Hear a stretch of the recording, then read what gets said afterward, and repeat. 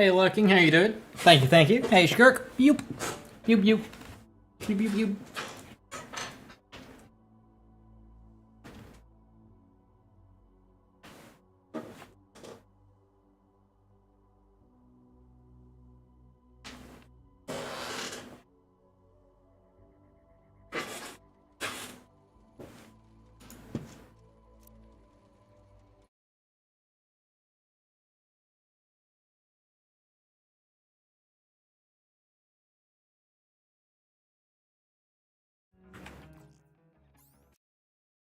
Right, we've just beaten Agonizer, so now we're on to Conrad's Hold, aren't we?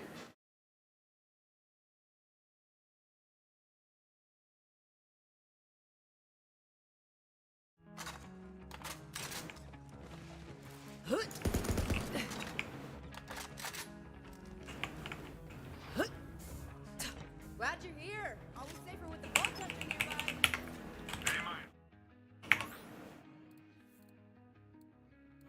Was it actually just far away?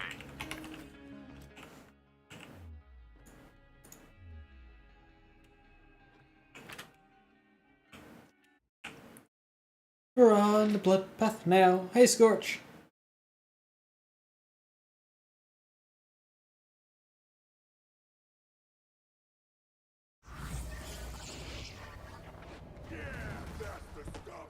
Oh no, we're under attack.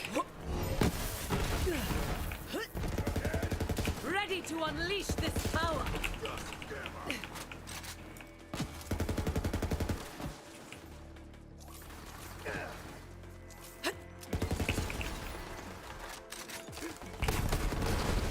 Mediocre.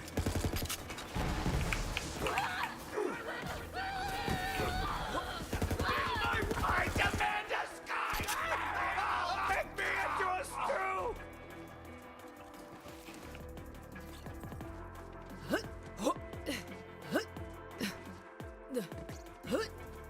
Did I get to play BL4 early, and what are my thoughts? No. I have been forgotten. I have not played Borderlands 4 early, and I have not been invited to anything to play Borderlands 4 early. Beautiful.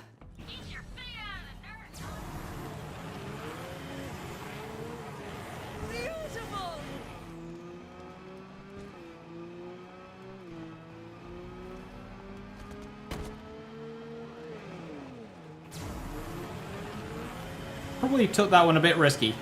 This is a one life.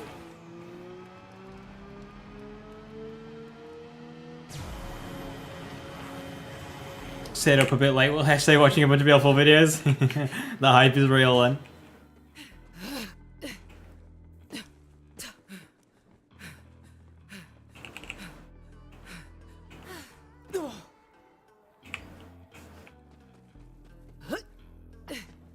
It's a real shame, Dirty Dog. Like, there are so many people going that I've always wanted to meet.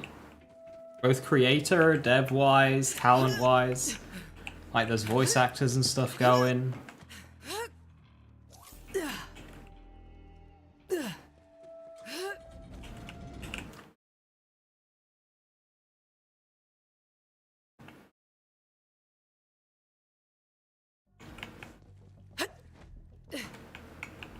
I'm left a bit gutted, to be honest.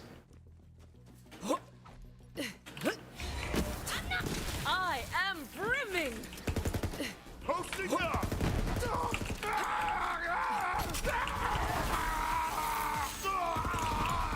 Right. Just hammer! Watched a few BL4 videos and didn't know the playlist. Love Minimap so much. I mean, I get where they're coming from. This is a game with a lot of just like visual flair. And when you've got a lot of enemies in a high density, not having any kind of tracking, it's not a tactical shooter. It's an arcade shooter. Minimap for navigation, they have their reasons for not including it, and I absolutely agree with them all. The issue lies in combat, and they don't need a minimap for combat clarity. they can just make do with like a Halo style radar, where it's just like dots, or like a Destiny style directional indicator. You're welcome. That's all it needs. Maybe just a quick nap? Why they pivot away from it? Because it's an open world game where they want to encourage exploration by using the visuals of the world rather than following the minimap, because they know how people play. And as much as people say, oh yeah, I navigate by just looking around and exploring, they know that ultimately that's not the case, and that people stare at maps. Now the big map's going to be there still, and if you are stuck, you've got the Echo 4 thing to give you a line to follow. Also, it seems like there's just a lot more just like explorables in Borderlands 4, and it makes sense to not be able to explore everything within a playthrough, so subsequent playthroughs you end up finding things that you didn't find on the first. And that's going to be a lot more natural if they're not just given to you. But for combat, when you need to use like red dots to find enemies, a directional indicator or a little like dot radar would be very much ideal. Say goodbye.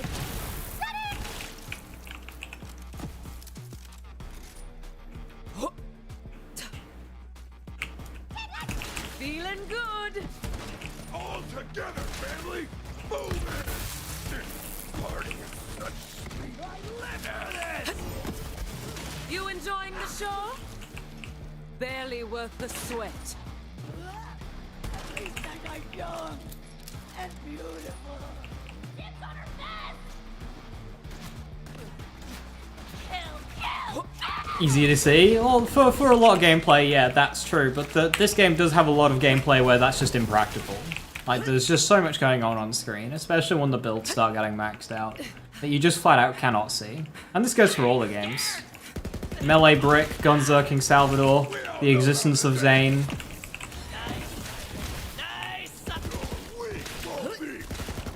Especially with Cannon and or Barrier. Dead in 3! And like when you're doing a Nova play style, you don't need to look at the screen at all, you just play on the minimap. No, they wanted people to move away from that. Does Cartel just act for all times? Yeah, normally just hopes to just increase enemy density and make it a bit more enjoyable. My gal's tougher than Power plant. I can feel the power. see ya! Cartels is a really cool event. Make the group. I did see a mod that activated all events at the same time, which obviously you can't do in base game, and I was kind of tempted by that. I decided against it, but I'm thinking maybe I should have done that. I just didn't want to deal with terror.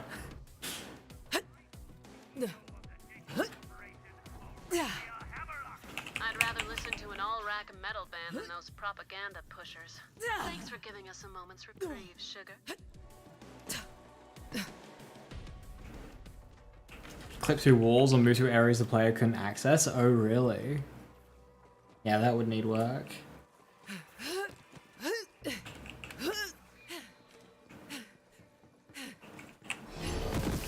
Ready to unleash this power.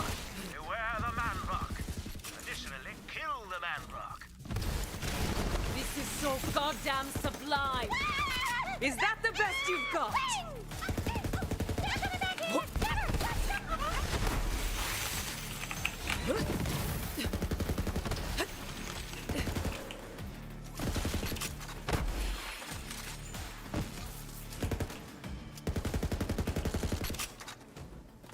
So the Manvox reign of terror is over.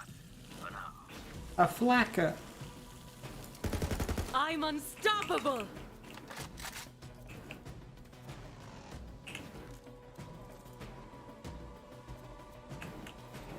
Hey, kitty, good to see you. Hiya, hiya.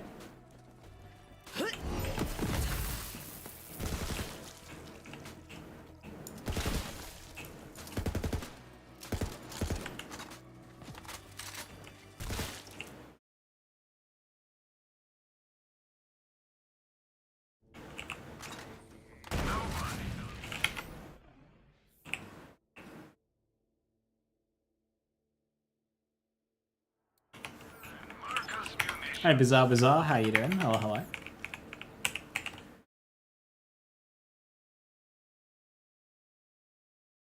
Yeah, I am aware that they have made changes since, and improvements since the build that they played, that aren't even present in the build that's being played this weekend. Making headlines. Which makes a lot of sense, because whilst they'll have done a lot of changes since, you know, the build that they're giving people to play with, it's likely those changes haven't been tested as much. So they give an older build that they know is more stable until they properly test the newer builds a bit more. So it makes sense. It's just, it is a shame that we get an older build with changes that they haven't done yet. But it makes absolute sense for them to give players that one.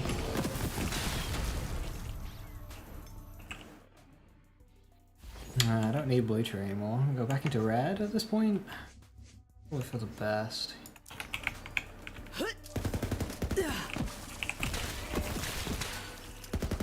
Waves against the rocks. I'm in.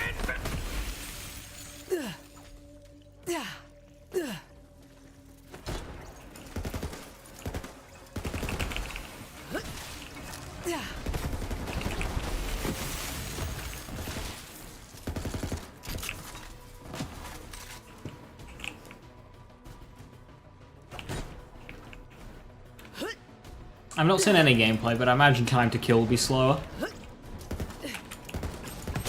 This game, time to kill is really fast. No matter what stage of the game you're on. I like it, it's fun. More enemies, quicker kill times. But I totally get it if they slow it down.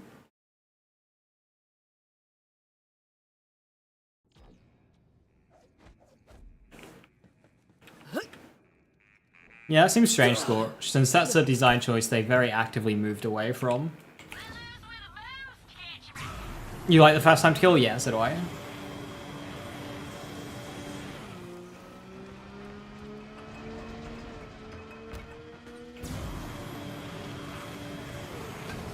More enemies that die faster rather than fewer enemies that die slower. But there's a limit to it. You can't have it be too crazy, otherwise you end up with, like, the situation where a normal gun build isn't actually very good, and spamming AoEs like grenades and novas ends up taking over. You look better with bullet holes.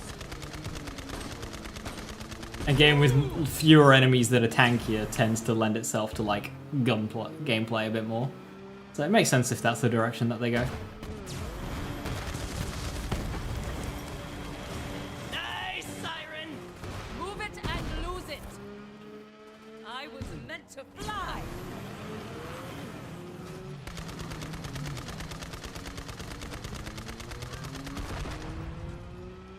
And I especially like it for bosses. I don't like it when bosses die in a few seconds. Which kind of sucks as a min-maxer who's trying to, like... Like, I have fun when I'm pushing my build to its limit, but when I do that, bosses tend to kind of just die. Like, oh shit.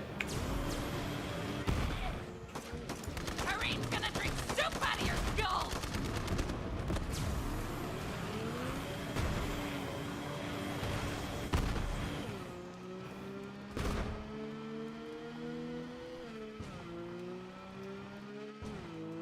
I have a love-hate with kill-based builds because they're very fun in the way that they build up momentum, but it also means that they have to kind of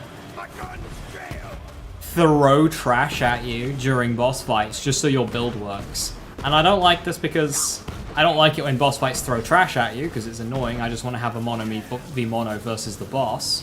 But it also means that any kind of risk within the boss fight is gone because if I go down, I just get a second wind versus the kill skill fodder.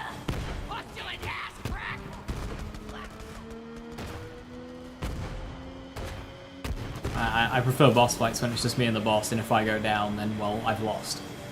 But that doesn't really exist in Borderlands 3, because there's so many kill skills. And second wins you can get. Tell me someone saw that.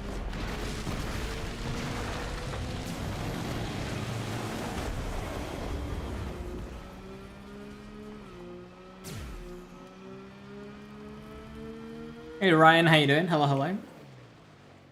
Everyone's saying the game's difficulty is well balanced, is genuinely hard and challenging. You cannot come to that conclusion. Like, I'm sure that was the case for what they played, but in a Borderlands game, that's not how that works. You know, as we learn the game, when we learn what weapons are better, we learn what skills to use. Yeah, the the difficulty presented within that is not going to be representative of how we work through this game.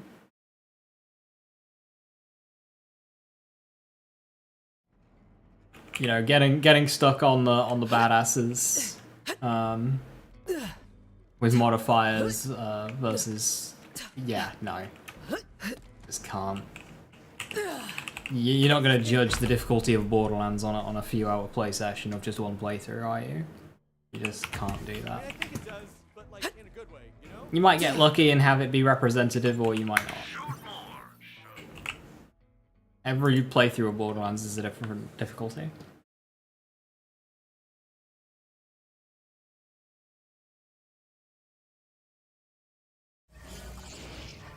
They throw trash anyway, so you can raise yourself and fight for your life. That's precisely my issue.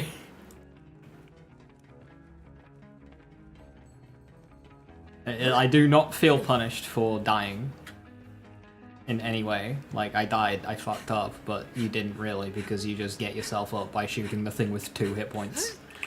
Like...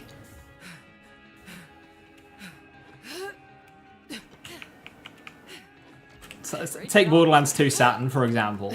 It spawned a low-level skag, which you can use as a free kill skill, or you can try and keep it alive for a second wind, or you can not have the headache of that, get rid of it, but then you have to do the fight without a second wind available. See, that is choices.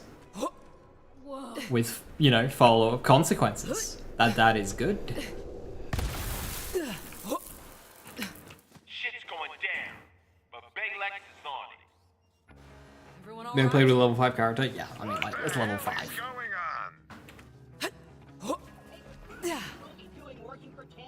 on? I don't think anyone can judge the difficulty of Borderlands 4 until the game is out. Because any build that we play is a segment of the game that has been chosen by 2K. With gear and its own... yeah, no.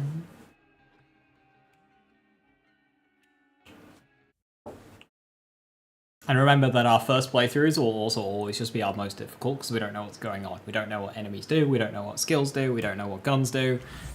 Our first few playthroughs will just be the most difficult ones that we ever do.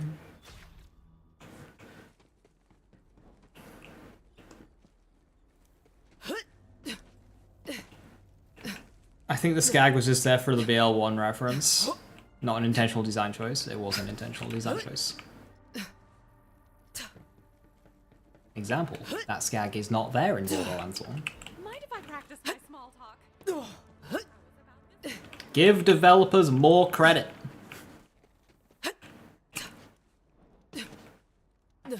Especially in these games with hand-placed enemy spawns. Because they were, you guessed it, hand-placed.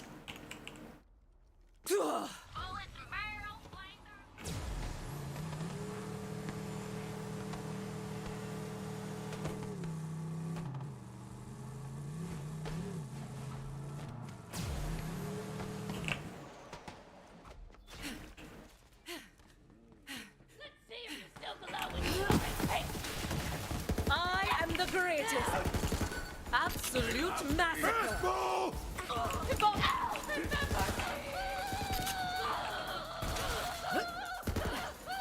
Poor form. That's what did you in.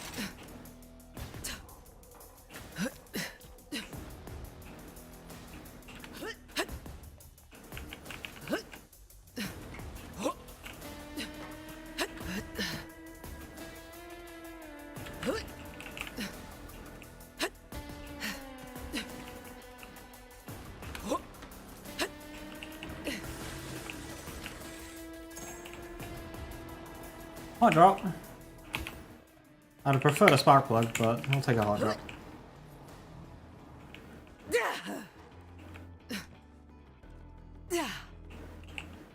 Probably a bit risky to go for a hot drop play.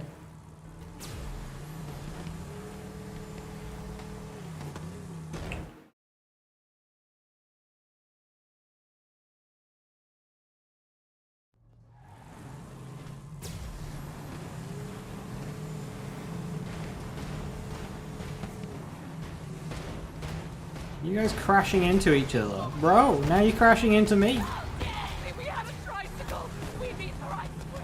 Gonna waste these fools!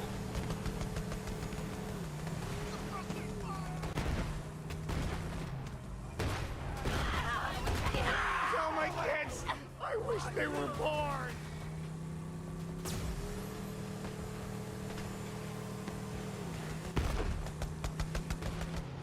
Driving schools in Pandora aren't very good.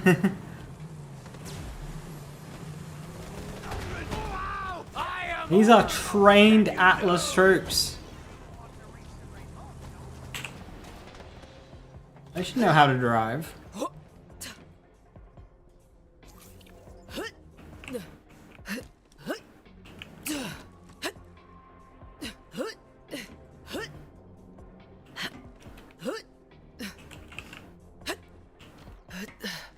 Then again, Atlas troops does include, you know, soldiers who leave access codes to the super secret vault with all of their arsenal at an ice cream parlor. So, you know.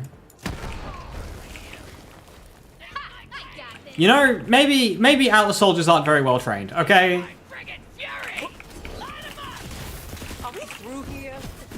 So much power. Feels so right.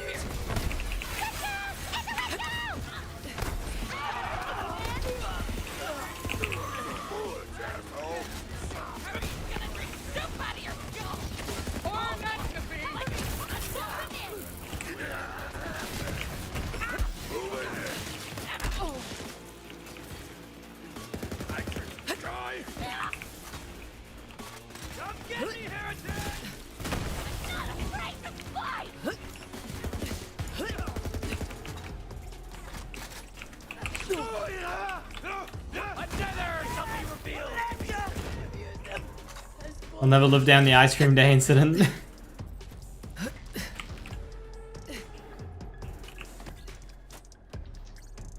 Oh look! The entries from Troy's Praise Be the God Queen Poetry Competition are in. Let's see. This one's from a young psycho named Gutrot. Roses are red, but Pandora has none. Tyrene is the Vault Girl. She is my son. Oh, so sweet! But he didn't get my title right, so sacrifice him. He's only 7, God Queen, and he's got a gimp leg! Oh, I didn't realize. Then he'll be easier to catch, won't he?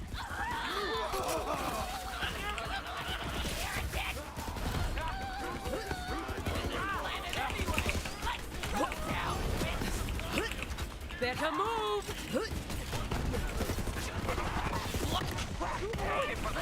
Oh, you've just made a big mistake. Why even try?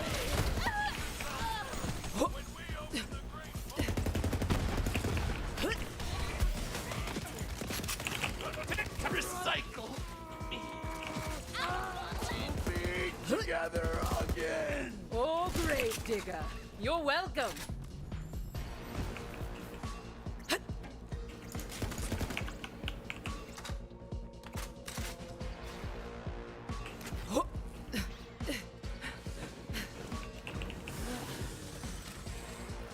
Oh, Hornet.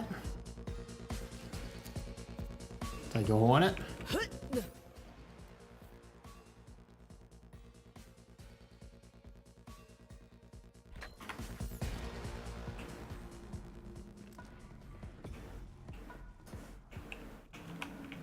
Per character per count? 1000% per character. Kind of like the challenges in Wonderlands, I imagine. They gave you long-lasting bonuses as well. I like that, personally. I'm going to enjoy rooting those into my playthroughs. This is all too easy. Present for you! Get XP and SDUs? Yeah, I'm doing those.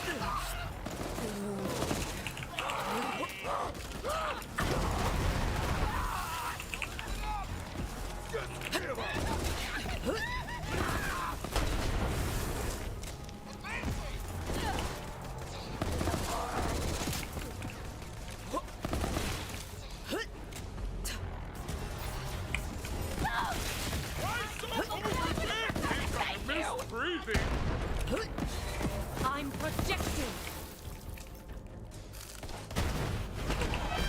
I am a dog now.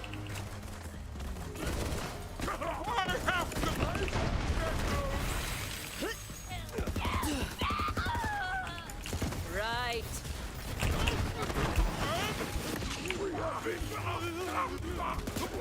What is that? I don't want to!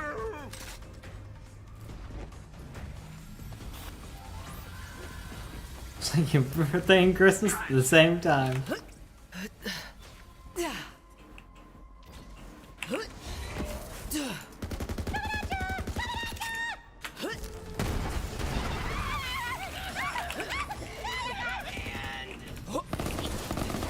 Stronger together. Usually.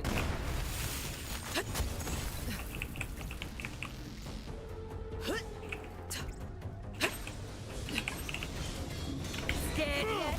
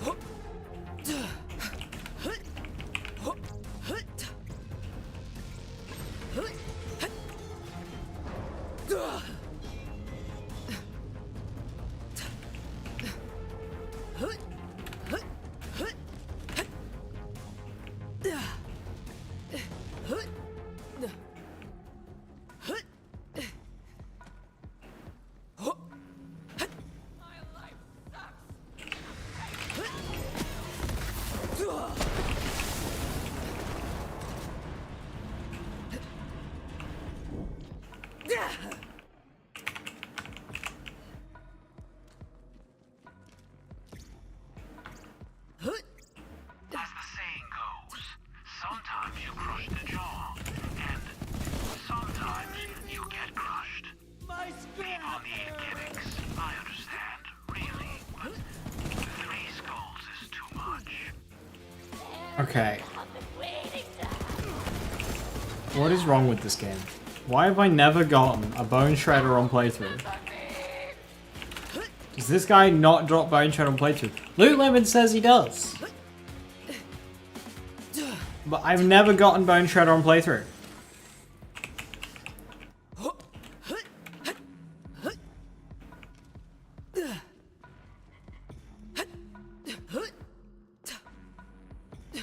After how many?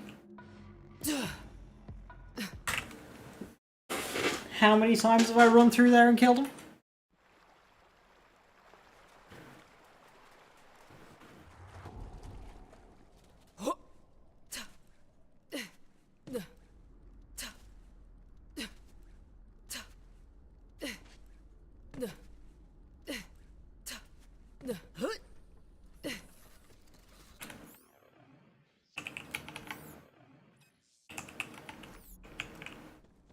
Nobody does bullets better than Marcus Munitions.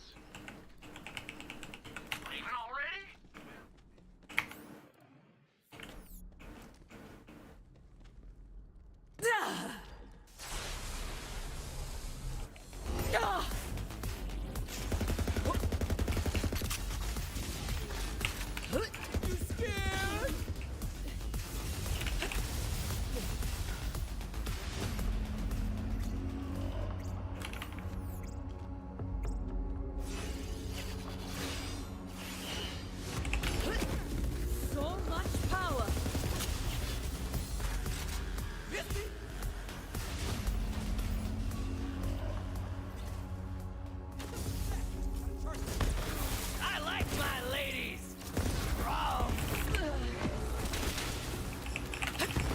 Anyone else want to try?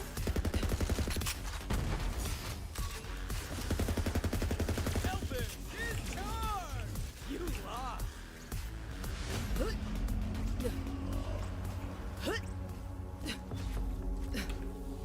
Don't you see? You can't win!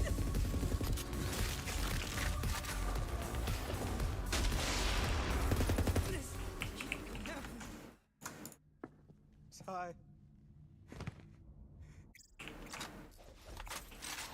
Wow, a legendary skin.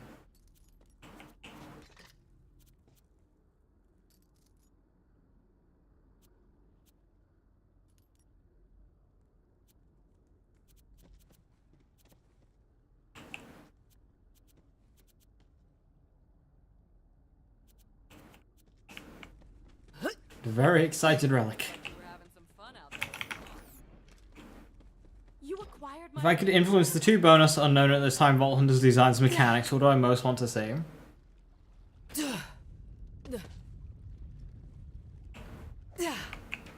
I want to see a heavy weapons expert. The whole thing is like lobbing grenades, firing big miniguns. Their action skill can be like just like dual wielding fucking miniguns and just mowing shit down.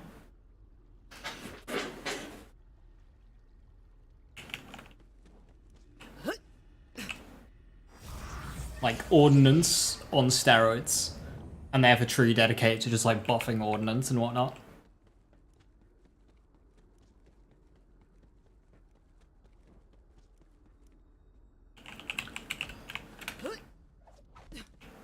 What's his name?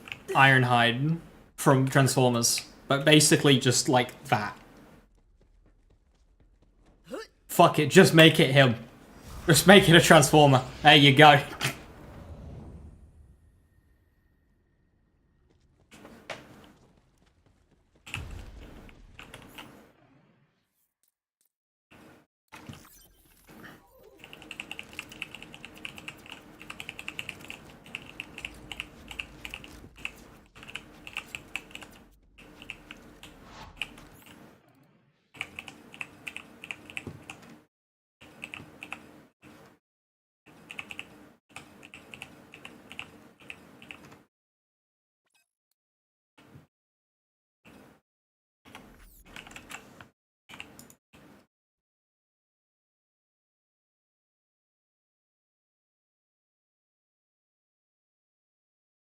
I find it funny, somebody's trying to like lie and say that Borderlands 4 only launches with 2 Vault Hunters.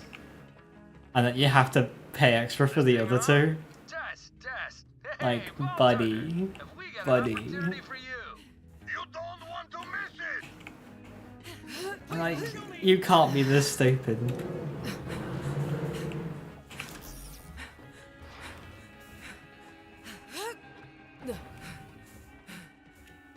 Sell non-favorites button. Yeah, like that's just another way of like adding a pickup as trash, but is more streamlined. I need to bring that back. I agree. So Pandora is the Great Vault. Necrotafeo is real. Third and fourth Vault Hunter is paid one day. Is alive. One day DLC. It's crazy. Explode like 1,000 red giants. How about yours? Like people discovering that DLCs are worked on before a game comes out, and not understanding why that is the case. And then why it's still paid for post-launch content. And what do you want them to do? Like, work the entire content post-launch release cycle of the game before anyone has their hands on it and is able to give feedback. Release the game like 2 years later. And somehow still pay their staff to do so. Like, what? They're always gonna be working on shit.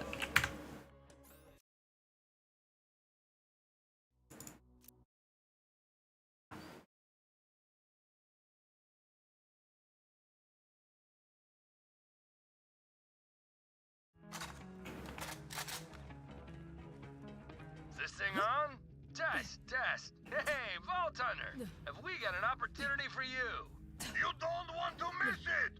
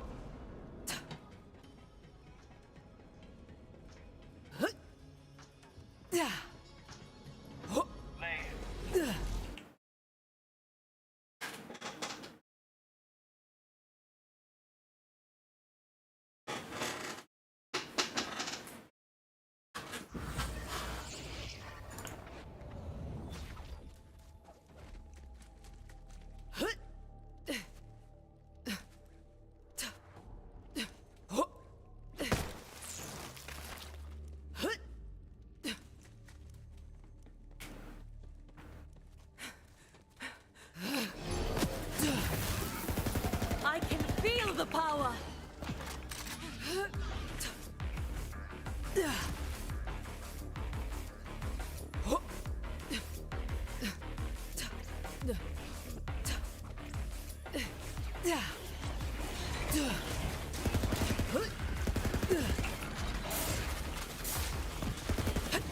Feels so right.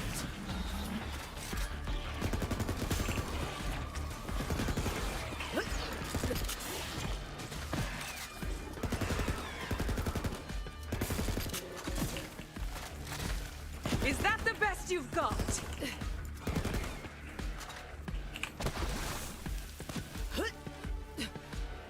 I really enjoy Damned. I like this gun a lot.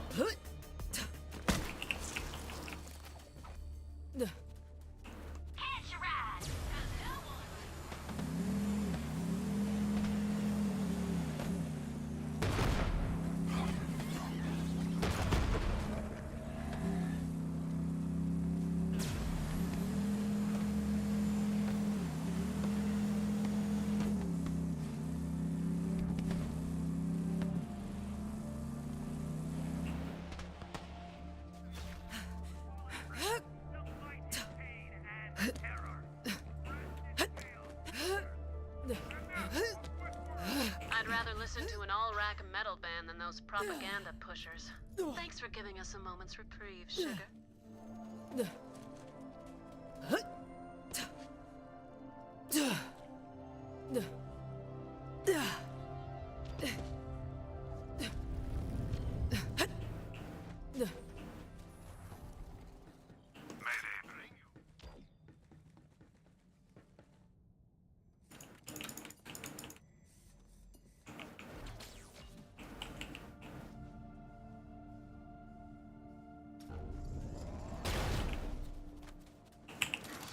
I don't know how I was skipping him shooting the gun before.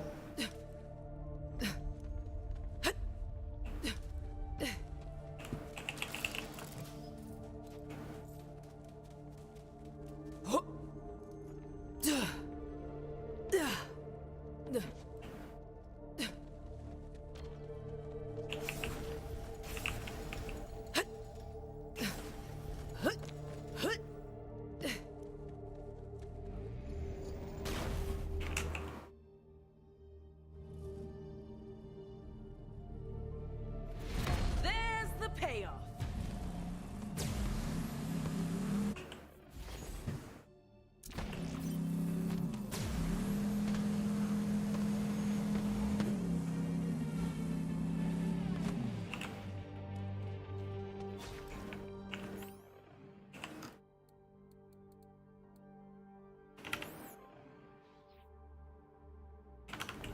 Forgot to sell everything. Don't we go to Joe's Villa? I mean, this is my first Cartel active One Life I've done. But yeah, Joe's Villa is a part of the One Life checklist. I'm unstoppable. Villa runs will be done. Easy.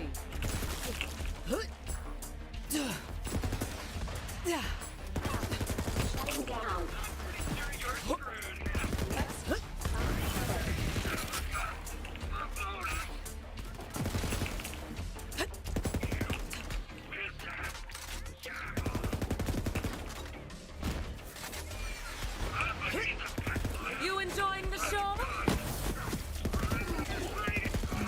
A fight? For me? Oh, you shouldn't have.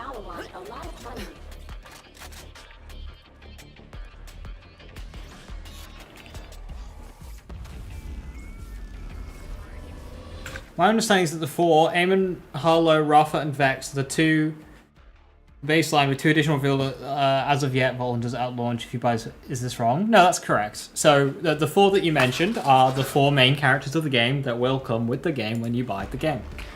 There will be 2 additional Vault Hunters, not yet announced, that we don't know anything about, that will come at a later date.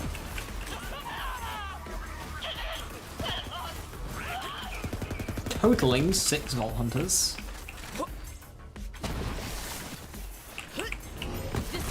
There are already people trying to spread lies and say that this is not the case.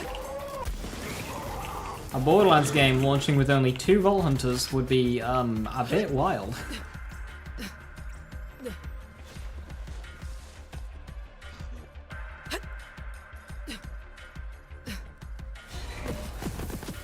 The whole point is it's a 4-player co-op game with 4 choosable characters. But then also we know you get bored, so have 2 more! Oh, I could get used to this.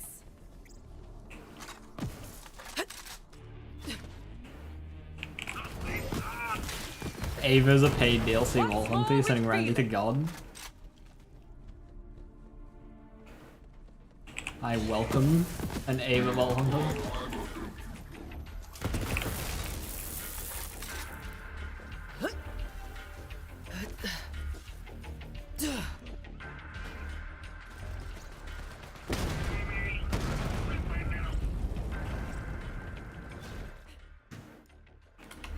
This is part of the checklist.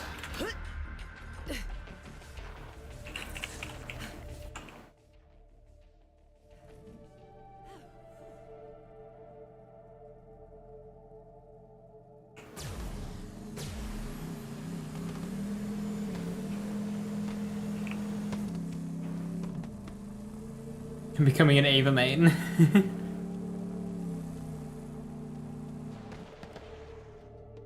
Being widely circulated in that regard. It's a permanent thing with Borderlands nowadays. People like to make stuff up and then push it.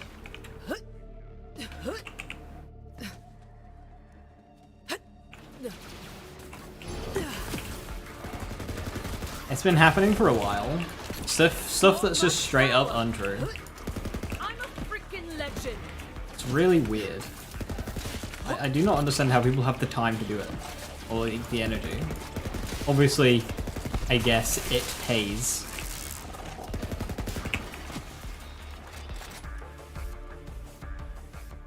Hey, Joe Fullong on the Thursday, how you doing? Run. Good choice on the damned, already practicing for licensed parts? Yes.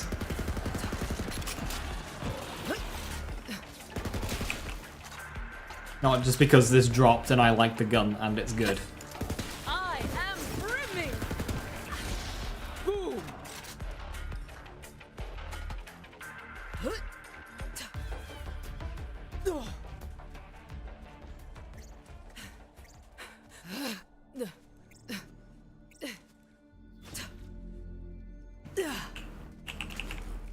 Yeah, I was using, I don't have any on me anymore, but I was using the Devoted a lot earlier. Like, a Devoted is what the baseline, like, power level of a legendary should be. Like, Devoted's really cool. Same with the Damned here.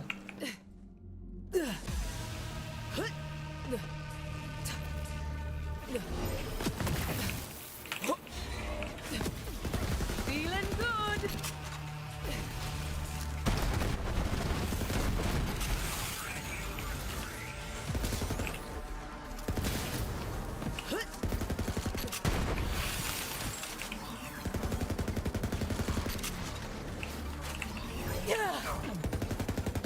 Failed you, Sammy! Oh, you a soft player. What do I say? Yeah, ammo drain for snipers in this game is quite steep, given how much total sniper ammo we can get.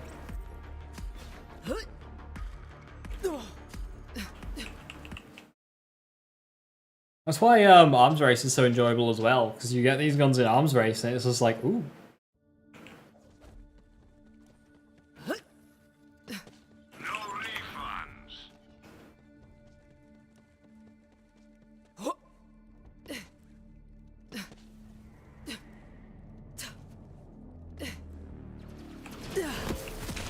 Feels so good. The absolute massacre.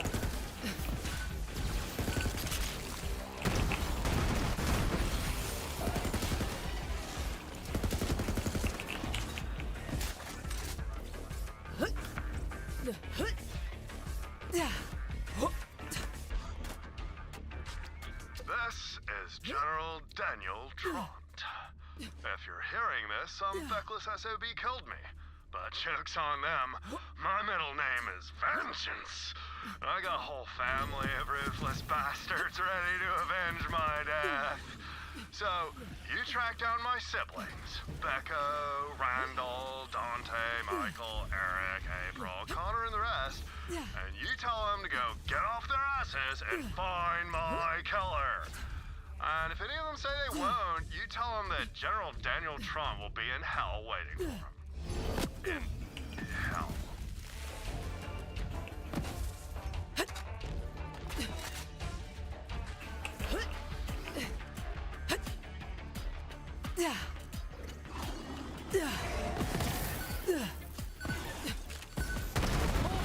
My veins.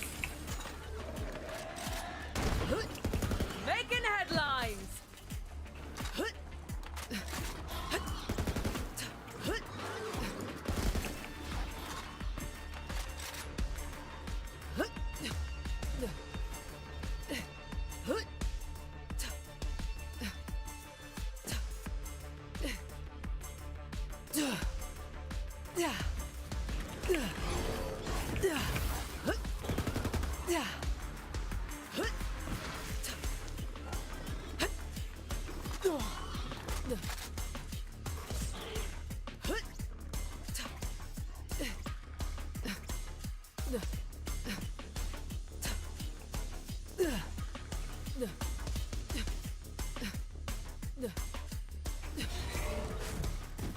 Fully energized.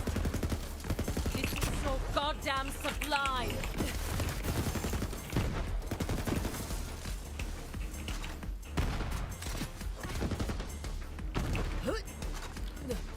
Vex, Amara, Lilith, Tannis, and Ava, there's one left. Yeah, and they are unknown.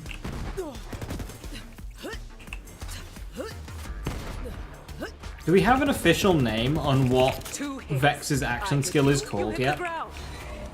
Like how Amara's was phase trance, Lilith's is phase walk, Ava Myers is phase lock, Tannis Angel is phase shift. You know what Vex's is?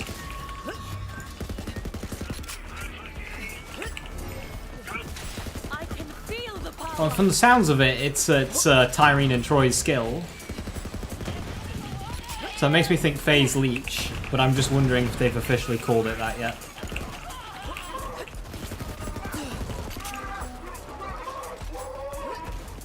Phase Familiar, I just think is the name of Trouble.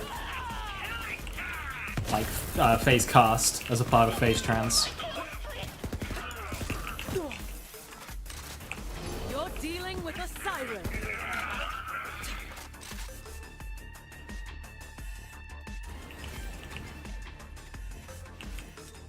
Is it Leech will make you steal the traits of enemies? No, I think it's just more about just be life essence. I think Tyrene taking Lilith's powers was just a straight up Siren to Siren thing. Then, no, because that's the whole premise of that thing. I don't know. Maybe she'll just get buffs and whatnot, but primarily at its core will be like lifesteal and giving oneself buffs. I don't think it'll be as adaptive as gaining powers of whatever you're hitting. I think it'll just be more general stuff. Like fire rate and elemental damage and critical hit damage and movement speed and health regeneration. Stuff like that.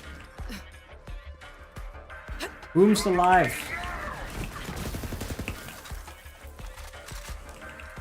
I don't think it'll be more like specific. Like the category phase it falls under? Yeah, so like Tannis and Angels is phase shift. Amara's is phase trance. Lilith's is phase walk. I'm wondering what they're calling Vex's. Ready to unleash this power. Can I have a can I have a Scorpio, please? I really, really want a Scorpio. A Scorpio would be very nice. I've always wanted a Scorpio. Pretty please, can I have a Scorpio? Aw.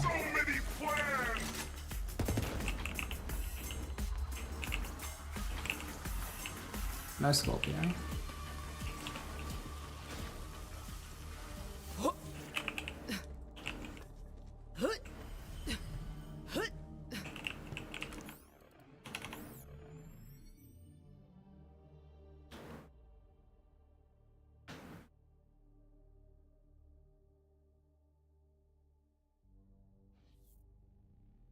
I was hoping Dark Magic. I was hoping so too, but that's not the case. We're getting Lifesteal back.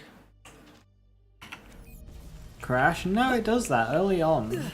Every play session, it's weird.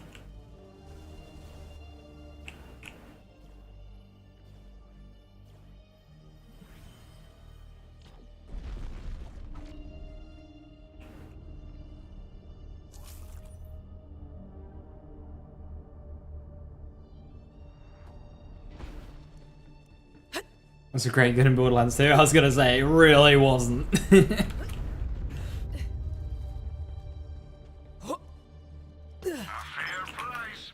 Bonus kinetic element based on her total lifesteal stat. It's funny as fuck. Lifesteal, like, they literally had it. They had it. They had it figured out. They figured it out, and then they just went backwards. I'm disappointed with that one.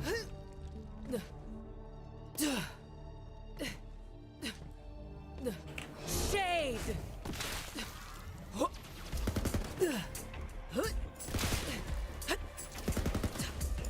I am brimming.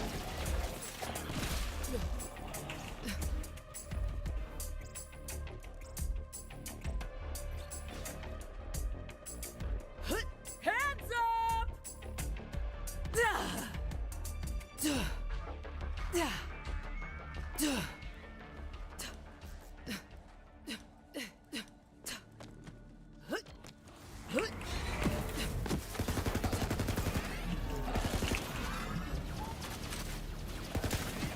Waves again, feeling good.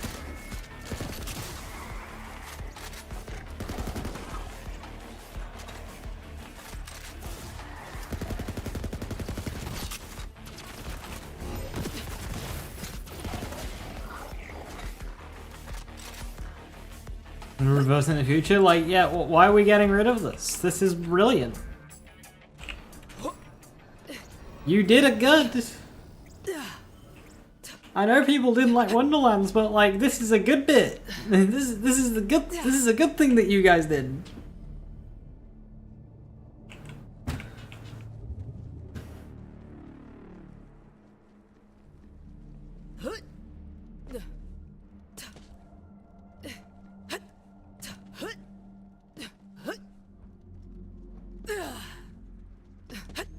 Not bad, not bad.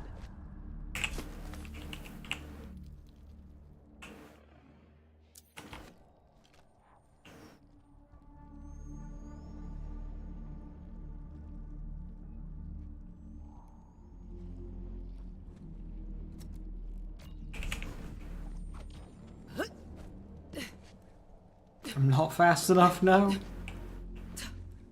Inside line? No, he's too quick. Fucking DRS.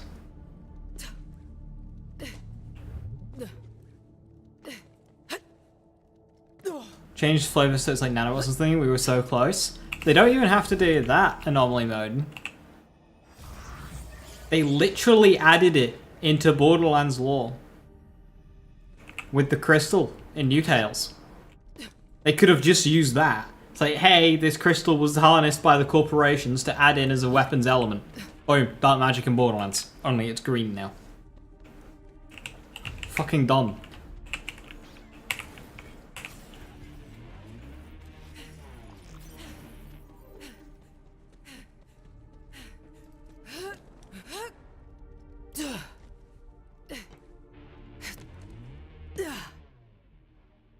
They had the setup on a silver platter. But they did.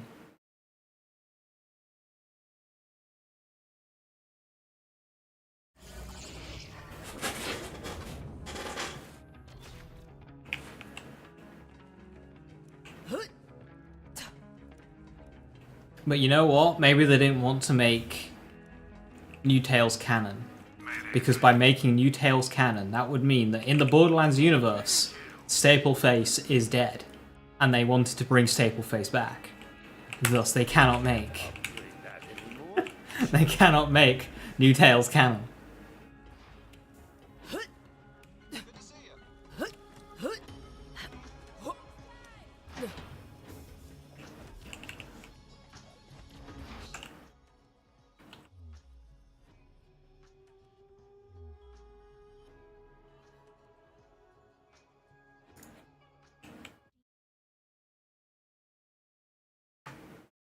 Right instead of DLC.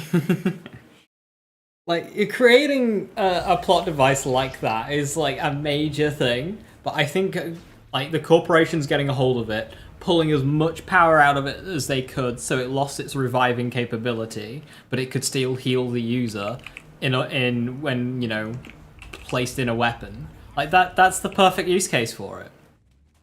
That is the perfect use case for it. Boom, you've removed its problematic side, whereas keeping it, you know, relevant and not a waste of time. And you've put the dark magic game mechanic into Borderlands. Win-win-win, as they say.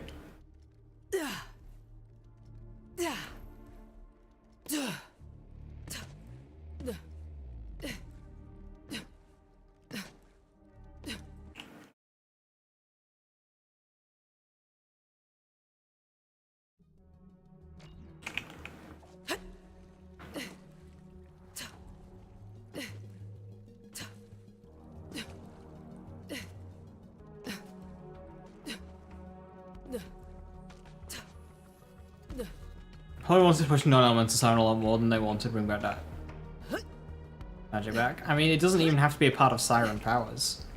The whole point of it is it was a device used in a weapon, so that's less so Siren and more so the corporations using its technology. Like, they could have given that to any character. The point is you've got an in-universe way of explaining lifesteal and a new gun element. And then still let, you know, Vex do her own thing. Be cool if one of the two DLC volunteers was related to the Iridians in some way. Like an archaeologist or the Iridian itself. An Iridian itself would be interesting.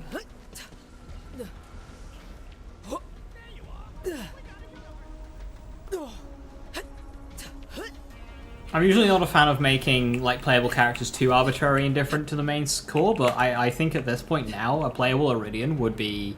They could do some interesting stuff, because obviously they're running out of ideas when it comes to action skills. Borderlands 4 is pretty bad in terms of reskinned action skills. It's the worst it's been, I think. So having an Iridian DLC Vault Hunter would allow them to open up a fresh set of new ideas. Aren't as important on character from what we know so far. It doesn't matter. Elpis is there. You can still have an Iridian playable character.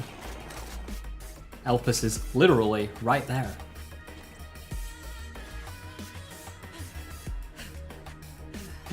Isn't Rafa's law that he has a regenerative disease perfect flavor for a character to use lifesteal to sustain himself? Absolutely.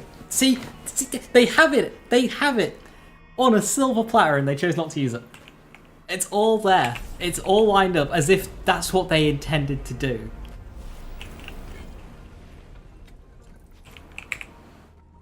And then they just didn't.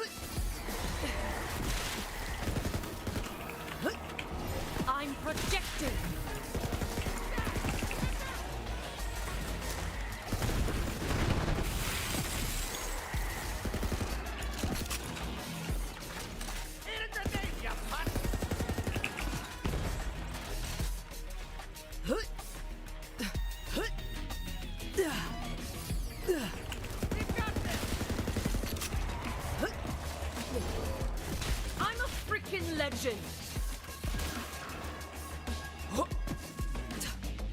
Also, I swear if a DLC Vault Hunter has a single recycled ability, I'm gonna be mad.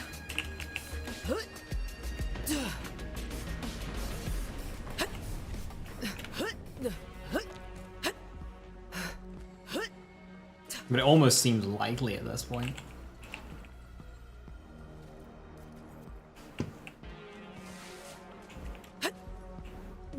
At least, like, going from, say, 0 to flak, there was enough differences to kind of shrug it away.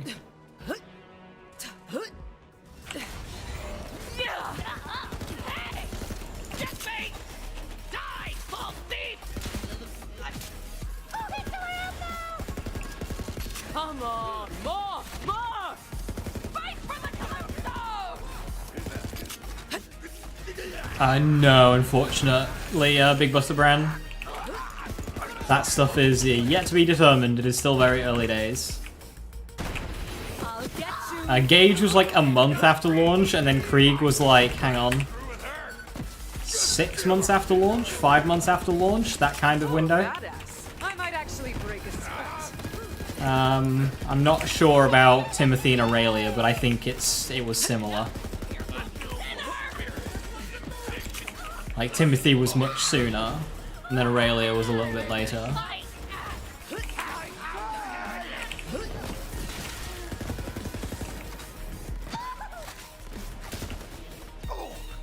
How many different variations of short fuse will we see this time? Who's gonna have short fuse?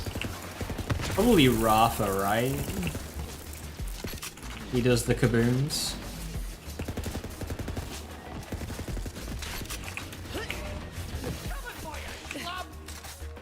Better move. Can Bearcat be made good? In 2025, not really. In 2019, there was a secret that people were too late to. On playthrough, Bearcat's just like fine. It's got too slower bullets and accuracy and poor accuracy for it to not be good, but you can kill things with it. Same as in Arms Race, you can kill things in it. It's just too unwieldy. Now, when bonus elements caused extra projectiles to spawn on hits, that actually worked with Bearcat, so you could like spawn mass grenades out of enemies. Unfortunately, that wasn't really discovered until they fixed it, so never got a spotlight.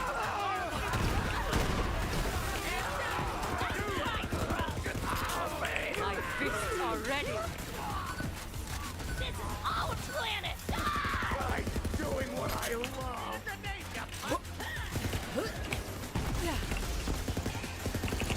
My huge lore gap. Is the room in the Watcher lore for BL4 integration? Yes. Well, which way around are you saying here? Could the Watcher appear? Absolutely. Although it would feel kind of forced. The Watcher mentions a war, and Gearbox themselves mention that it's a war between the Order and the Rippers. And that the coming together in the in one of the trailers was an actual in-universe event. It would be very weird if that was the war that they were referring to, and it just be like a 15-second thing in one of the trailers. But you know.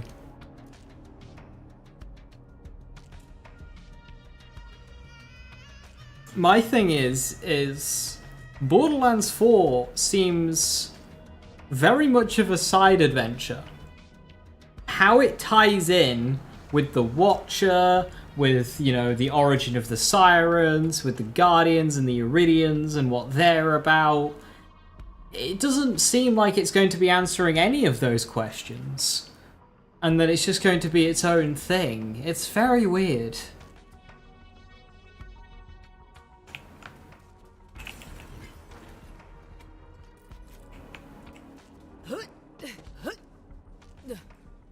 I get that anomaly, but it's been 16 years since Borderlands 1 came out. Like, hello, can we wrap it up, please?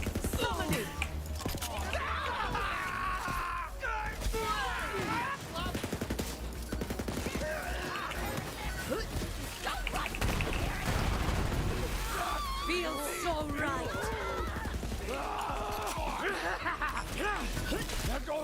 Lieberman knows! He knows! To the great ball! Lieberman! I don't! The family may live! Don't taste me!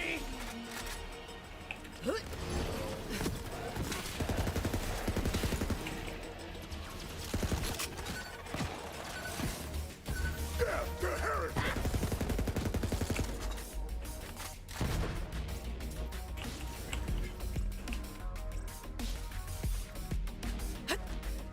The mystery of the Sirens. And what do we really know about Sirens? That we're still researching the Sirens.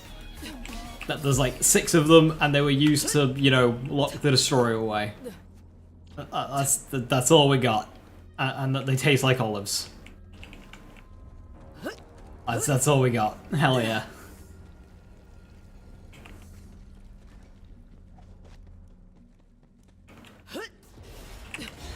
A storm of chaos! Does not win!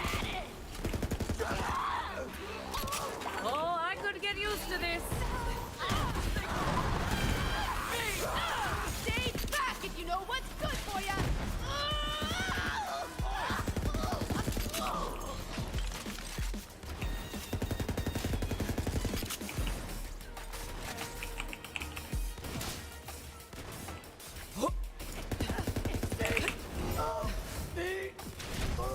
Not even 100%. They seem pretty adamant on the 6th thing with the potential like bonus 7th, which I think was a huge mistake. 6 at any one time, yeah, but 6 total powers? What were you thinking?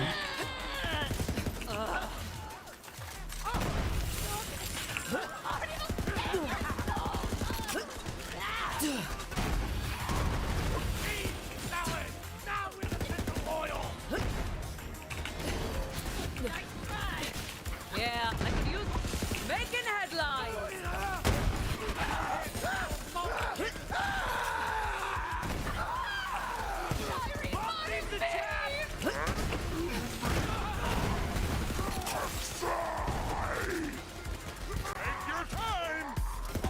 Bafflingly weird choices.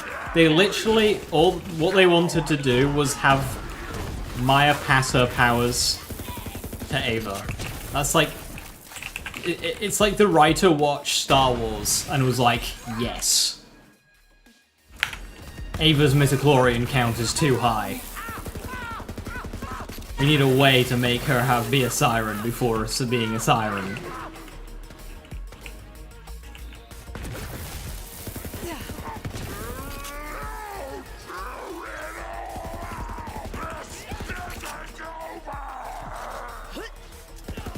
Remember my name, which is...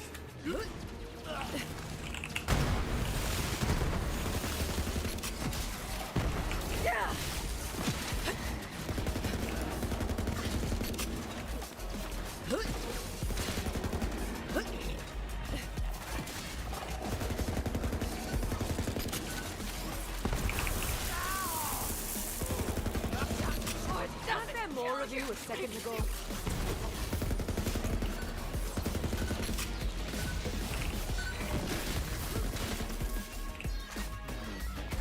You don't understand the whole town's becoming siren bit? I think they were just getting carried away. I think they introduced like created this notion that sirens could pass their abilities down. So they're like, oh shit, maybe Angel needed to pass her powers down to somebody because that's something that she would have done. Who do we give them to? I know, Tannis.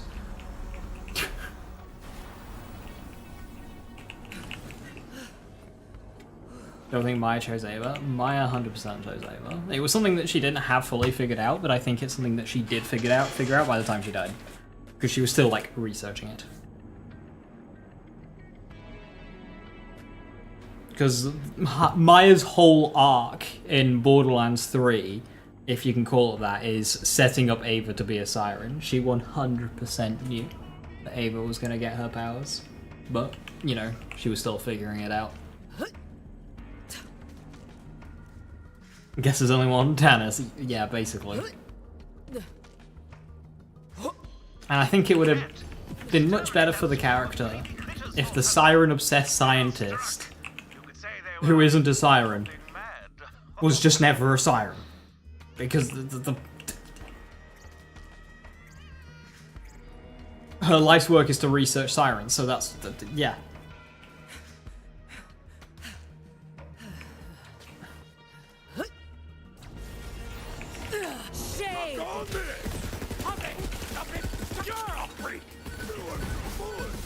I mean, Tannis makes the most sense from Angel's perspective. You've got somebody who's on the good side, and they already know a lot about Sirens. So, like, Tannis is the no-brainer choice from Angel's perspective.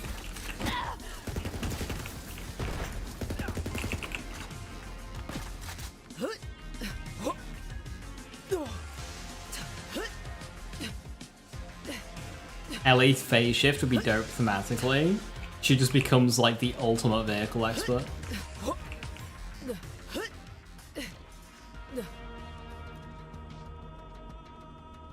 Did Angel ever meet Tannis? In person? No, but she 100% knew her. Like, they were both very prominent characters in Borderlands 1. Angel was working with the Crimson Raiders the entire time whilst they were working with Tannis. And while Tannis was working with the Borderlands 1 Vault Hunters to get the vault open, Tannis is just a major player in that.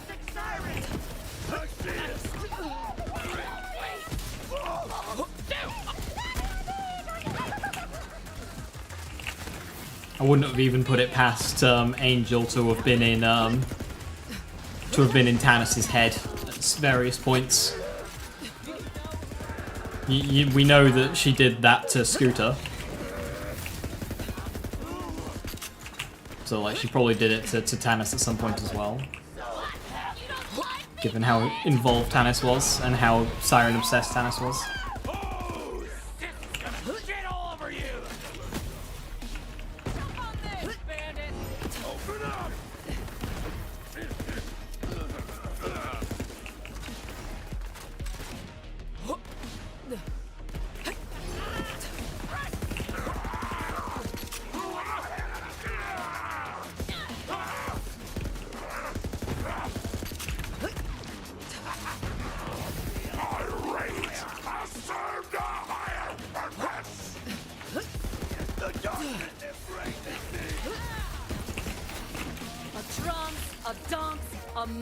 I would have sold units.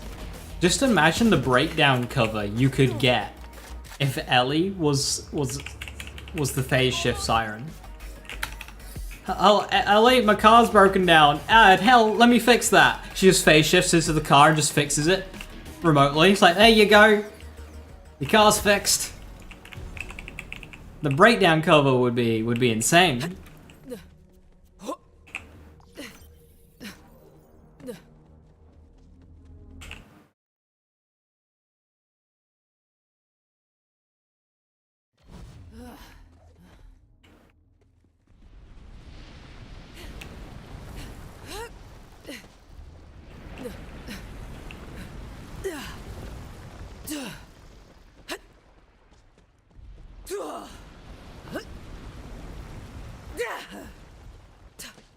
Oh, you're behind on car payments? We don't need to send somebody to come and pick the car up. Ellie just hacks in and just drives it back. No refund. Quit dying already and back. 2-7. Yeah, new shield soon. Your shield.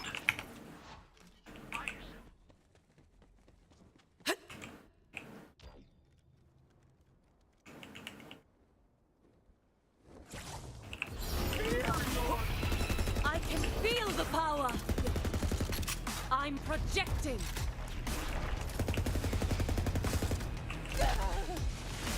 Two hits. I hit you, you hit the ground. Spicy.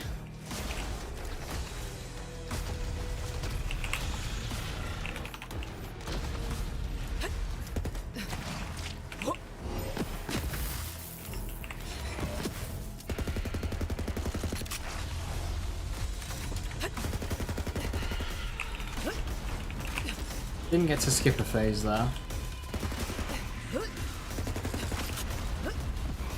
Didn't quite have the damage, but that's Making fine. headlines.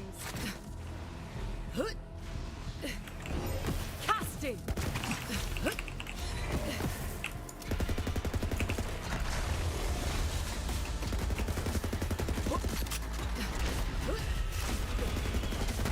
I am the greatest. Yeah. Didn't quite have the damage for a perfect kill here. Are we through here?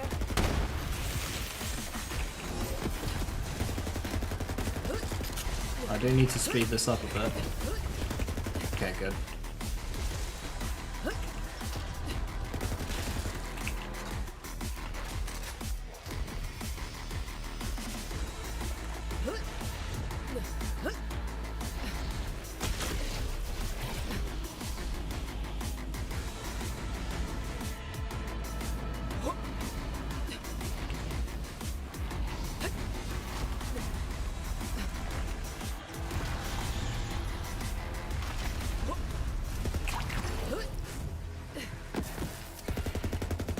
Can't run from me.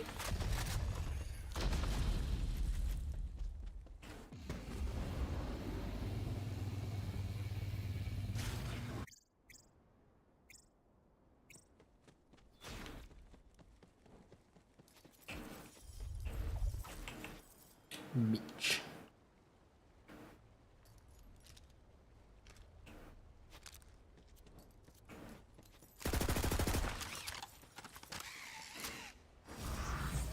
Delicious.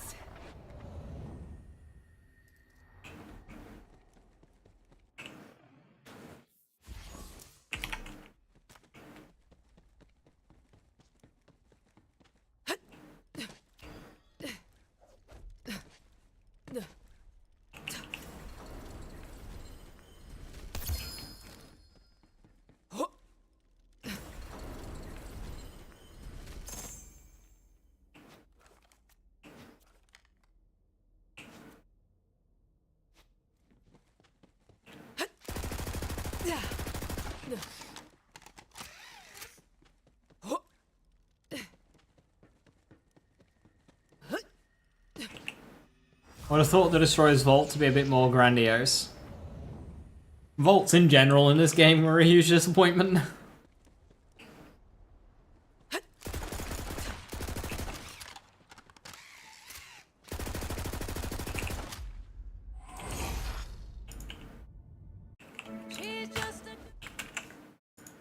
She's just a DMCA claim.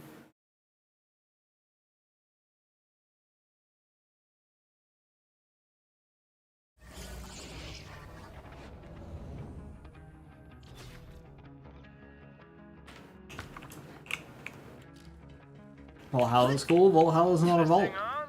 Test. Hey, Vault Hunter. I've But yeah. got an opportunity for you. Valhalla was good. They did it right with Valhalla. It's just a shame that chests in Borderlands 3 kinda suck.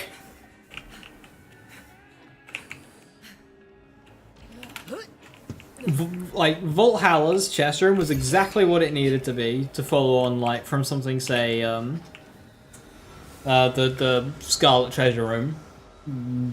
But the Scarlet Treasure Room chests were, like, actually kinda decent.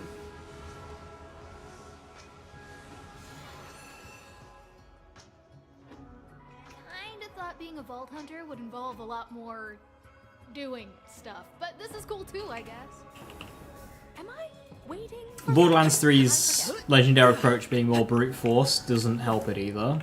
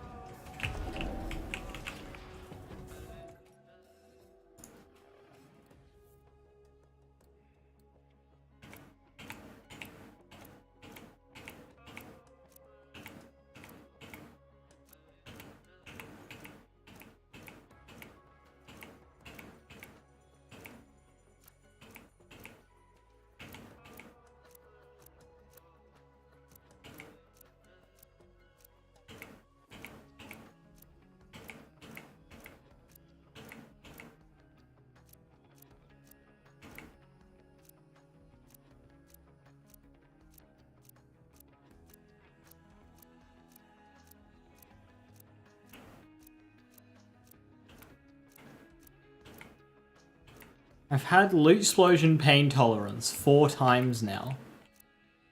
5 times.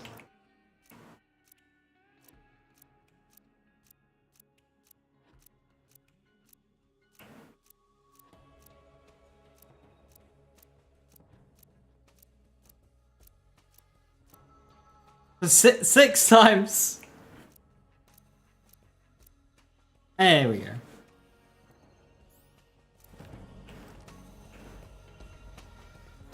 I have a new mission that will appeal to your sense of adventure, as well as your trigger finger. Come to my lab.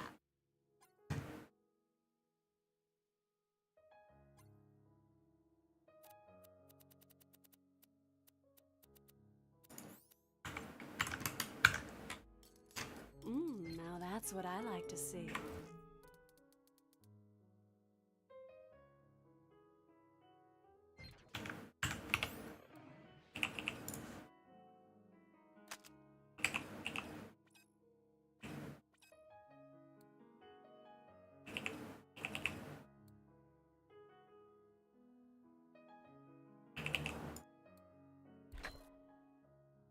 Finally, someone who looks like they can pick a book.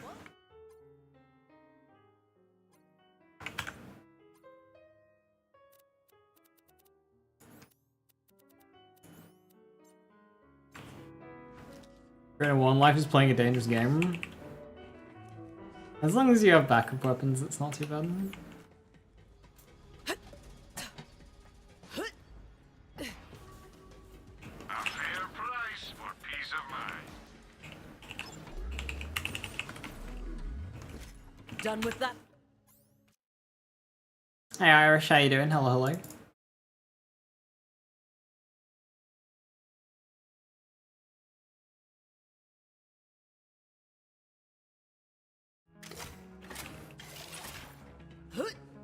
Is this thing on? Test. Hey, Vault Hunter, have we got an opportunity for you? You don't want to miss it! Shoot or shot mark.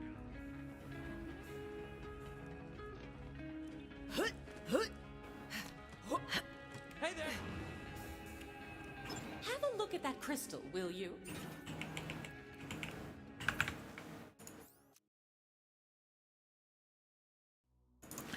So Reddit comment about someone who lost their crit because it slipped out of their hands and the auto jump pick up was set to purple. Yeah, that happened to me like a few days ago. It's like, where did my crit go? Oh yeah.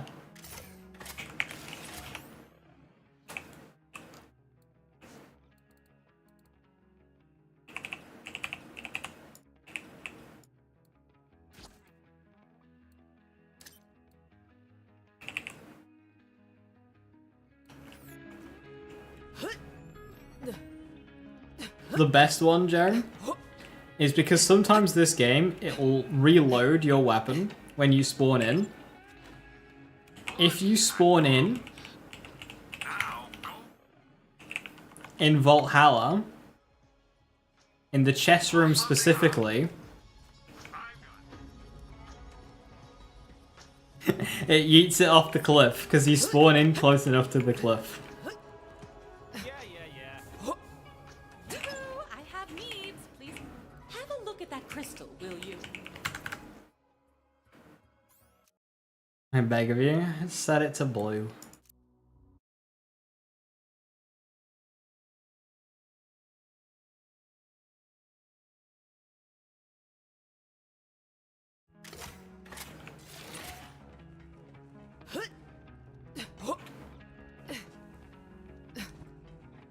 A quick shout out to Claptrap. Nah, I'm just kidding. No, I'm not. Y'all right, Claptrap. Just watch what you said, though, homie.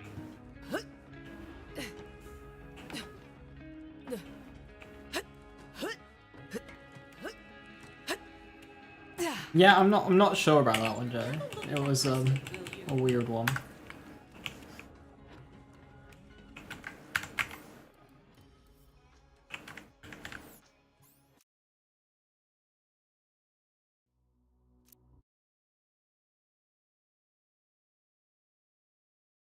You didn't see anything about additional level cap in the pre-order? That's because if they were going to do a level cap, it would be free.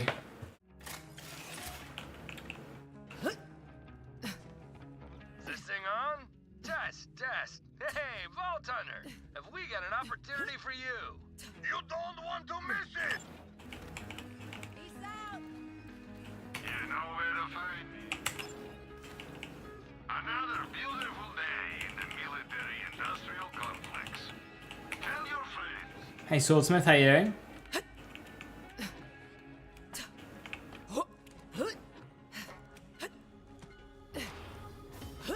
Now, I've seen people say... Not, please come see. Have a look at that crystal, will you?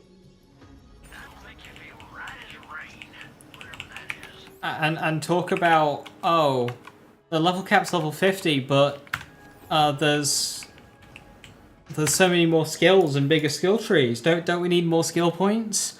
No. This is by design. They don't want people to max out the character. They actively want it, so if there's 2 Vexes in a game, that these Vexes will be dramatically different builds. Because every Borderlands game, when there's 2 of the same character, chances are they share the majority of the skill points.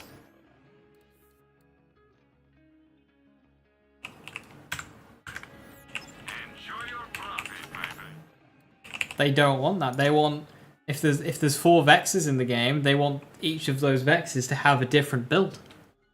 So yes, the skill trees are larger and we don't get more skill points. Make a choice. Wow.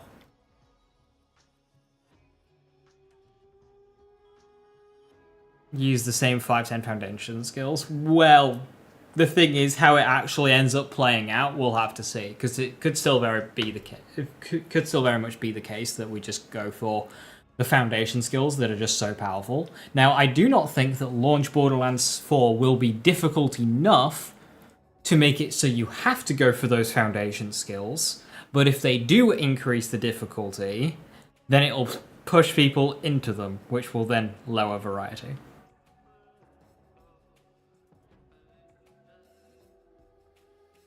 You're completely missing the point, Anomaly Mode.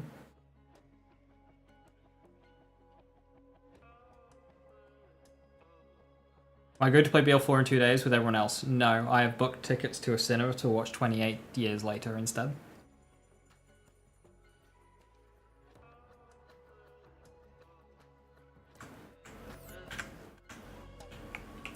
Yeah, we have no idea what that means. Irish, that could just be like what we got in Wonderlands.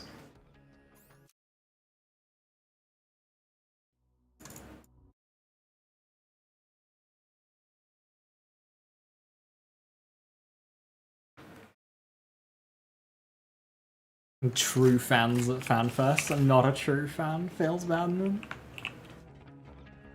I have a new opportunity for you vis-a-vis shooting and killing things. Come to my lab. Ammo. Without it, you're just a shrug. Guns for every occasion.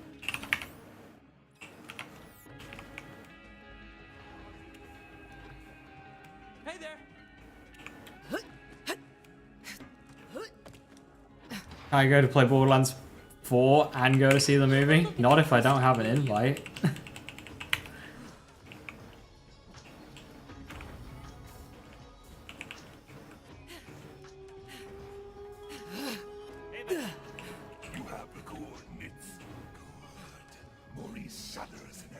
Based on their playtime in the series. Fucking hell.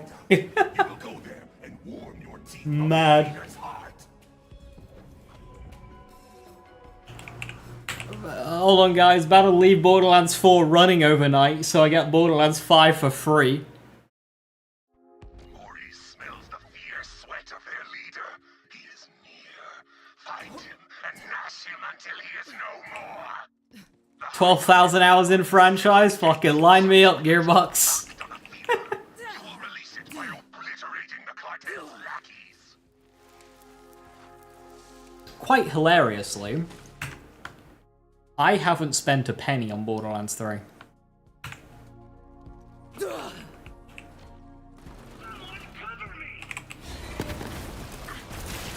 good. Are we through here?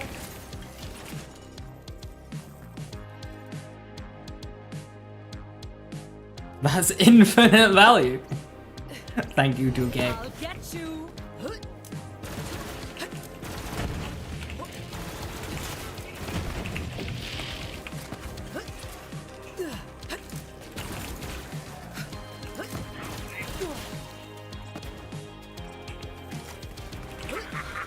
All right, Maurice, I'm through the first gate. No boss yet. Claw your way further, Vault Hunter. With his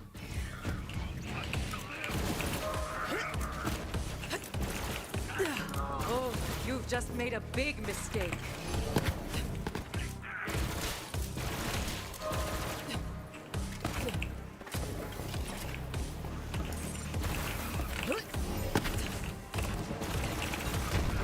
Feel the power. Cartel 1 life? 1 life with cartels enabled.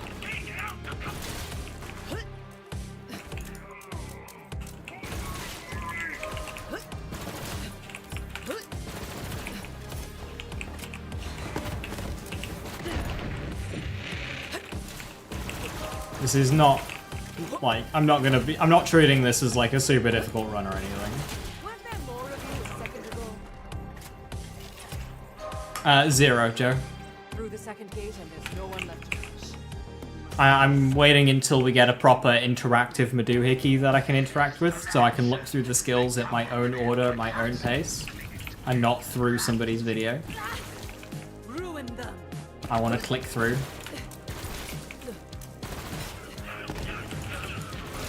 Fully energized. Like on Loot Lemon, yeah. Or official site, Loot Lemon, BL4 skills, whatever's made. Who's next?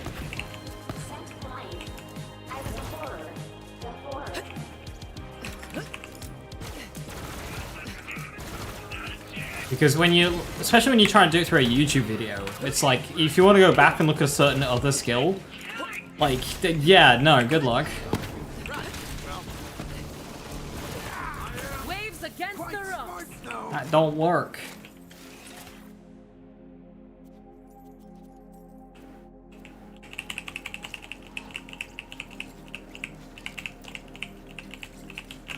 I think it's time we can put this on now.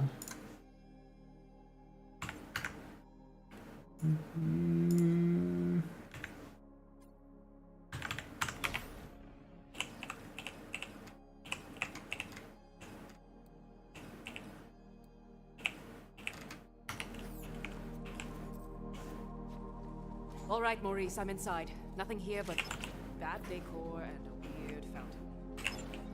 Maurice's keen instincts tingle violently.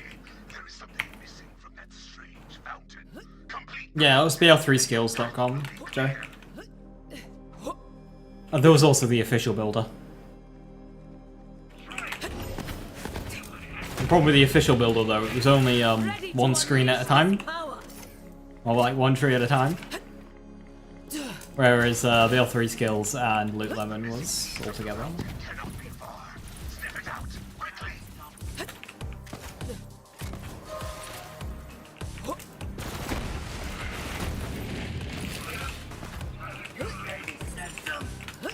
My fists are ready.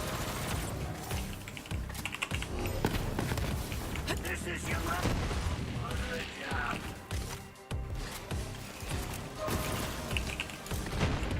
Absolute massacre.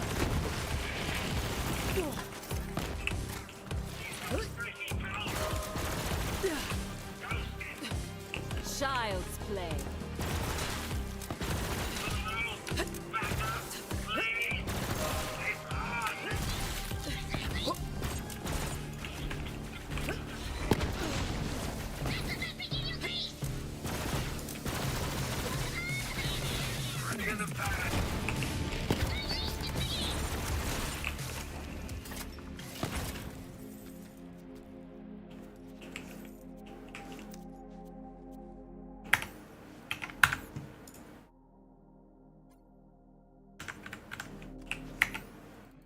Drift.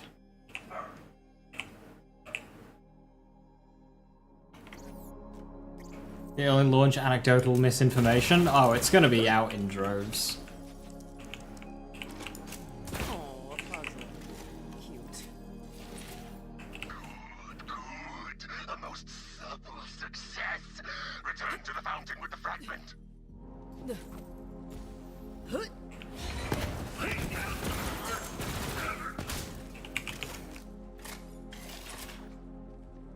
Early launch.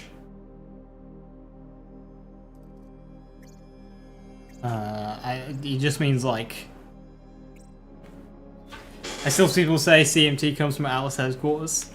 Question mark. When was that ever a thing? What? Who'll be championing that?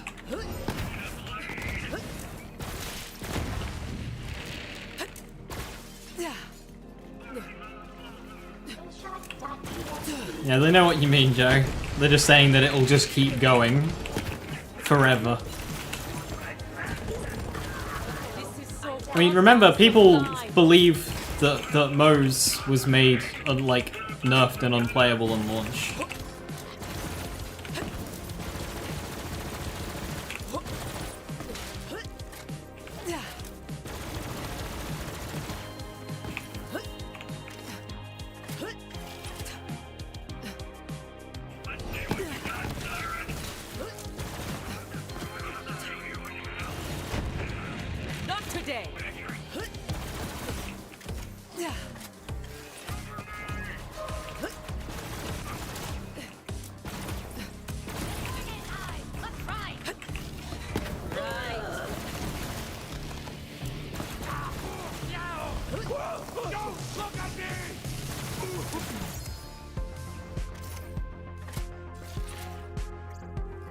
Out of the game? Oh, many.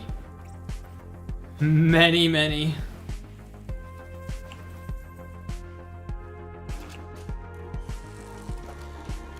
Who do I think will be the strongest character?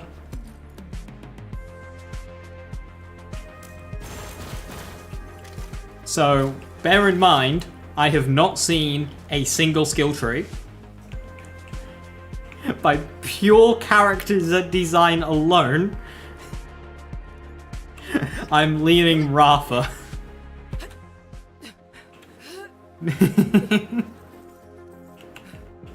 Oh!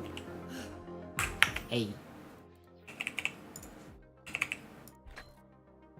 Also, I'm posting now. I can start having fun.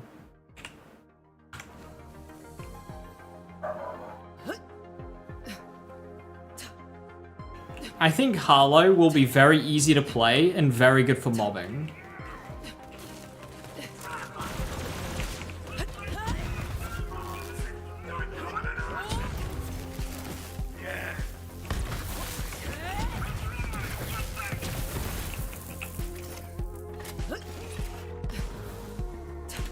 Come on and slug, and welcome to the bug. What the hell? Vex, I have no idea how to read. Like, I want to say that she won't be the strongest just based on, like, recent history in Sirens, but, like, it could very well be that she is. I think Harlow will be easy to play. So I think Harlow will get a lot of, like, credit for her power. Kind of like how Iron Bear does.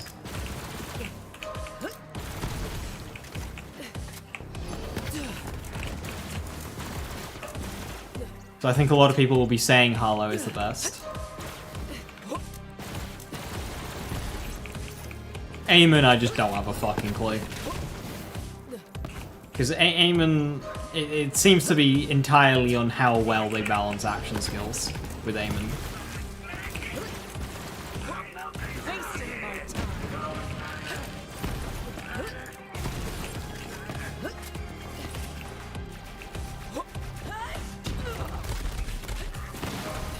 Very fortunate level up.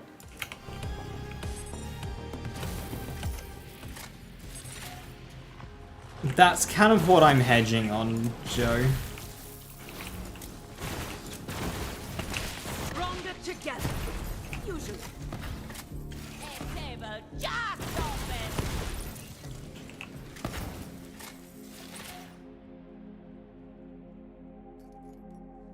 It's ×4, which is mighty unfortunate.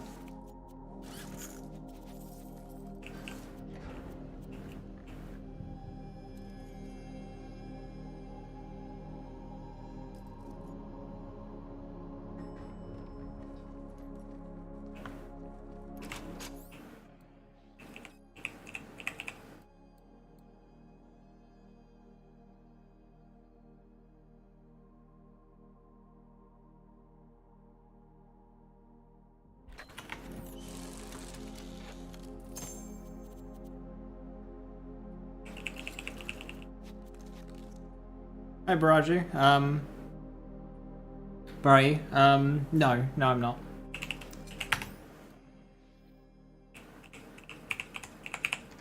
I am not invited.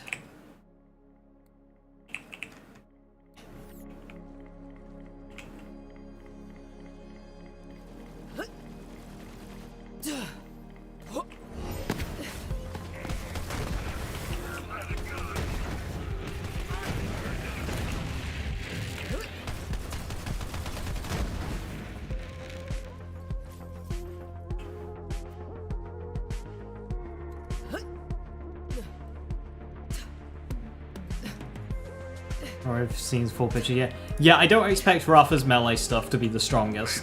I think he'll have very good gun stuff. But I think Rafa will have a lot of damage. It just depends, like, the numbers and shit. For example, like, Zane. Once I have a look at the trees, I'll have a better picture, but I've not looked at any skill trees, so, like, I'm only going off of design of the character.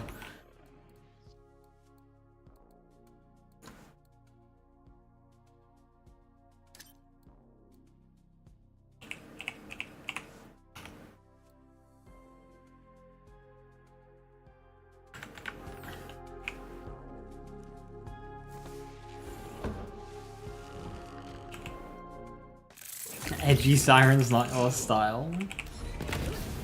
Or just buy one of her likely expensive skins to make her fabulous.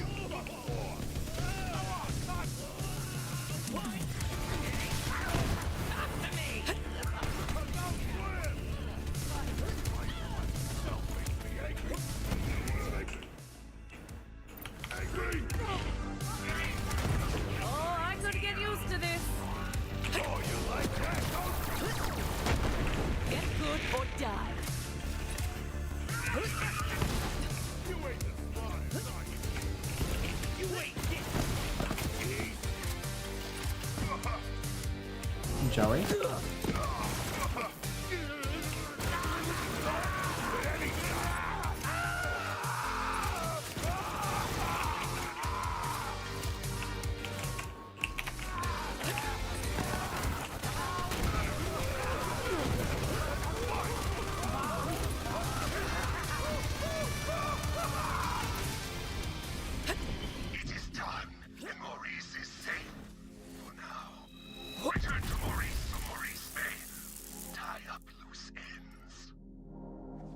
Better not mean me. Maurice awaits your return.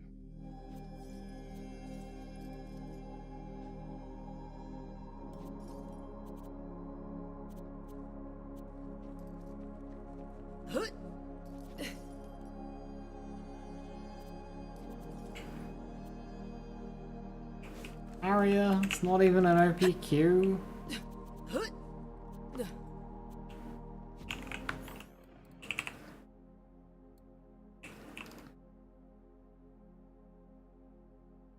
What is this bullshit?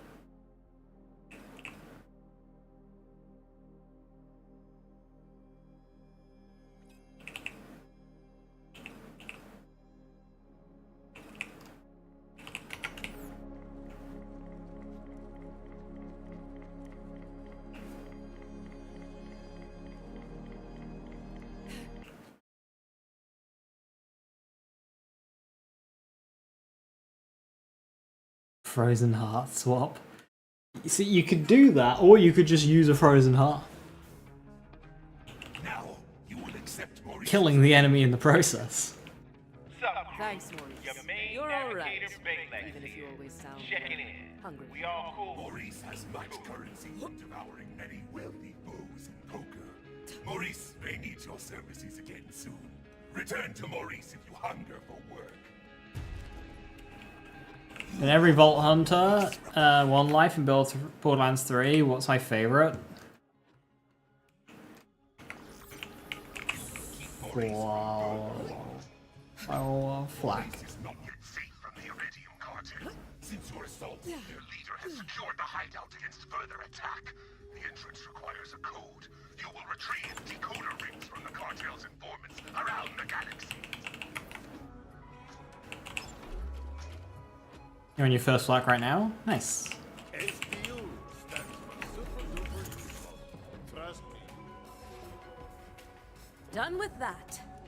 Because it's a little bust, that's why. Have a look at that crystal, will you?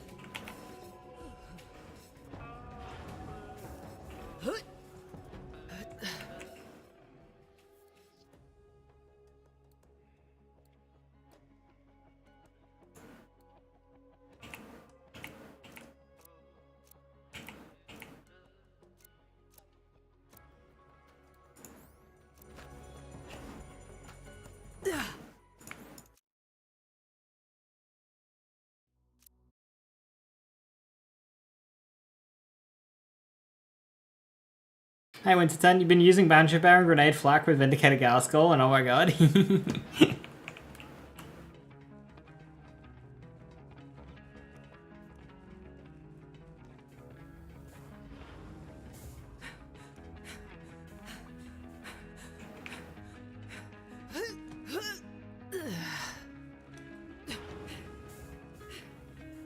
a look at that crystal, will you?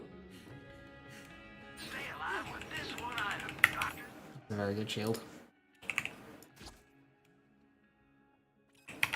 Real ones, anyway. I smell you. People think you cheat with Flak, with all the ghosts flying around. Garskull's so good.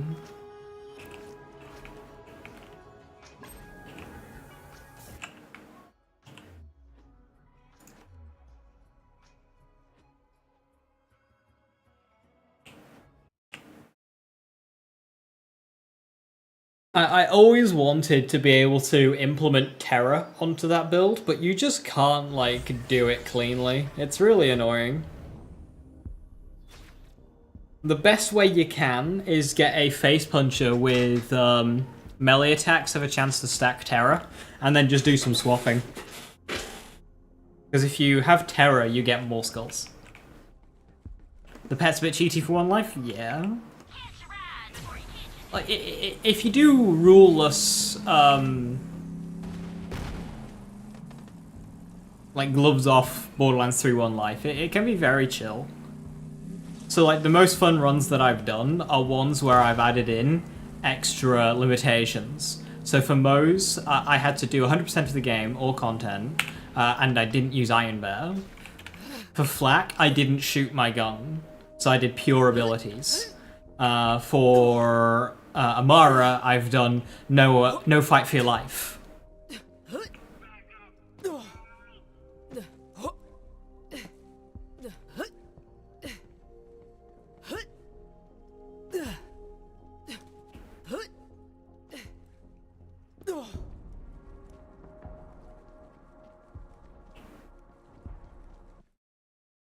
Like, if you wanted to do, like, Iron Bear one life, it's very easy. But if you add in some extra limitations, it makes it difficult again. No fight for life sounds crazy. It was so tense.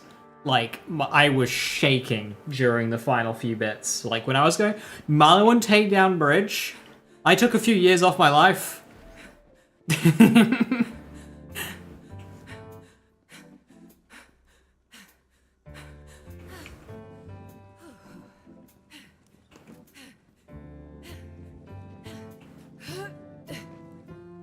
Cast the Flak nice? Yeah. It was fun. Lots of spark plugs and grenades. Novas. I didn't do URAD like I do for my full build. But it was still grenade racks, just not being URAD.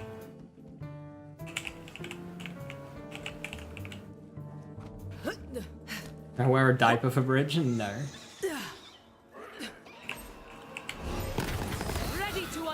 This power. Did you see that? Not cartel rats.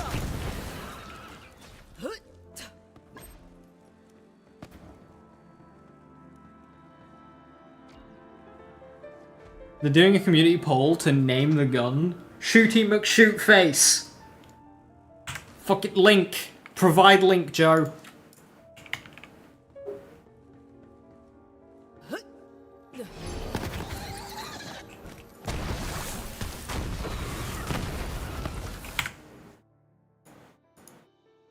Naming round 1. What is this?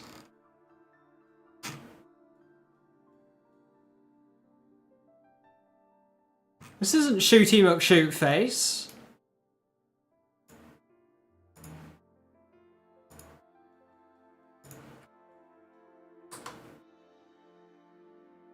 Placing all my 1 lives? Yeah, I've done 1 life, like, no limitations on all the characters, and then I started adding in more limitations. One of the most fun runs I did was all the games. So I did 1 life, beating all of the playthroughs in all of the games in 1 go. That was really good fun. Did I use Otto's Idol or Stopgap for the fight for your life 1 life? No. I did use Last Stand though. Was there a dog barking? Yes.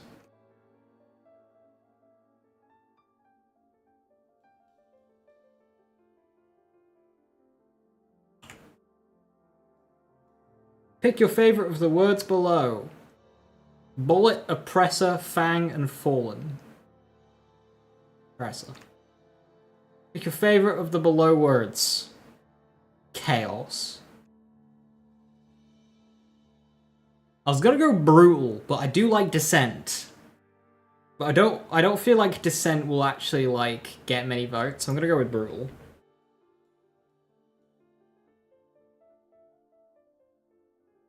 Doom, Forsaken, Midnight, and Night.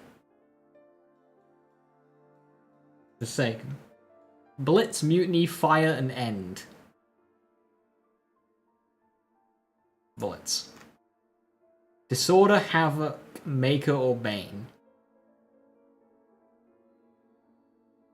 I want the Bane to return to... I don't want the Bane to return to Borderlands 4, but in case it does, I don't want it to be this gun, because this gun won't have the slowdown. We're gonna go with Havoc. Caller, Lightning, Howl, or Defiance? Defiance. Exile, Crown, Bringer, or Bite? Nom.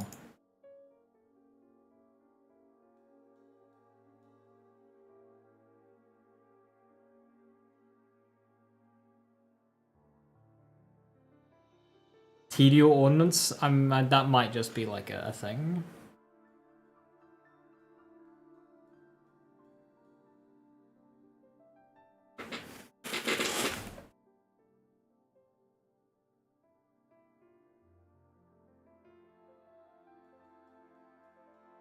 Imagine if End wins. Bullet End. Fang End. Final End. Well, Final End actually goes kind of hard. Mayhem End.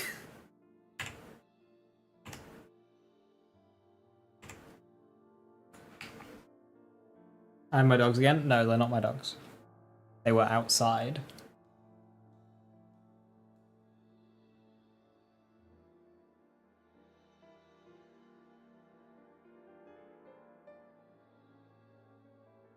I would never recommend Guardian Angel on Amara.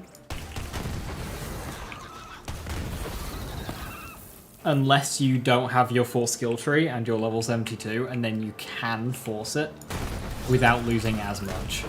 But if you have the full skill trees, I'd never recommend Guardian Angel, even on 1 lives.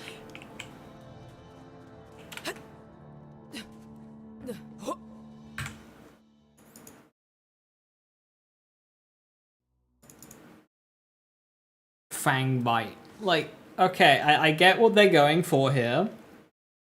But Shooty McShootface was right there. For the non-British viewers, the UK hosted a public poll to name a boat. So the public got to choose the name for a boat that was going to, like, explore the Arctic or some shit. And the winning vote was Boaty McBoatface. That one. A dance, a massacre. Don't run off now. You can do better than that. That's it. What's my name? Better run.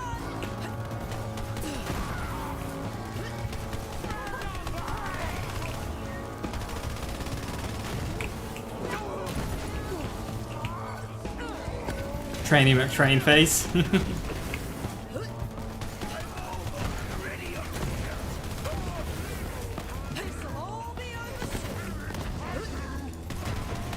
Ready to unleash Nice Smokey McSmokeface. Without knowing the origin, well, there you go.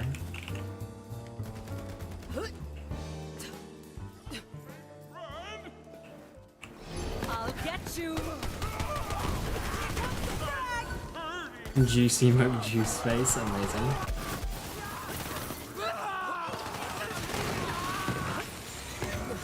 I'm dying.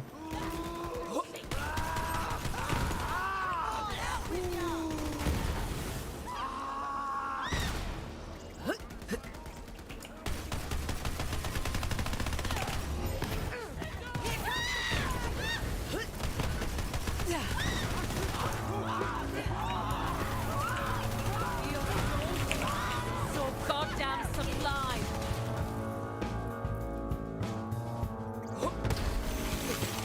When you're in a tank.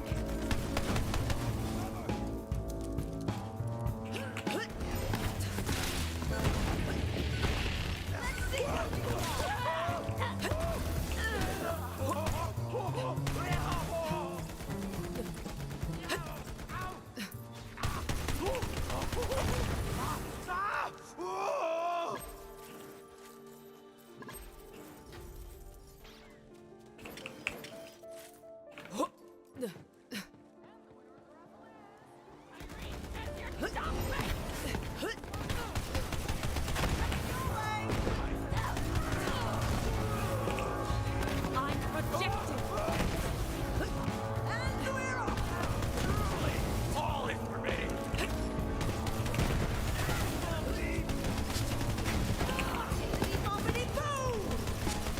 You even try. Let's go around, huh?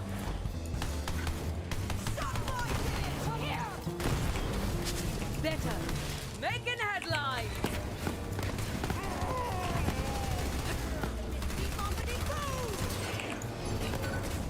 Destroy.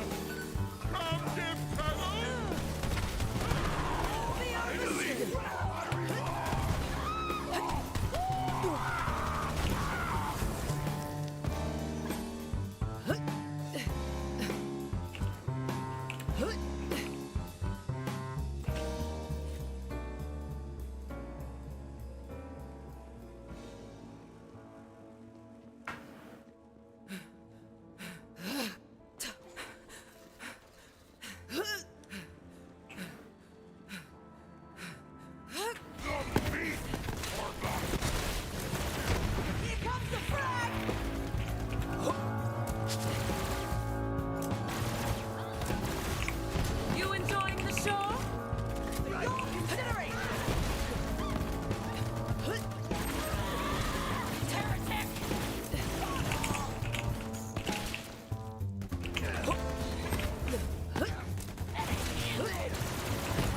Here's where it gets interesting. Better move. I am honored, and you know.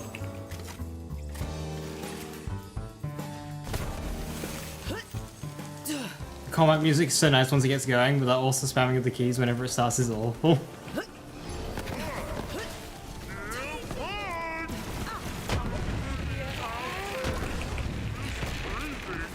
This'll all be over soon.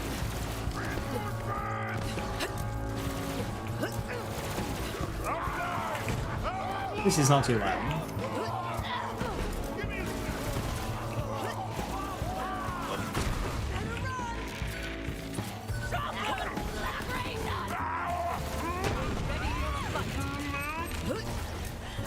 From me to you.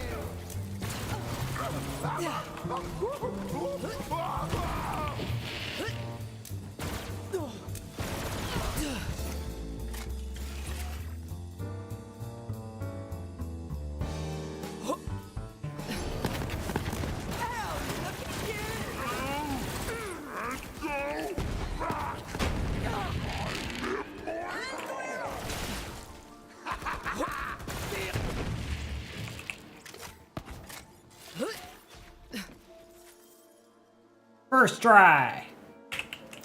No one minded, so... Rip. Oh, he goes consecutive hits. That's cute.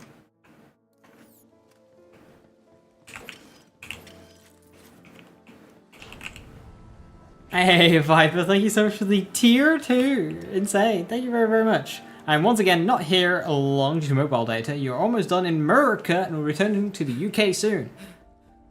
Also, just seen the Gearbox with a name thingy. Put in a vote for Forsaken Bane just for me. Oh, thank you.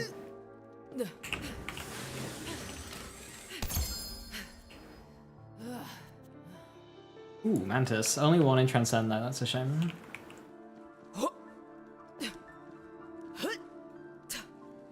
Borderlands 4, I know.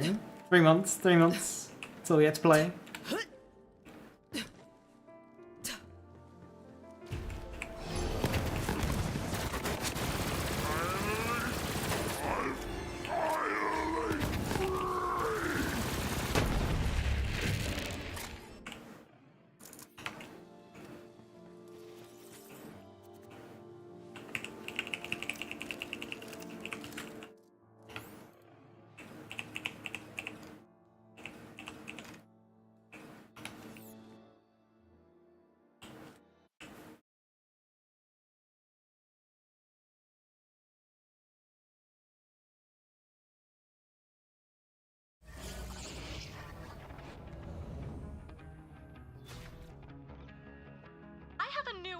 I haven't looked at the trees yet. Viper. Come to my lab.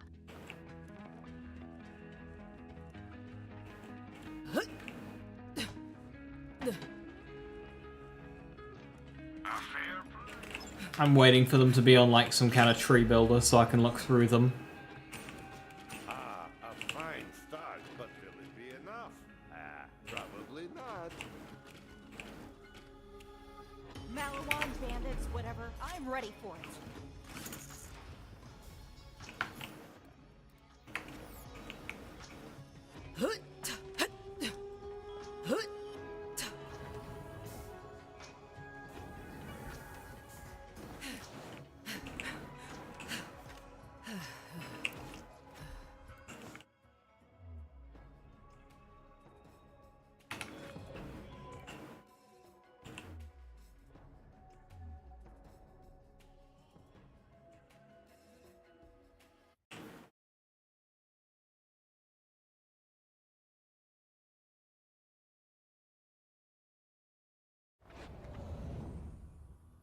What are you doing here? One life with Cartels active.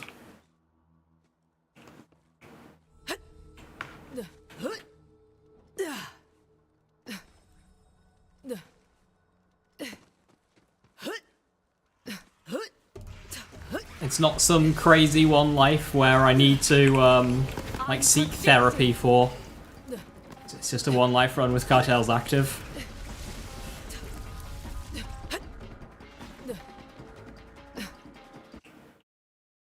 Plain simple, lovely, yeah. Yeah, it's the precursor to getting a one life with all 4 characters in a row. Actual idea that I had. Fucking 80-hour run, easy. You will be back. When you're shot tomorrow, you wish.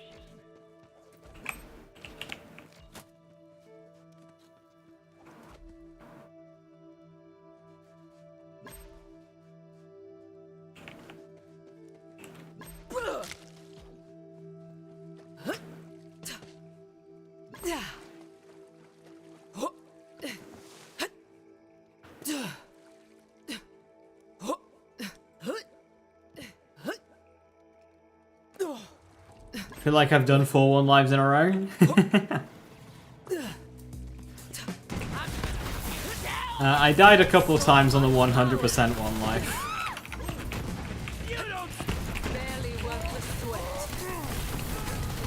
But obviously, yeah, between the hunt one life, arms race one life, no fight for your life.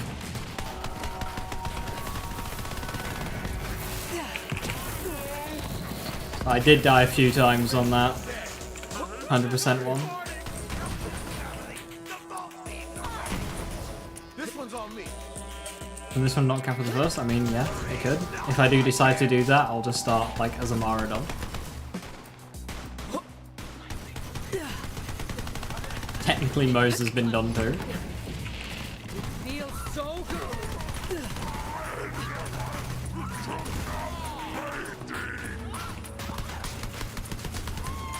on the same run.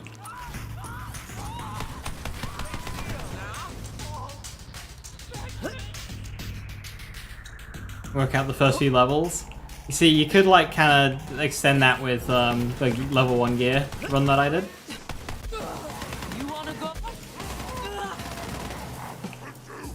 So I start with like level 1 gear just to get me going.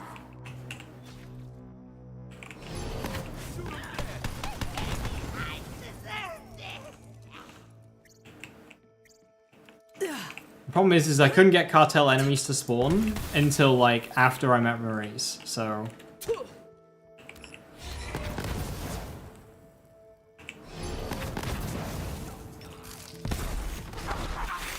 Fully energized.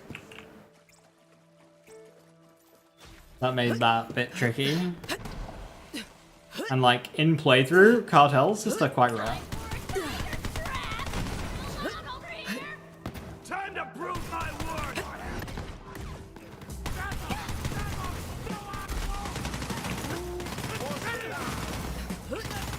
Waves against the rocks.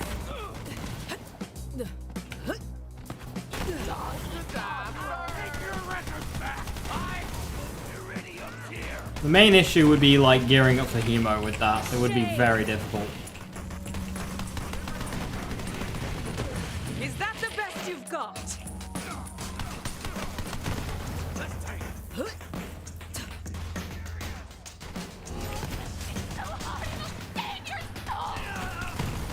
Or like more so tedious. Feel the power.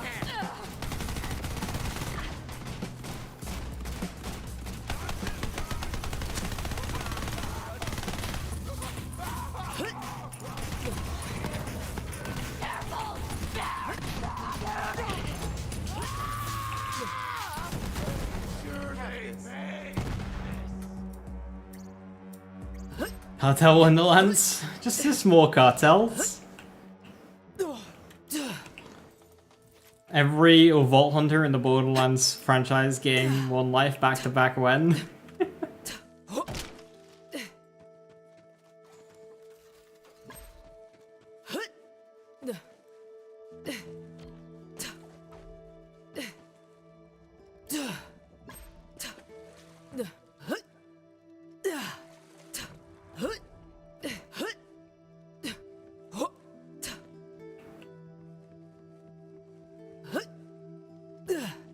Just 20 runs back to back, easy peasy.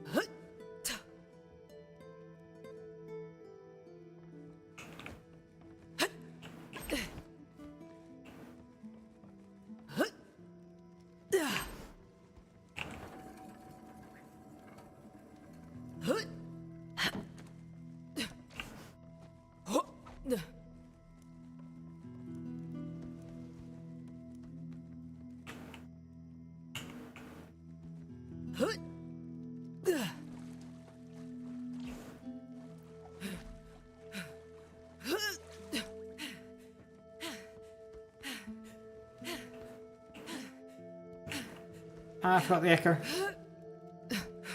So that's Amara. Amara gets to level 5. Swap to Mose. Mose gets to level 5. Swap to Zane. When Flack's at 5, go back to Amara.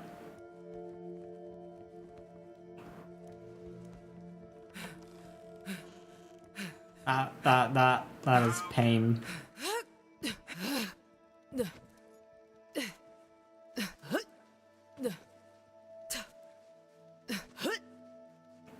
I saw a video, it was really funny. A guy had an instance of every single Monster Hunter game running at once, like of each generation of games. and his goal was to beat the flagship monster of said game on all the games at the same time, but which game focused was randomized every 10 seconds.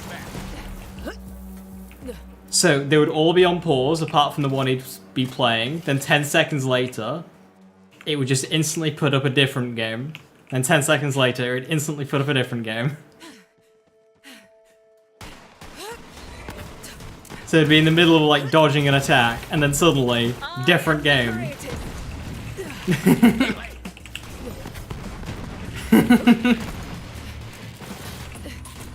And suddenly it would like bring back and he's like in the middle of dodging a game and you'd have to react to it again.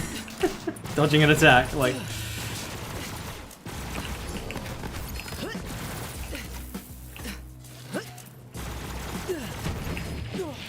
Sounds like torture too much. Tortured his poor computer.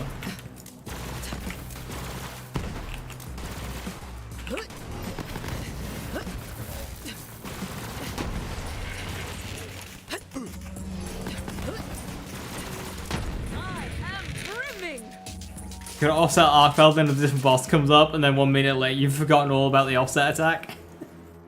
You haven't done the input yet. It just comes back to it and you're like, what's going on? Oh, you get smacked.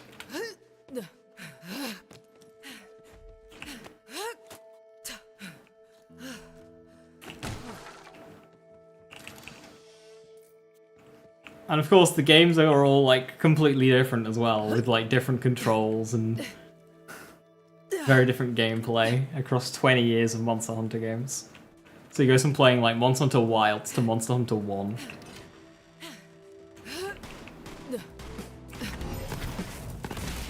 I am unstoppable! Coursing through my veins. Same with each game? I don't think so, because a lot of the weapons weren't even in the older games.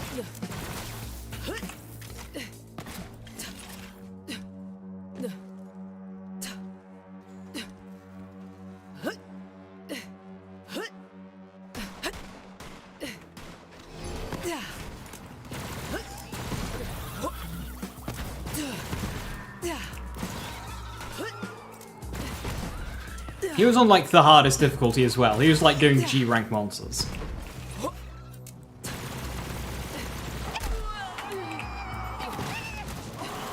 Or high rank if the game didn't have a G rank.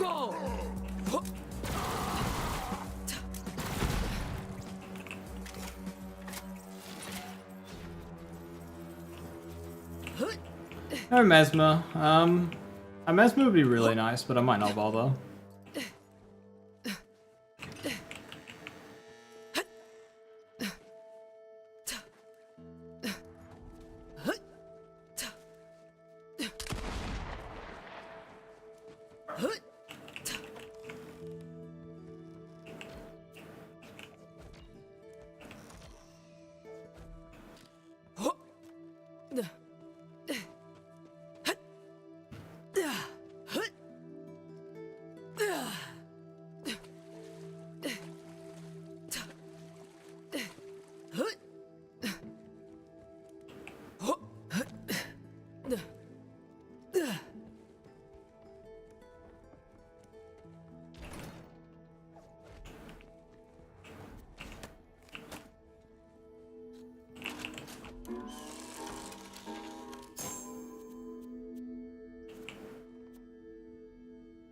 It's a very good Firewalker.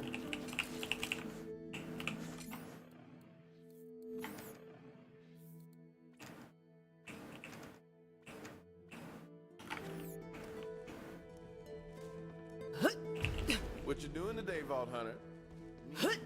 I'm gonna start recruiting for a thing. I'm gonna trail off now. Recruiting for a thing? What is this thing that you're recruiting for, sir?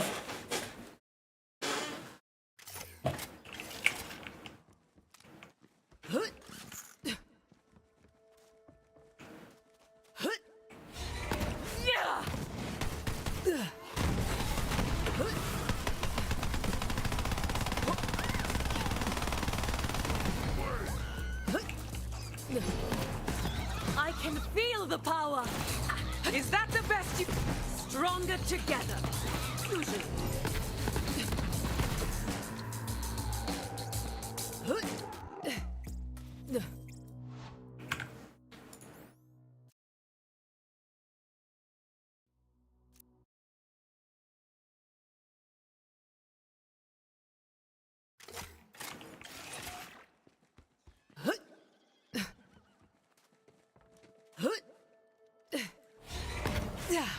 I'm unstoppable!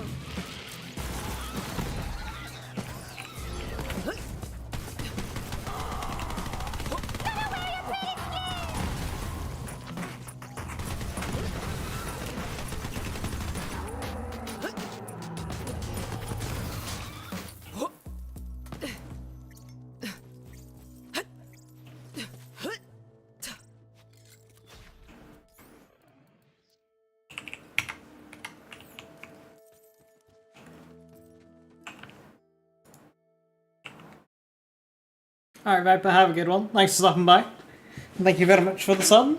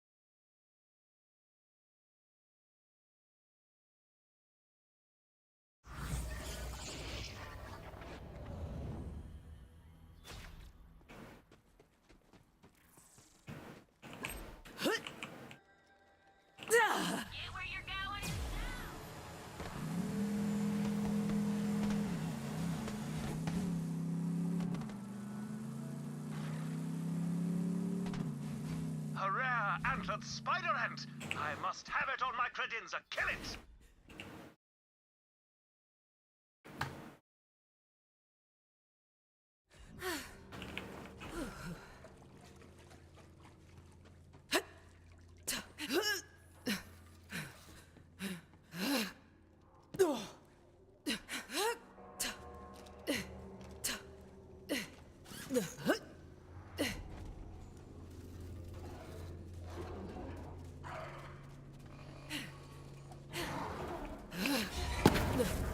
Coursing through my veins. Come on, I want a damn challenge. Is that it?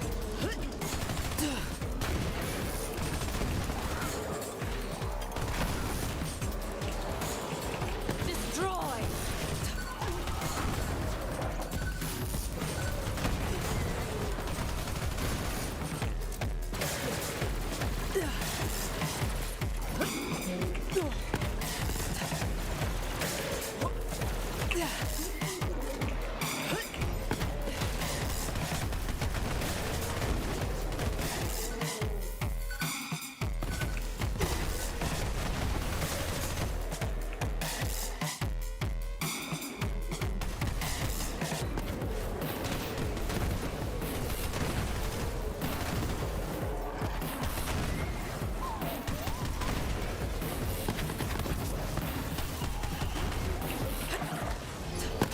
I'm a freaking legend.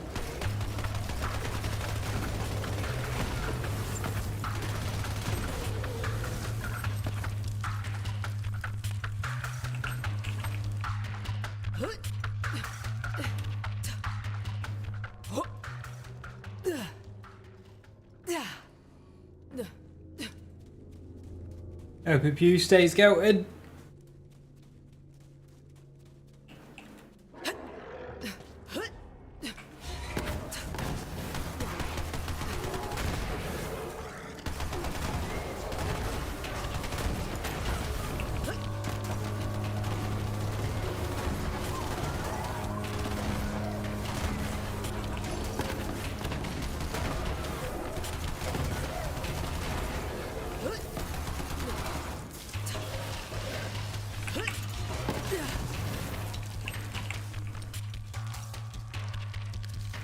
Yeah,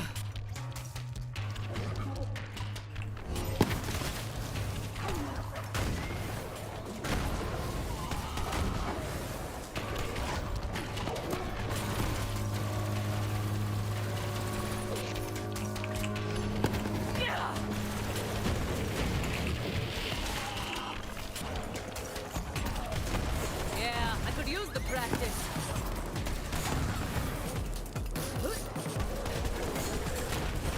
Already forgot about it.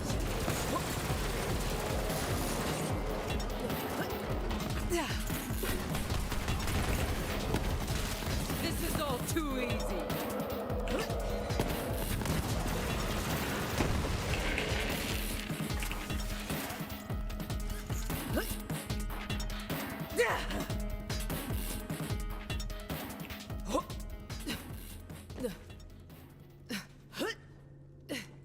Howdy, recruit.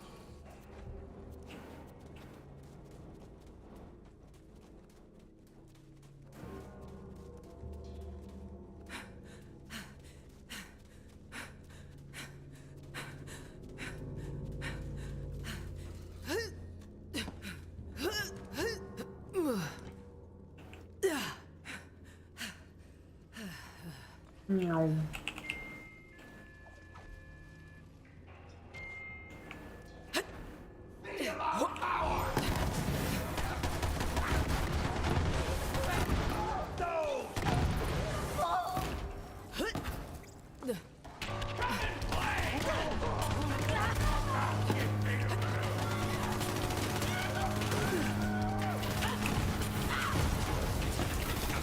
Feels so right. Taste my friggin' fury!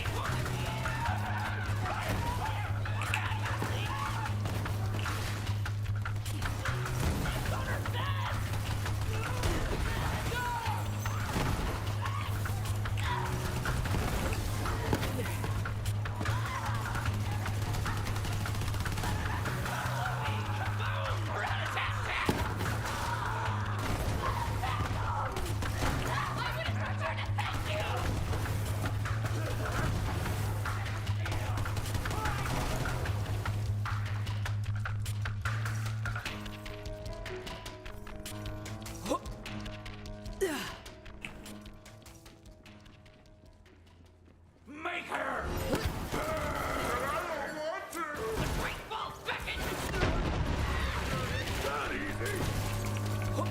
It's a shame I've got the times 4 no pew pew. It's just burning through bullets. Right. Yes, the code has been decoded. Still great. You will use it to open the gates. Alright, that maxes out. Oh no, it's already there. I guess Dread, even though I'm not actually using it yet. I'm not far off Ties That Bind. I should probably start using Eternal Fist, to be honest.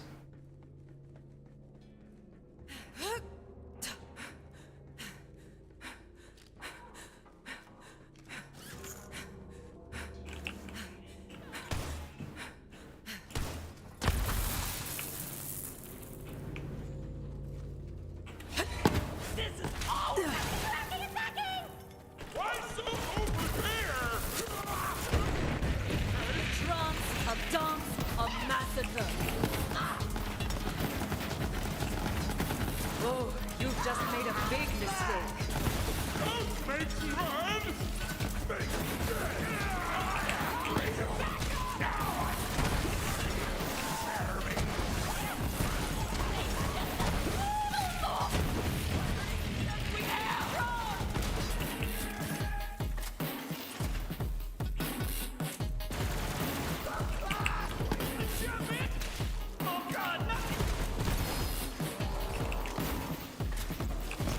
I'm projecting. The darkness embraces me! But sometimes I get an orange beam indicating a mini boss, but then I don't get a mini boss.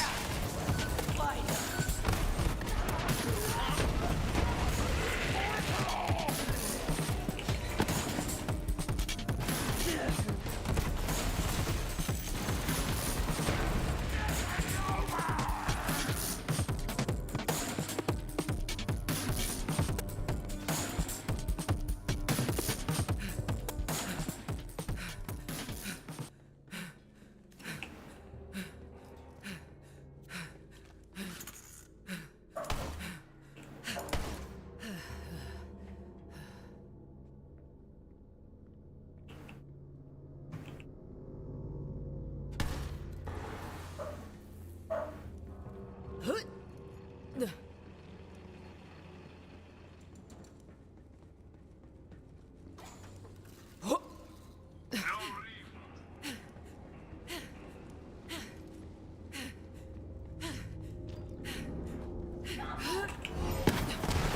goodbye.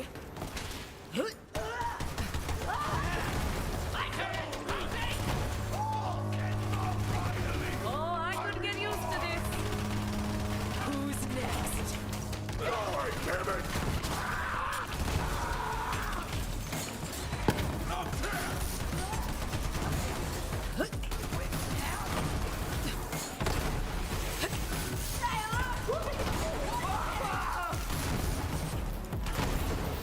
You missed that little whip!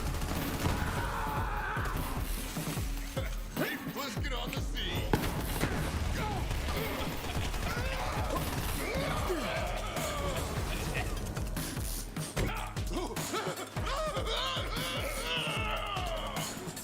So can I have a free radical, please? You seem like a pretty chill guy. You've got some burning summits on you.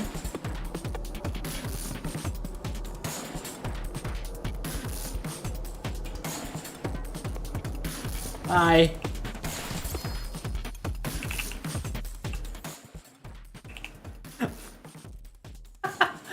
It's got an anoint too.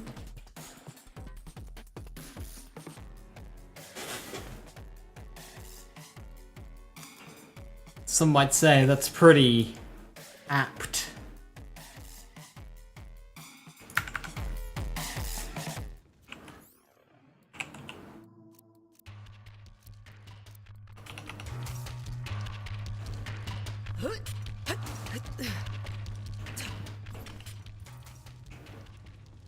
That's pretty radical.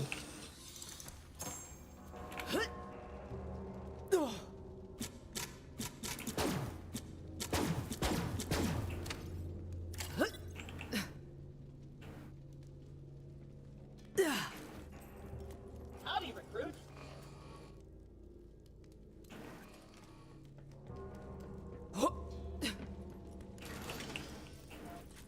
Did you seriously softlock here, Claptrap? Hey, Masha.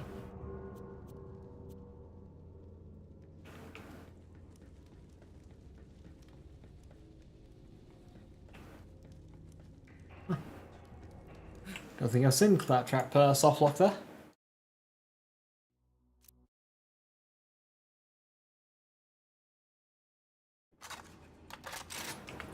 I have to refight that group. And if so, it's fine.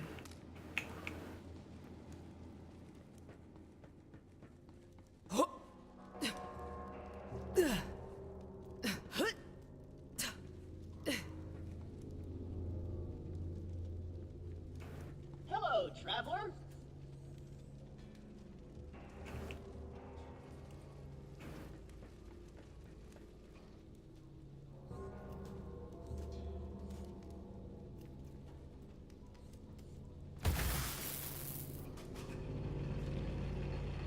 Alright, well, Claptrap does whatever he needs to do here. I'm gonna quickly go grab a drink. I am very tired.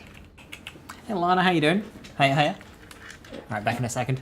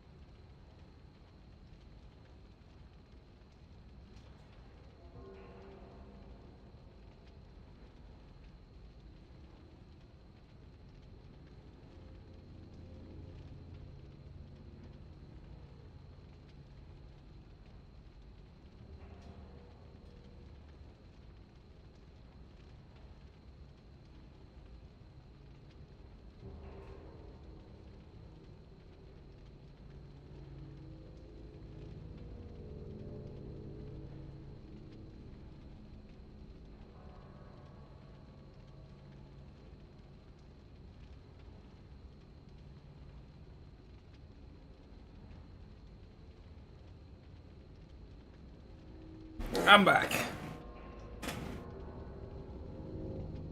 Right, I've turned my fan on, so let me know if you can hear it and if it's like annoying. You presumably can when I talk.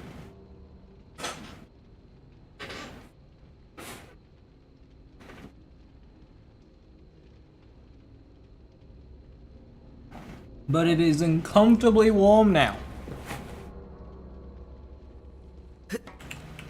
And quite unpleasant.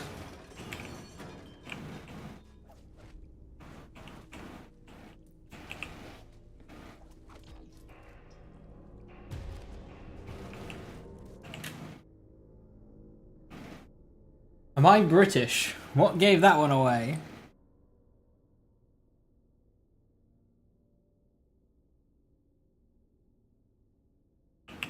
Is it the fact that I'm complaining about the temperature?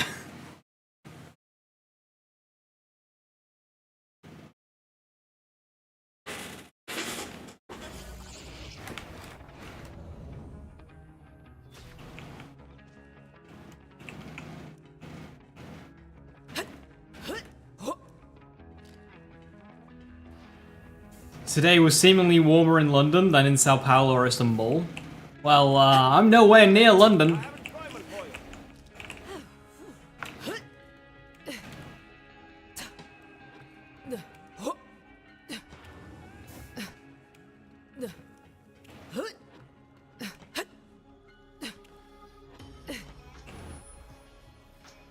So I imagine it was very unpleasant down south.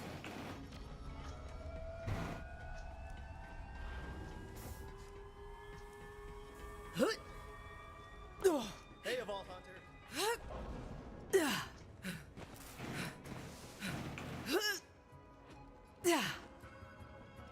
Tends to be unpleasant down south anyway.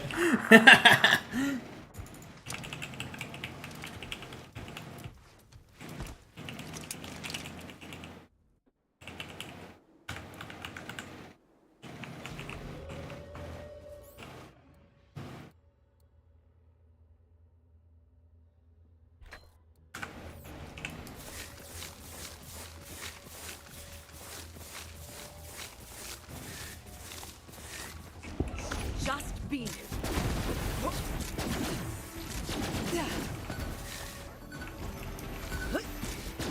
I'm a freaking legend.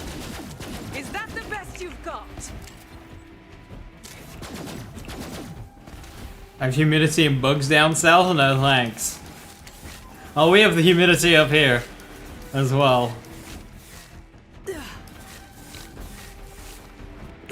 That's what gets you. Whee! Shoot that one and thank me later.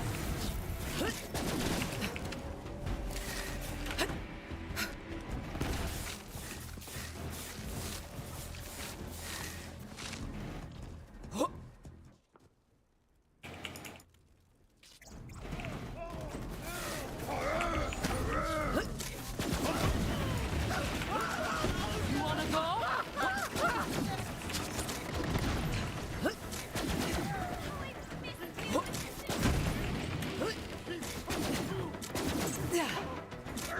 Oh, I could get used to this.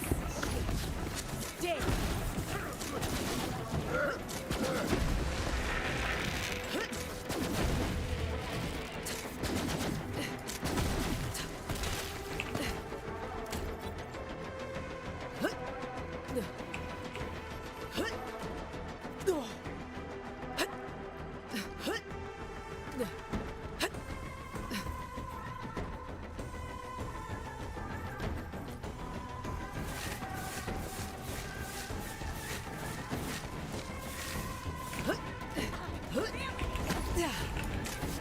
On fire.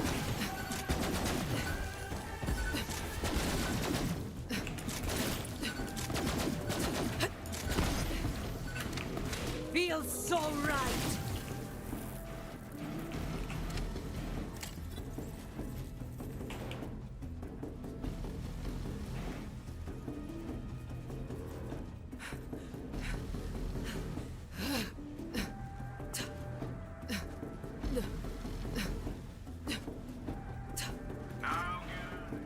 Before you jump the difficulty up again.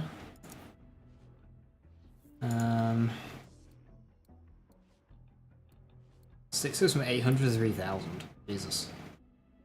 5's not too bad. I think re-rolling 5's going to be the worst.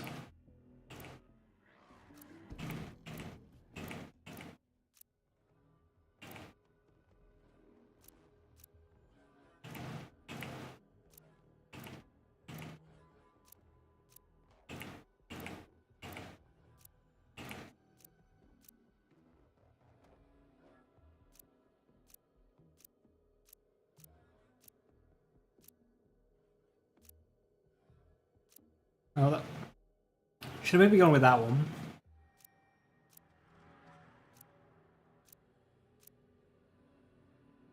And there it is again.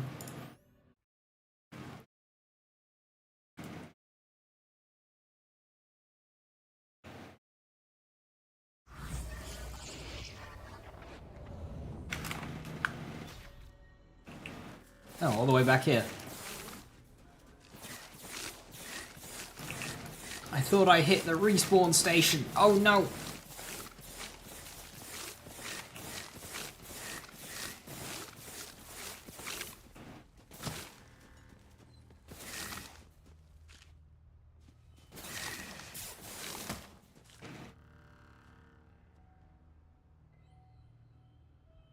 Man, I have been through some stuff the past few years. I'll tell you about it. Right, so I've reloaded the map, but it's not a save quit, which has reset Gage's position. She's run to here, and now she's expecting combat to start. But because it wasn't a save quit, combat hasn't started, because the enemies are all dead, and therefore now Gage is stuck and cannot progress. I mean, that's very logical to be a soft lock, but one would think that, like, if enemy's dead, Gage move forward.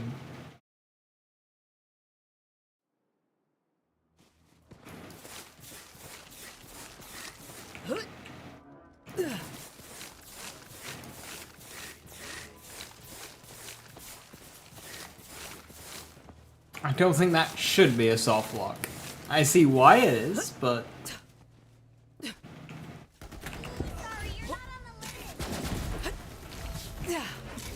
Feeling good.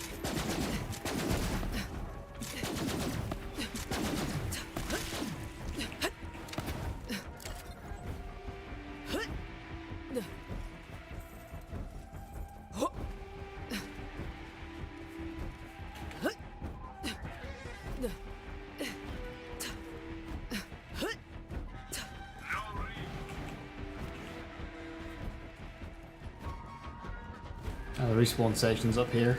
Marks the Durr.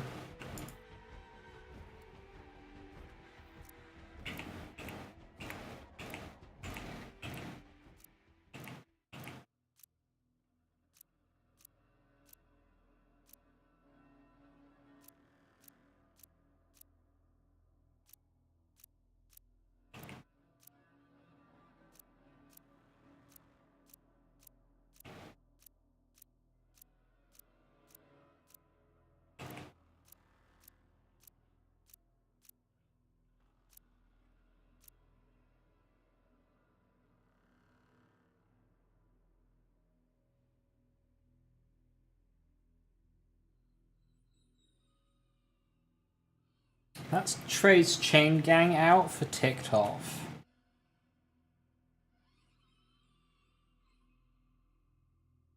I think I'll do that.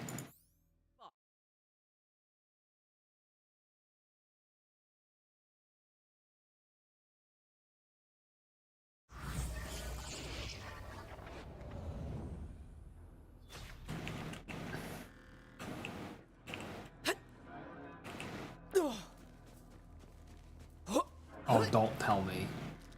That has reset Gage's position again.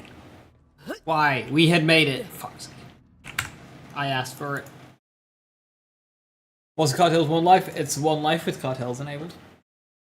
It's nothing like too extreme. I've done more extreme ones in the past.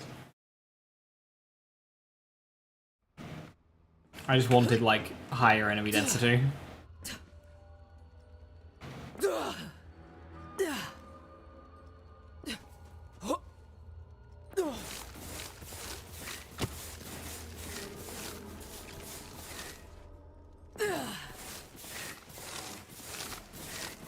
Why do you keep resetting all the way back here?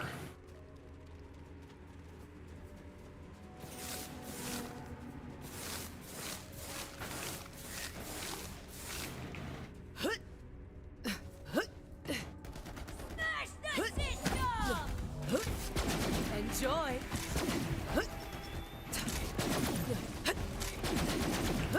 A trance, a dance, a massacre. Ha! Down you go.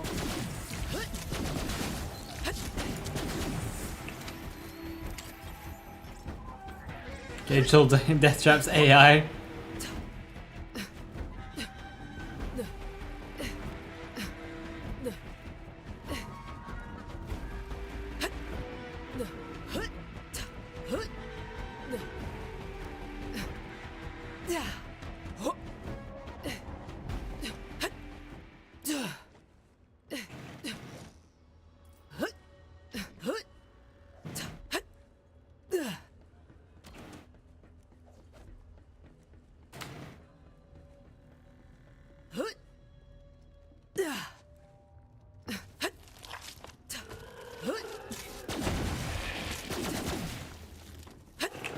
The palm of my hand.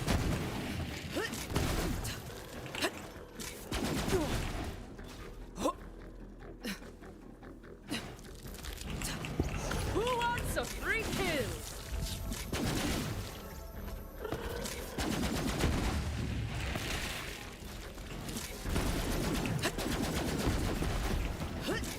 Come on, I want a damn challenge.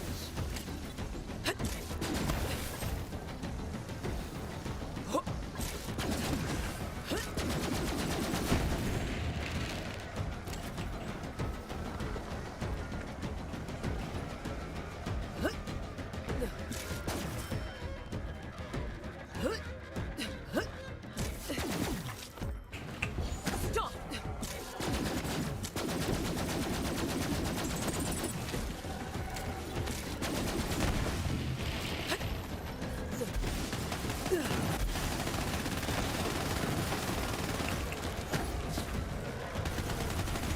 You enjoying the show? Barely worth the sweat.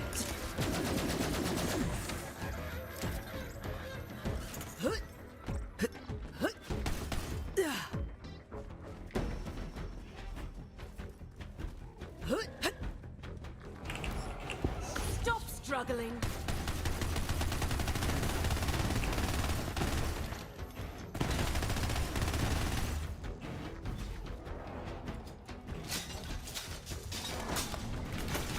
Having fun there, Gage.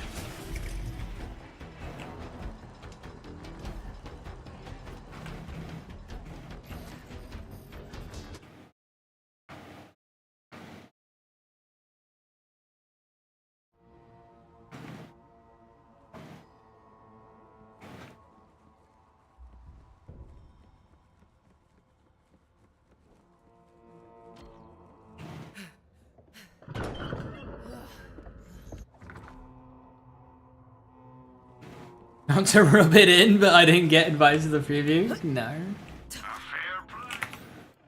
I did not. Opened any vaults lately? Hey, I got some super important wedding planner stuff that I need you to do. Not everyone can make it to the wedding, so they sent presents instead. But the presents all flew out of my drop pod when I crashed. Please, you gotta help me find them. Hey, pretty sure there's a wedding present around there. Get at it!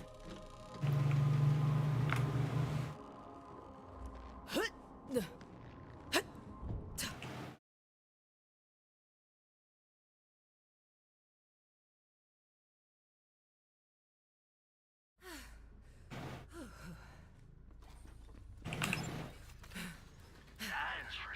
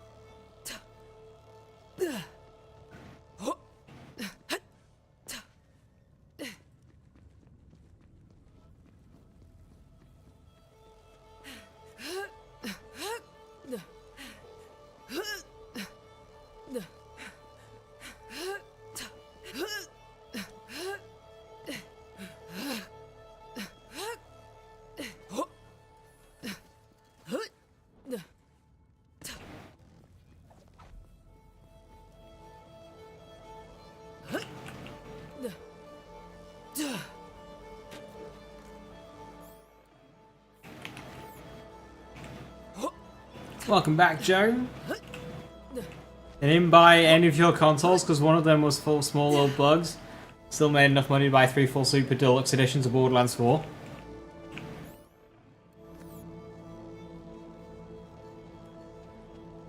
Wait, if nobody bought them, how did you make enough money?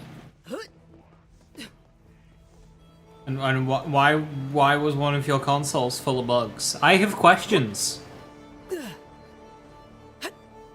What kind of bugs?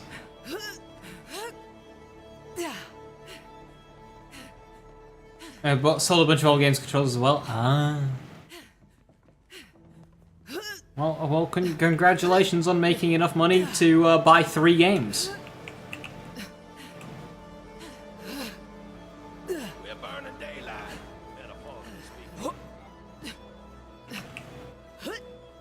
I don't think I could ever sell all my my collection. It's like quite a sizable collection now. From when I was a kid. Eyes up, got a target. I've got a lot. Would you even try?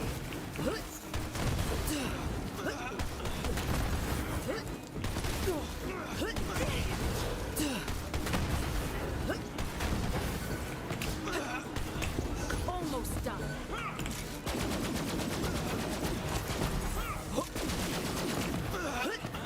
You okay there, Rainwright? Wasn't there more of you a second ago?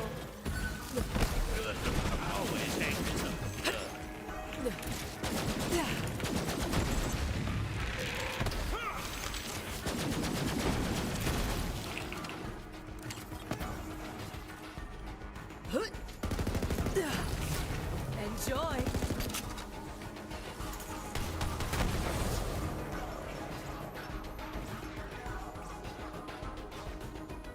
Seen boxes and have access there.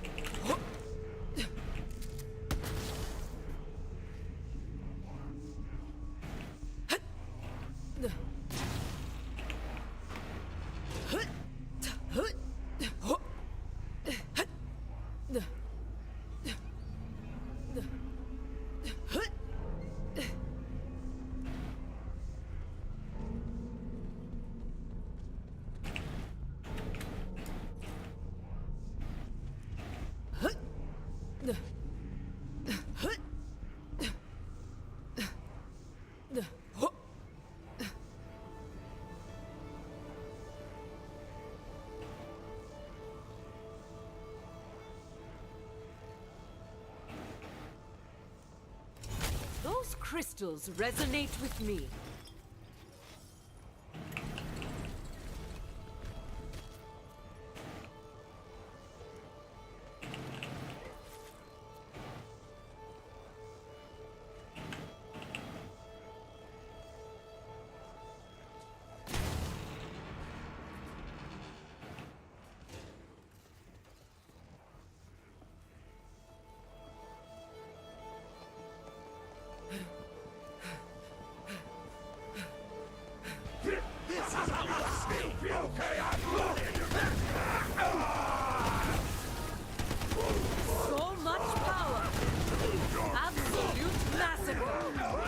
Anyone else want to try?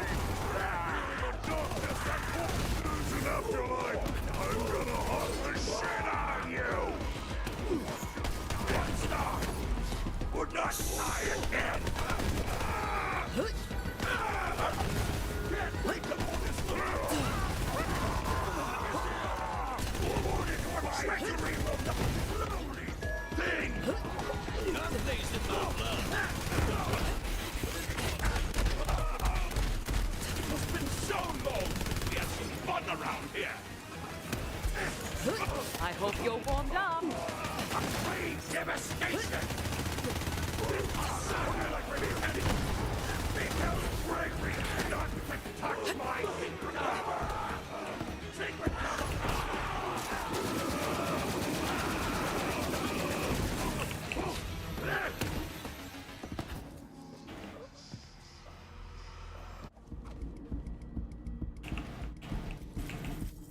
A barrage with phase cast 250 on it. I wonder if that's like any good.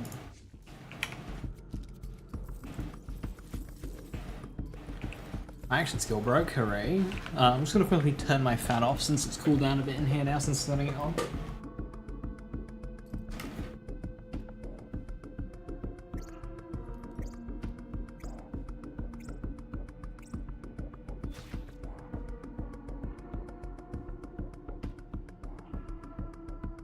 Noisy bastard.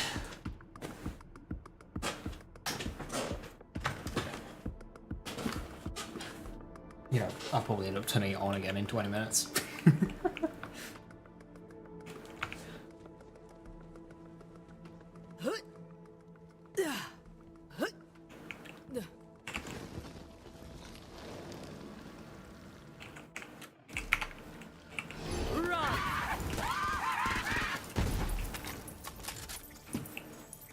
I mean, that killed that.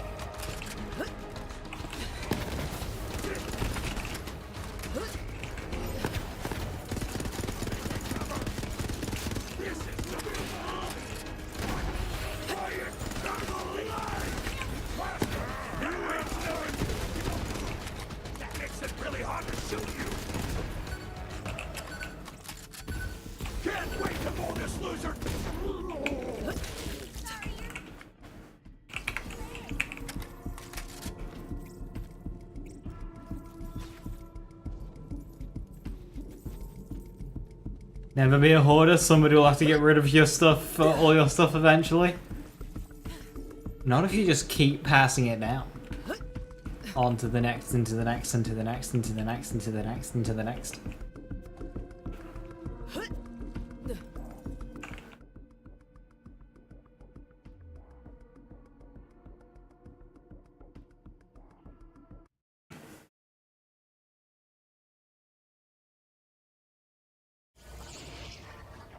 No, because I was the person who got stuff passed down. Yes, that's how it works.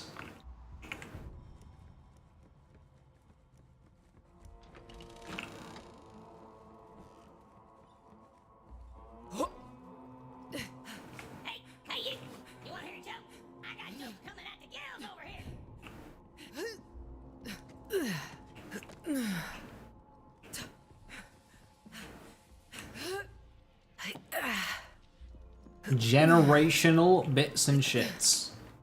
Just like fucking whatever you amass and whatever is passed down to you, you just keep passing it down. You just amass more and more shit.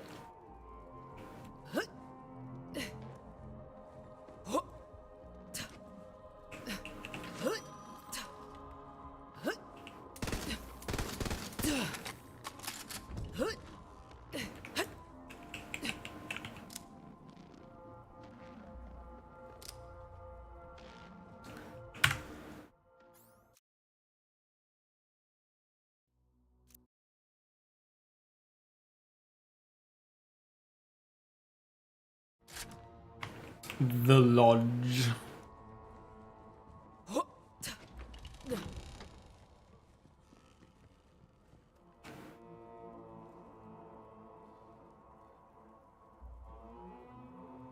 See, man's fine.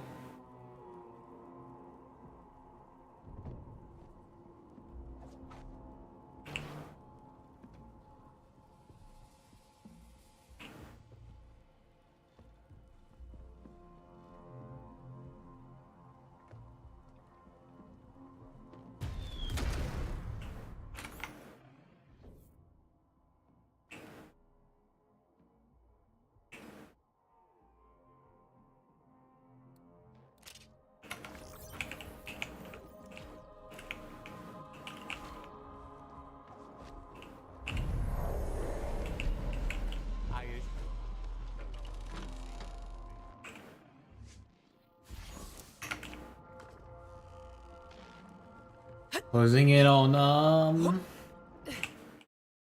Ricochet.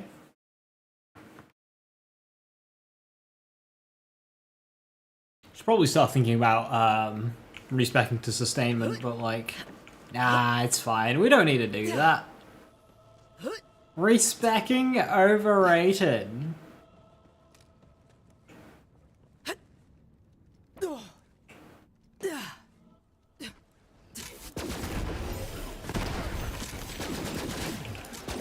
Ready to unleash this power.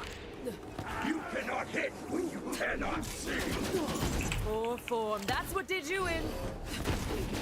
Summoning. I said something cool.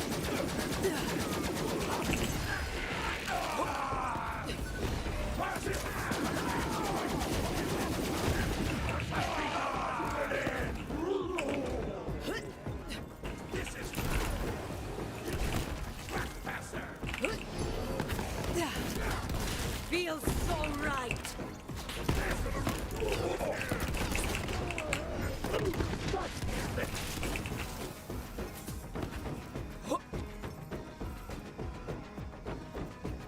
An old god with ASC Cryo. Cryo ASC Cryo. Okay.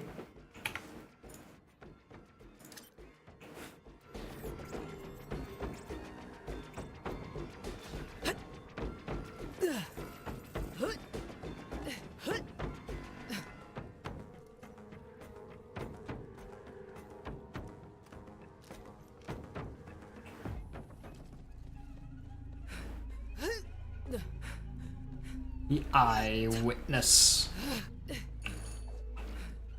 Hey, New Maxman, how you doing? Hey, hey.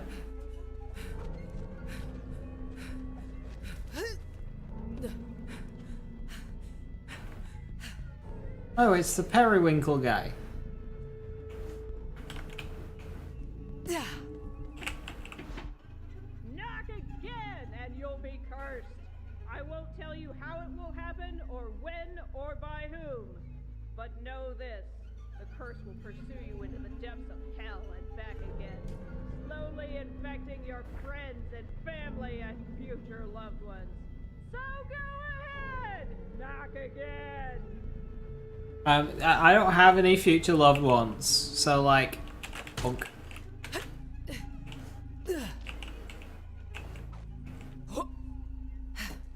$60 months. Yo, rapid fire, thank you so much. The tier 1 sub, much appreciated.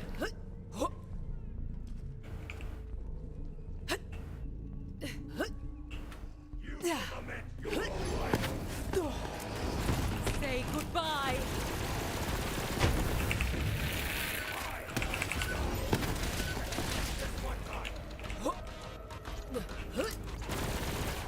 A fight. So much power. Anyone else want to try?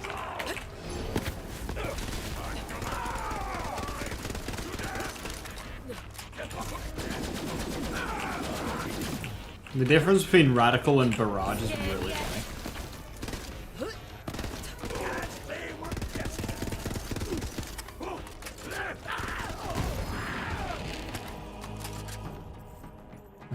Is that an old Iridian? But no, it's a jackhammer. Elemental projector static charge?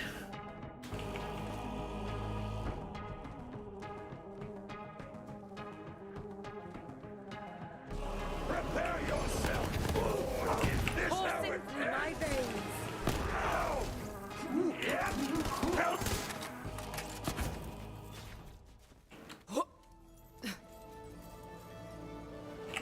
This is your end.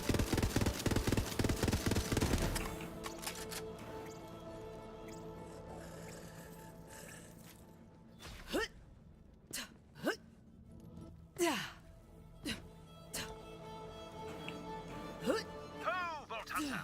You know, I was thinking, the lodge is rather dark and drab, and, well, it could use a little flair. Be a dear and hunt down some monstrosities for me. We'll mount their gruesome heads to the walls and give this lodge a more festive spirit. I do believe you're in the vicinity of what my guidebook refers to as a neuritic monster of some kind. Part human, part critch, all terror. Be a champ and, you know, end it. Fully energized.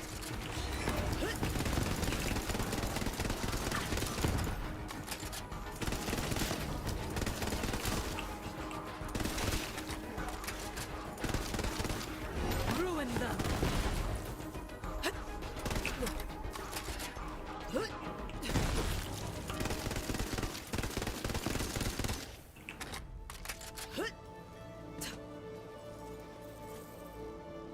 Next two mags, corrosive on the Claire. Oh, it's semi-automatic.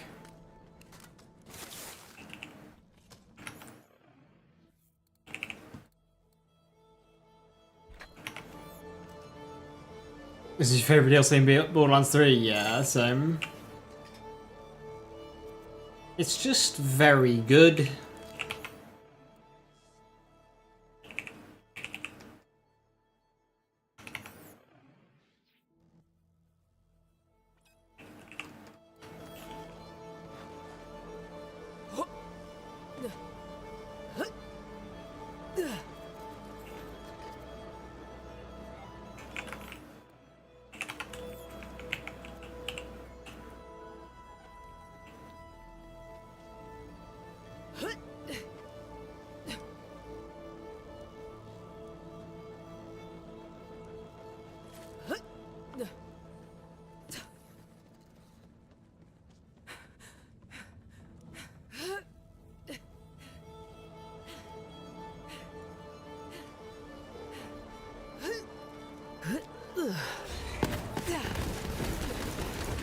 Feels so good. Would you even try? Oh, I could get used to this.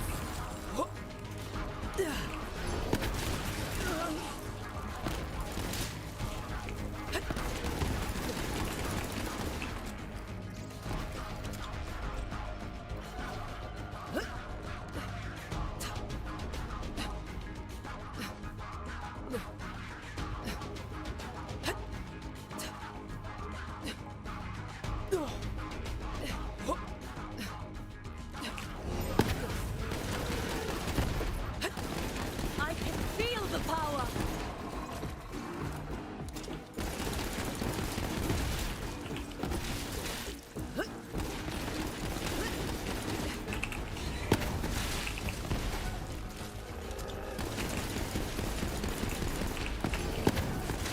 This is all too easy.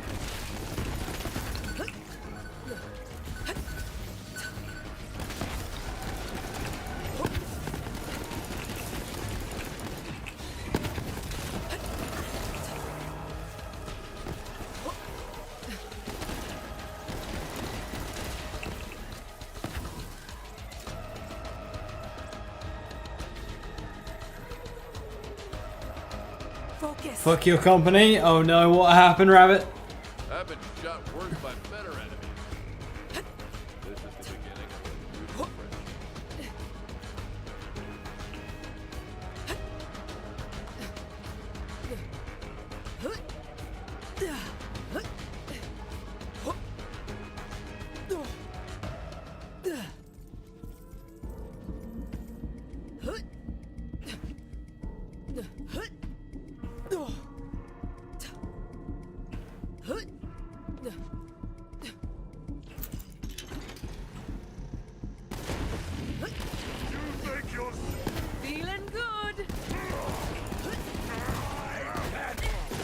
Get good or die. A trance, a dance, a massacre. You're dealing with a siren. Shooting at us! Suffer no!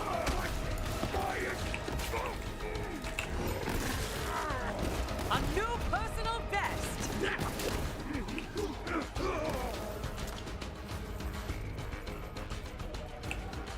Refuse to pay you sick leave, even though it's an injury sustained during work. So Todd is gonna go ahead. Yeah, in like sustaining an injury during work and then just like powering through it is one thing, but then like that's you doing them a favor.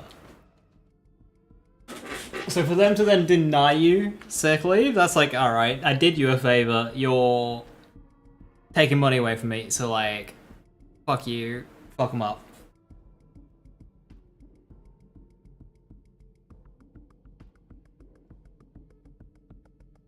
Yeah. Yep.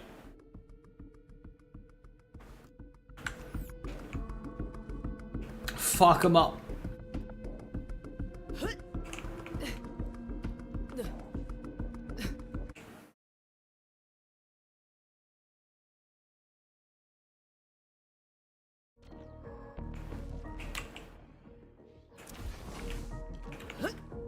Nobody does bullets better than Marcus Munitions.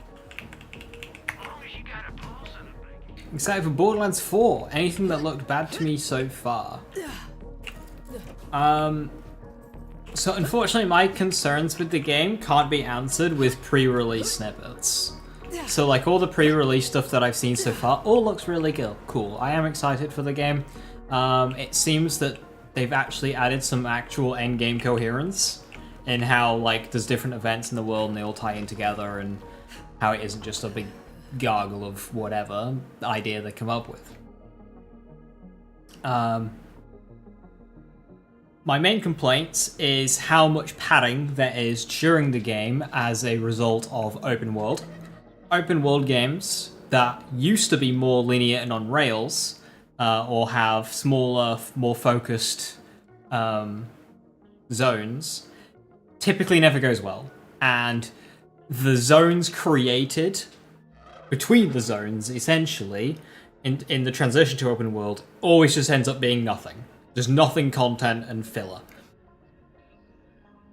So I'm a bit worried about that, and the open world aspect of Borderlands 4, and just the overall map feeling smaller, because the bit that is normally cut out, you now have to play, so you just cover less ground.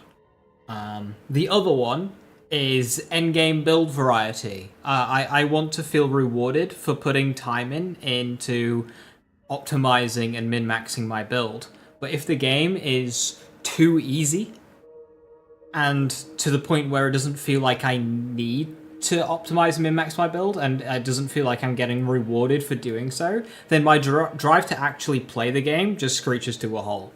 Because, like, what's the point? What's the point of playing a looter shooter if I don't need to optimize my loot? What's the point? Repeated playthroughs. I mean, Elden Ring base game especially has a very well crafted map. Elden Ring base game has a very well crafted map, so I don't find that Elden Ring suffers with this too much, because there's just always something happening. I'm more thinking of, like, say, Monster Hunter.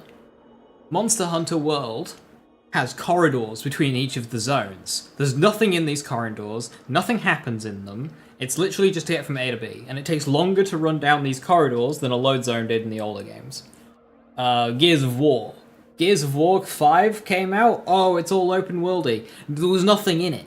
And you just go through your open world zone, get to your typical linear zone, walk through one of those things where you shimmy through and it's hiding a loading screen, and then you just go into a normal Gears level. What's the point of it being open world? There isn't one. So just... Games always struggle with the transition to open world, and a lot of the time it's not actually worth doing. Is that the best you... Oh, I could get used to this. So, I'm worried for that on Borderlands.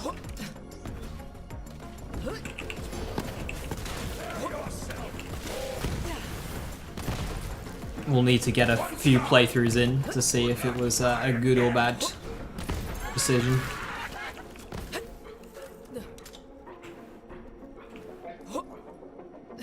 Did Lazy get to play Borderlands 4? I have not played Borderlands 4, and I currently have nothing lined up to play Borderlands 4 in terms of early access stuff. I've not been invited to anything, I haven't gone to anything, I haven't... Yeah, no, it's been radio silence.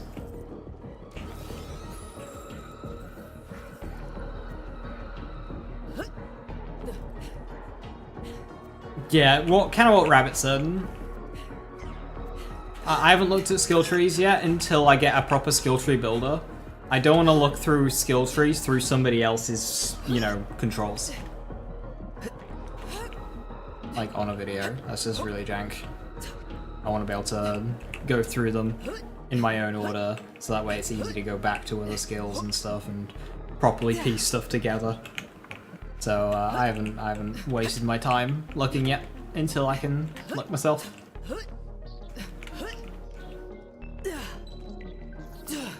It was all in person.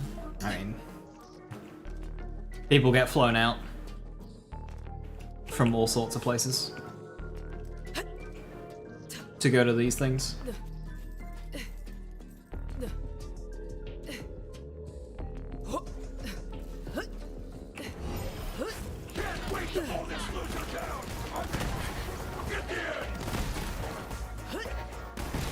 Feels so good.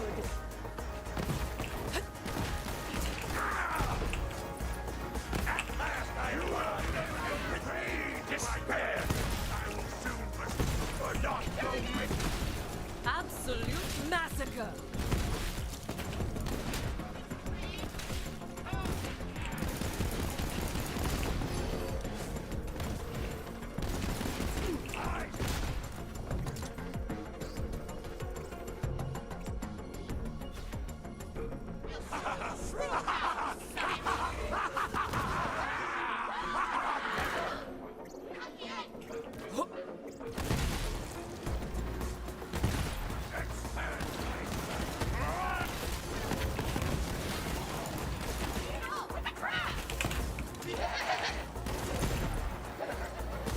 Coursing through my veins.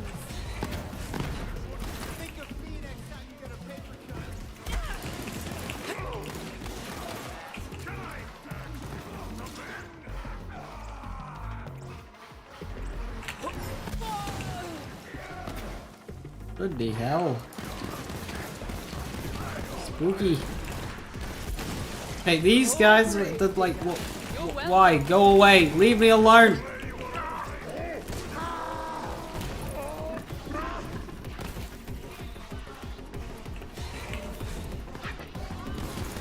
So much power. Not so much spoilers, but it's easier to take in the information and actually like piece it together when you've got hands-on control. Like, it'll get added to like the official site or Loot Lemon at some point very, very soon, I imagine. So like, I'll just look at it through that.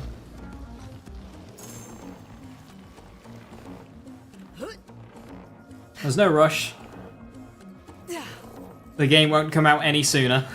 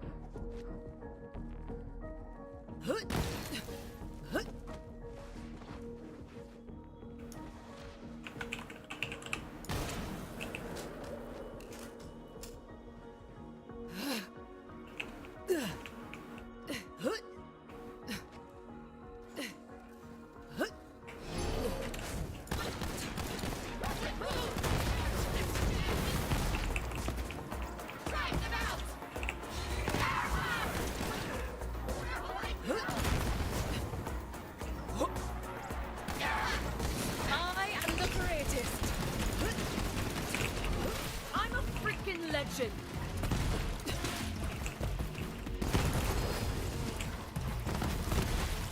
Rain devastation!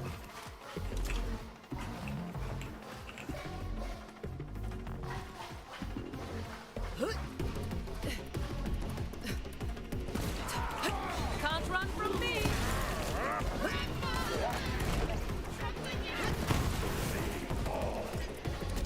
A Siren pretender!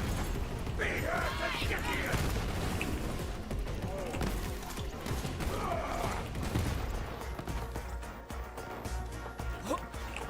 I kill in the name of gift! Bye. Overkill. Fully energized.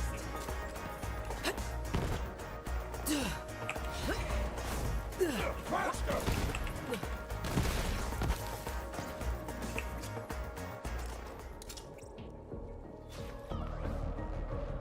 I'm glad that they revealed is activities to get world dots between Riss and Vaults, maybe more too. Yeah, like, so you've got like a side mission boss that you can farm as the side mission boss way, but they've very clearly heard that some people don't want to save quit or, you know, whatever, farm a side mission boss. So just having them pop up in the world in their own event as well as is just cool. So even if you're not specifically targeting something, that thing could still just pop up and you get a chance at it and it makes you go, ooh, a chance at.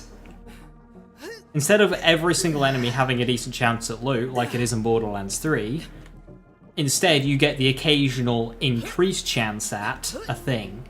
So you'll see the thing and go, ooh, the thing. Let me kill that and see if I get the thing. Instead of just playing and playing and playing and then something dropping.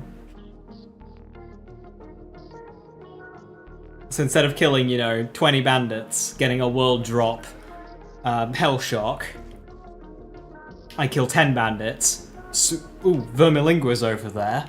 Completely not where Vermilingua's supposed to be. Just Vermilingua's over there. Let me go kill that. There's a chance of a hell shock. And boom, I get a hell shack. Shock. Like, that's just so much cooler. That is just so much cooler. Than, just, you know, getting a hell shock.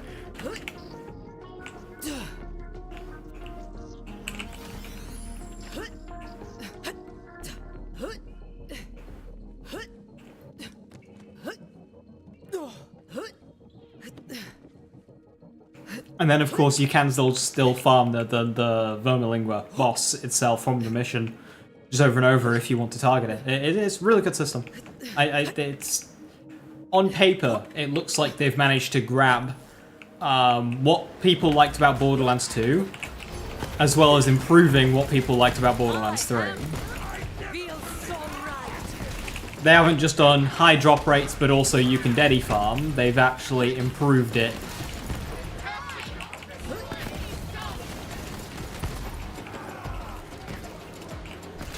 In a way that keeps the high drop rate folks happy, whilst making it interesting for the deady farm folks.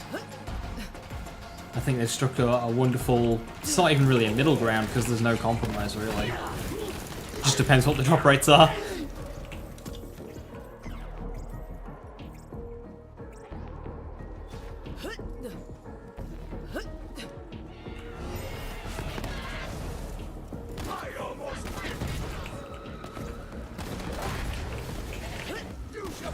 Come on, I want a damn challenge.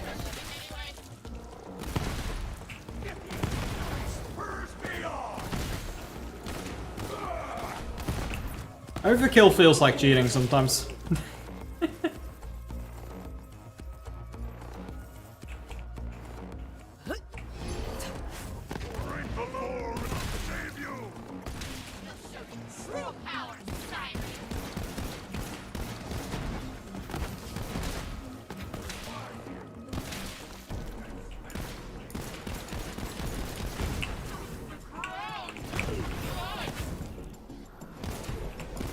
Four mil damage at level 45. I'm gaming. I'm not even level 50.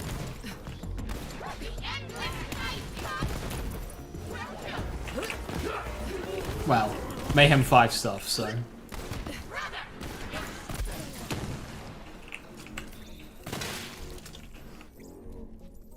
Well, this is what? 44, level 49 gun, by the way.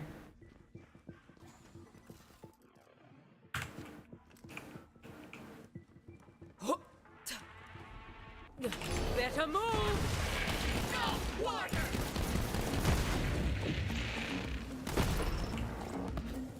This is so goddamn supplied.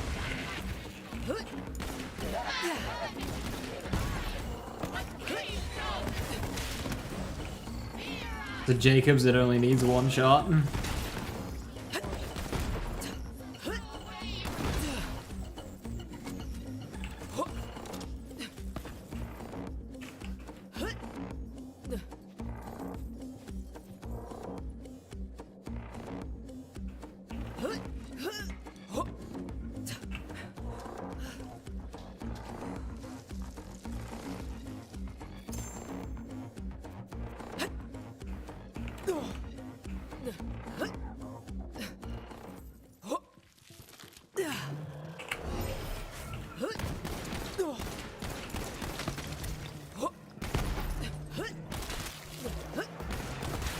This is all too easy. Scared yet?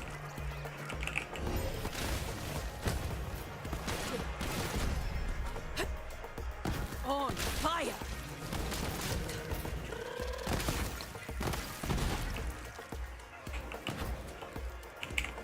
Saw that remnant flying towards that barrel.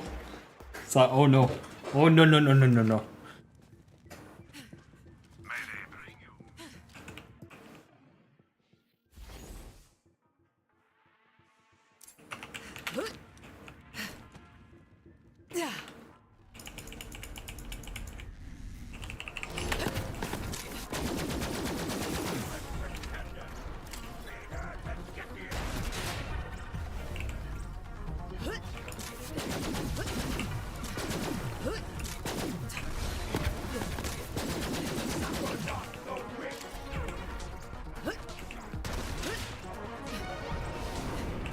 Say goodbye.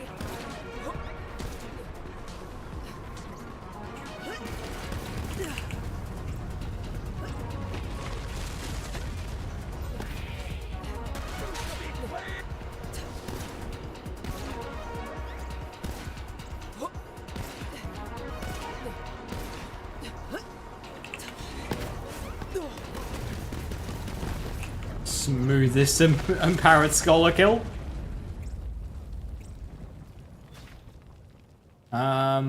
Yeah. Action skill damage on that. Yeah. Cool.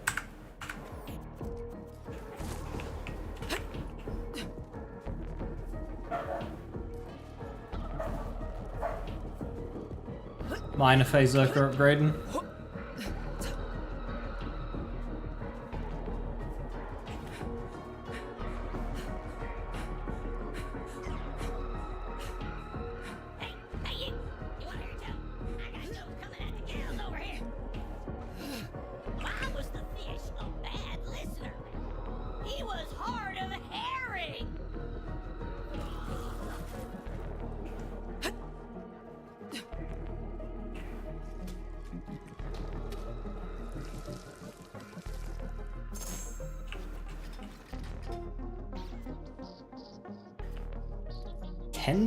Capacity on that shield. Ew.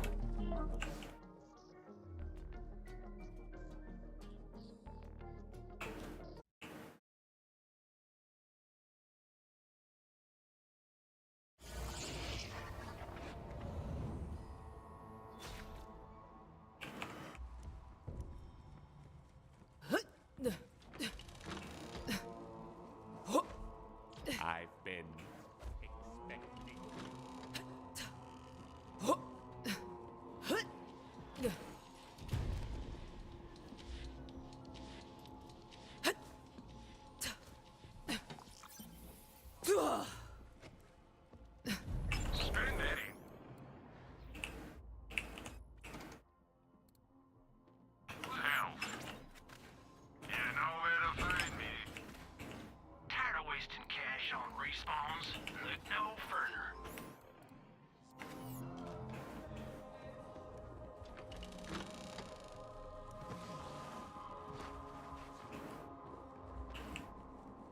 The horror in the woods. Dun dun dun!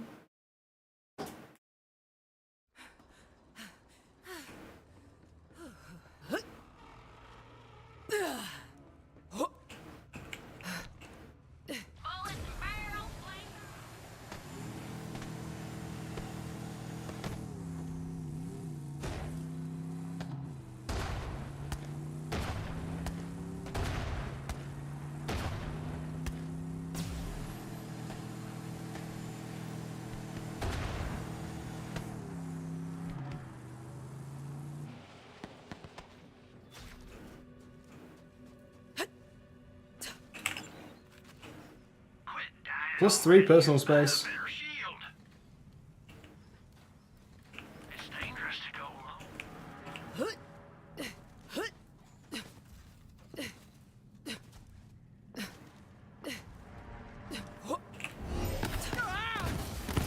Feels so good.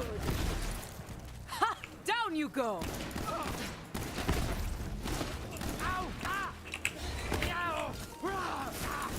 Oh, I could get used to this.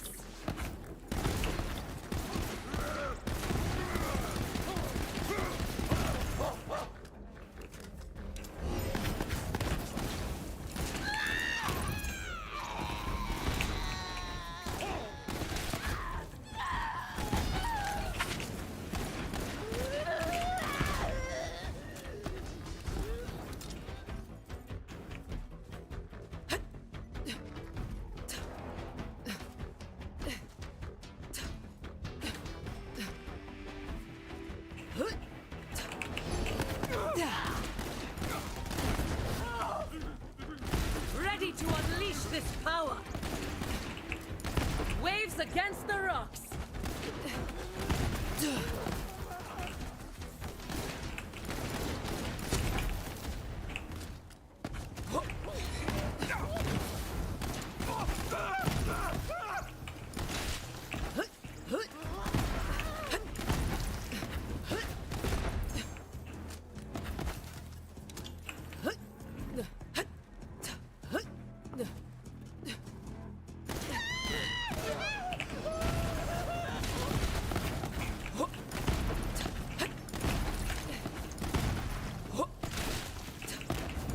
Coursing through my veins.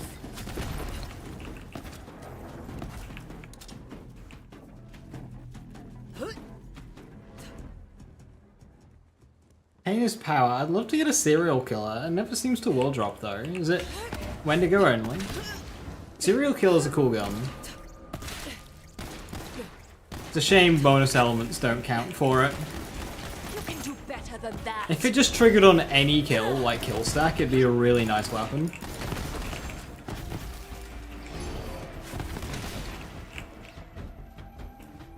Feeling good. Heinous power? Yeah, no, we don't talk about heinous power. Come on, I want a damn challenge.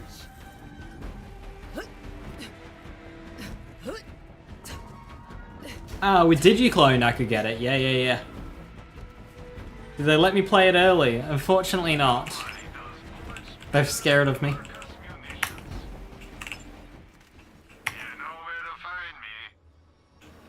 No, I have not played it yet, and I am not going to the event tomorrow. Tomorrow, day after. They're scared.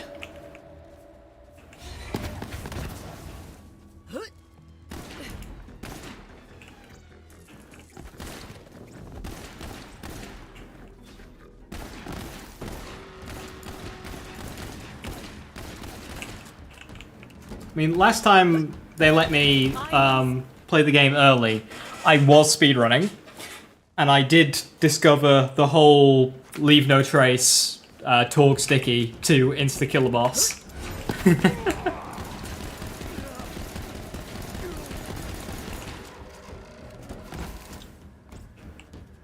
I was like, I found the gun, like the sticky, and then a little leave no trace, and I just thought, yeah. And the boss at the end of that pre-release build just died. It was Genevieve. Like, yeah!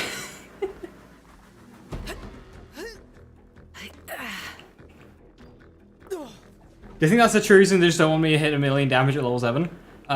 Well...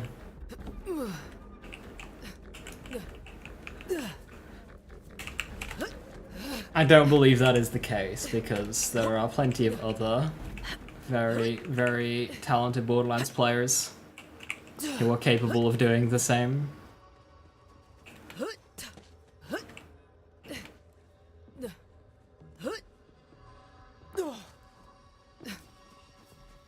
Can't decipher the difference between the BL4 game versions. So you've got your normal version, that's the base game. Then, the middle one will have the smaller content packs. So these are going to be the Headhunter-sized content packs. And then the big version will have the Headhunter-sized content packs and the 2 story DLCs. And then between them, they'll have the cosmetics sprinkled in between. As for the 2 Vault Hunters, I can't remember which version they're a part of.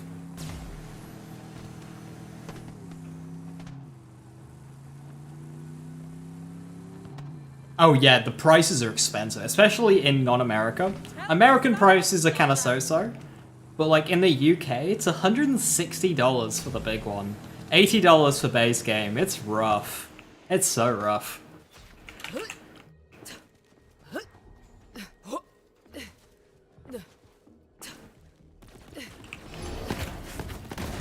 Like 80, okay, it's $10 more, but then 160 for the big version? Enemy ahead.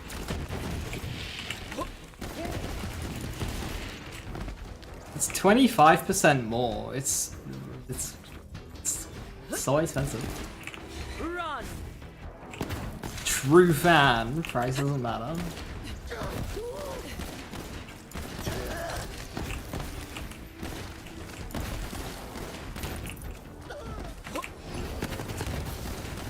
Yeah, the main thing will be interesting to see what the price will be if you buy all the content without buying any of the cosmetics, and how much that comes out to. But I'll imagine it'll be priced in a way that it's cheaper to get the big version than it is to buy all the content stuff individually. You're dealing with a Siren.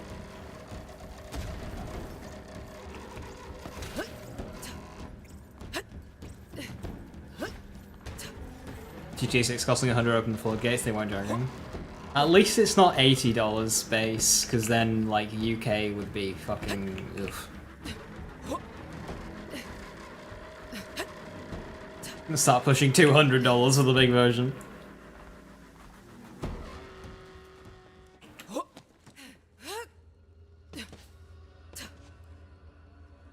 Hopefully the DLC will be good. Yeah, they're only doing 2 story DLCs, so hopefully we get size and scope of, say, like, Claptrap DLC. Ow.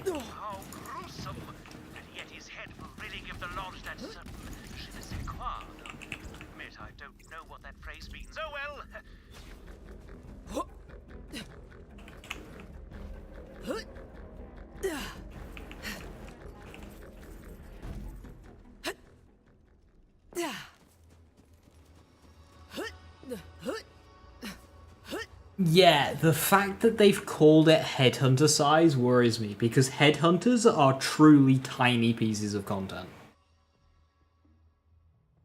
Like, they're really small pieces of content are Headhunters. Like, if you actually break it down and compare the size of a Headhunter to mirrors, they're tiny.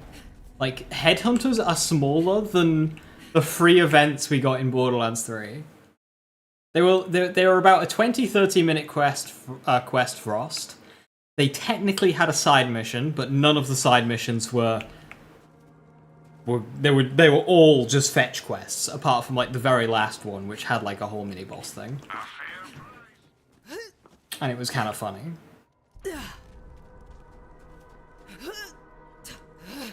And you had one cosmetic that was shared across all 4 characters.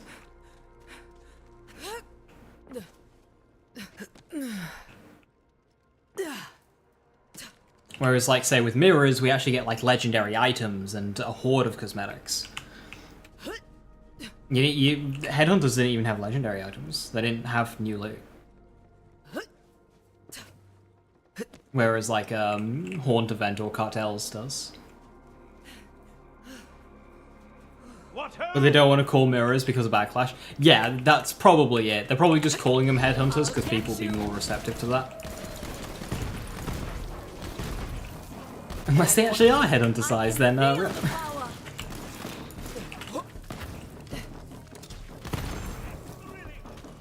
because like, yeah, that's a losing battle. You either compare them to mirrors, which won't go well. You compare them to cartels, because Cartels is really high quality, and many people would say that they would pay for Cartels. But Cartels was free, so you can't compare them to Cartels. So, like, what do you do?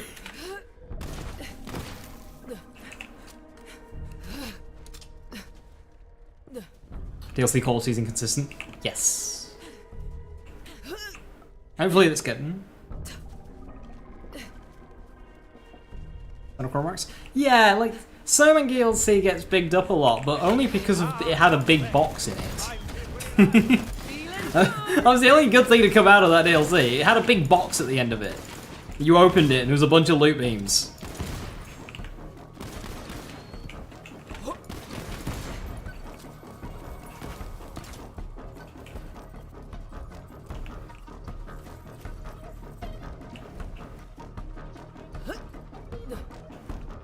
Yeah, Mirror 4, I forgot the name of it. The fourth mirror was good.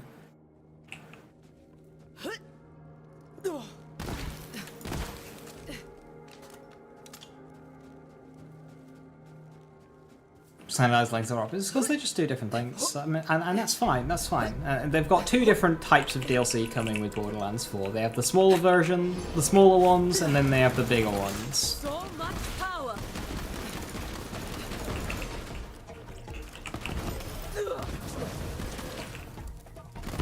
But considering it's two big ones, I am expecting something akin to like Claptastic Voyage or Guns Love Tentacles level of quantity and quality. Voyage being a good comparison. That added a lot, did Voyage. I wasn't a huge fan of it, but it was very good.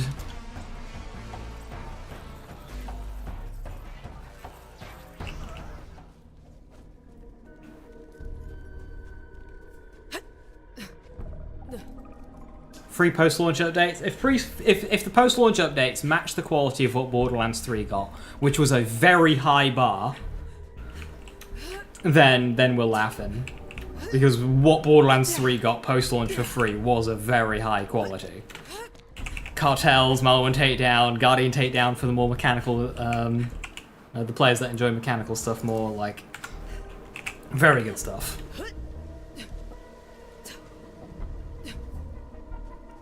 Yeah, the 4 difficulties thing was a complete shamble, rapid fire, for sure.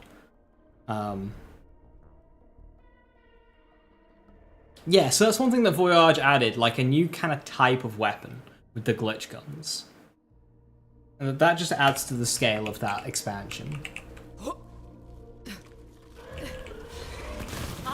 Now, I don't like glitch guns, but that doesn't stop the fact that they were there and they did something that the community engaged with and were received quite well.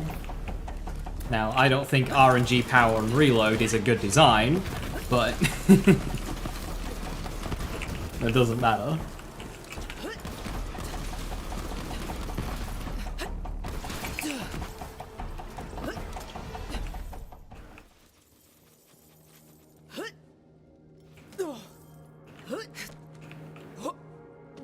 Maliwan Takedown and Cartels are some of Gearbox's best content, yeah.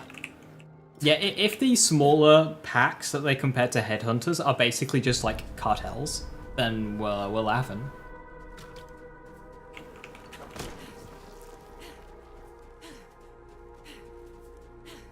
We're having a good time.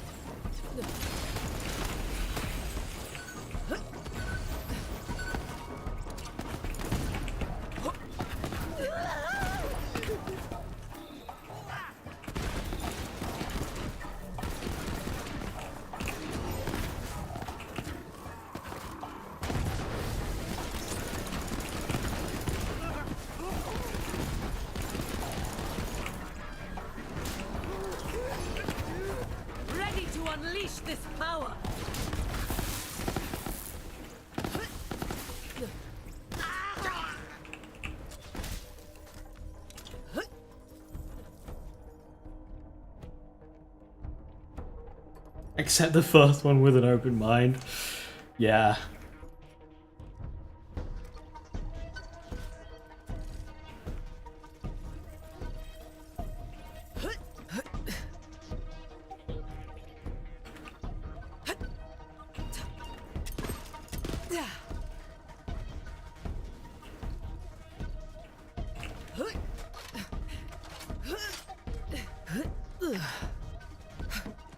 Never forgive Chum Sharknado. You see, like, Phase 3 Chums was fine.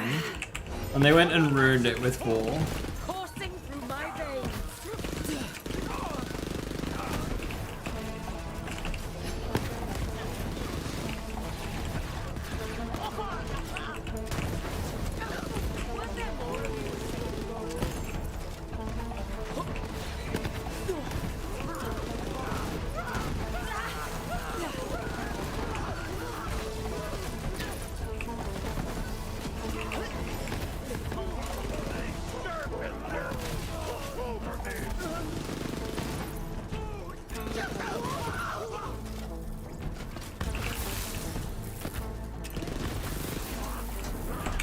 Well, the problem is the mirror run itself still sucked, Joe. Like, you still had a 2-minute waiting room of trickle 1 by 1 enemies.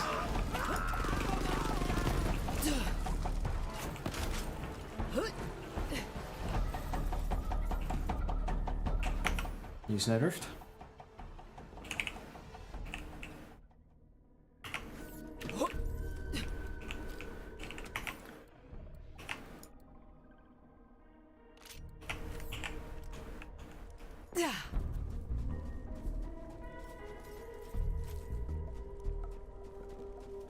The puzzle wasn't actually a puzzle. No, you could literally just brute force it. Literally just like stick an AoE on it, like a Storm Dragon Judgment, and it just solves itself.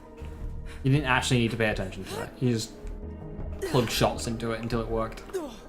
Because it would lock in once you got it right. And you could only send it round in one direction linearly, so... Like, you literally couldn't do anything to speed it up. It just took as long as it took.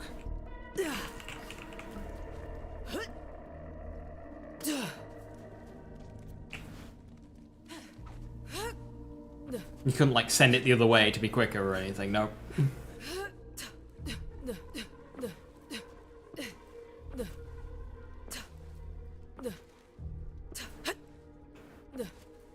Well, stuff like that is... It's like some games are too afraid to give friction to the player. Like, a puzzle there would slow a player down, therefore we can't do a puzzle. The same goes for, like, difficulty. Oh, we can't be having any kind of friction. That's bad.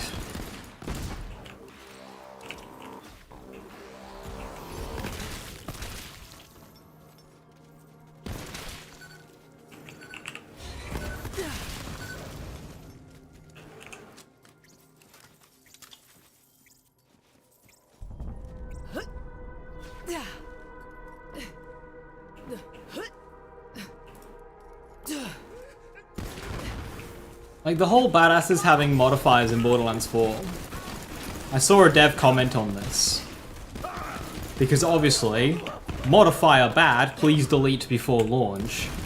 And dev was saying, well, it's intentionally designed to give friction. It's supposed to slow you down, so that once you bring a shiny, like a legendary or something, it won't slow you down as much, and even to the point where you won't be affected by it at all. And that is progression. That is you getting stronger. That is you overcoming friction to the point it's no longer friction. And that's the point of it. That's why it's there. So I'm glad to see that approach from a developer. It's like, yes. Not being afraid to make your video game engaging. Thank you. Now, I will say, with these modifiers to kind of purposely slow you down. Bullet reflection is not the way. Gearbox, you can do a million things. Bullet reflection is not one of them. Don't do bullet reflection.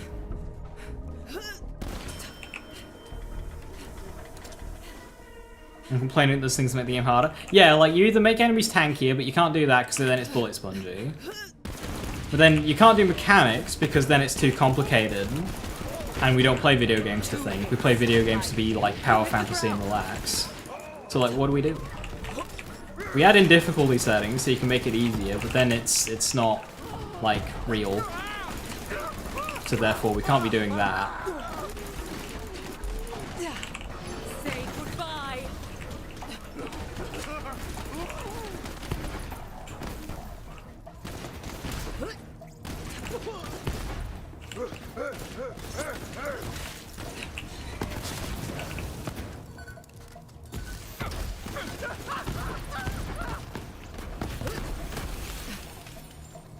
That's why I'm really enjoying Elden Ring Night Rain right now. It's a tough game that people are struggling with, and then they, in like 3 o'clock in the morning, stealth launched a murderously hard version of an existing boss, like an even tougher version. Like, hell yeah.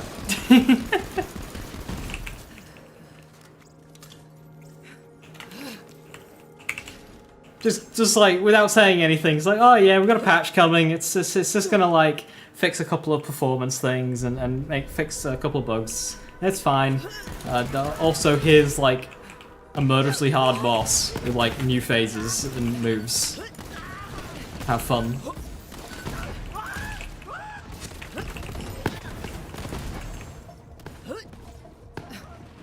How excited are we for Borderlands 4 in here? Very. It's, to me, one of the first games where they've properly, like, gone through how the endgame loop will be with a variety of content from the get-go. Whereas typically Borderlands games, they just create a bunch of ideas, chuck them in, and go, yep, that'll do. With no coherence. Whereas Borderlands 4 seems to actually have a whole endgame economy behind it, which seems exciting. I say endgame, I should say post-game.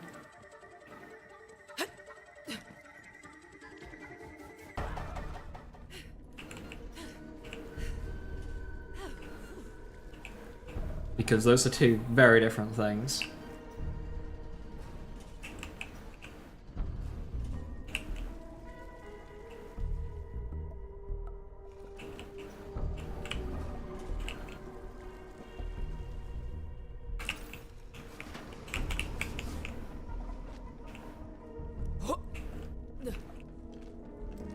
Could be the Borderlands, yeah. It's worth mentioning in terms of endgame content, Borderlands 1 launched with nothing, Borderlands 2 launched with 1 raid boss, Borderlands 3 launched with 6 proving grounds and 3 repeatable arenas, with a raid-like takedown for free a month or so later. And Wonderlands launched with 3 hidden raid bosses. So you typically don't get much on launch. They have been improving that over time at a consistently upwards trajectory. But yeah, it's most of the end game stuff comes later. Because when the game comes out, everyone's fresh. They don't want players rushing through content to get to the end game. They don't want people skipping over stuff to get to the end game quickly. Which is why end game stuff is typically nowadays post-launch, because they want people to take their time to begin with. There's one nearby.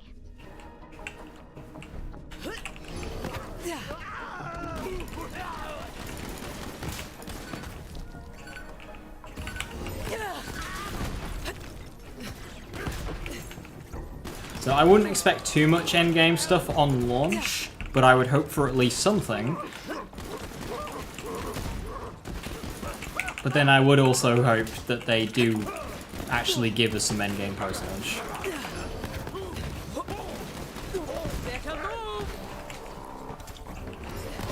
In either the free or paid content. How SDUs work with collectibles? Skeptical how replayable it is. I like it because it means you're going to be running through those collectibles, routing those collectibles into new characters. I liked that part of Wonderlands, I enjoyed it. Like getting all the marbles and whatnot for a strength boost. That was a part of creating Wonderlands characters that I actually enjoyed.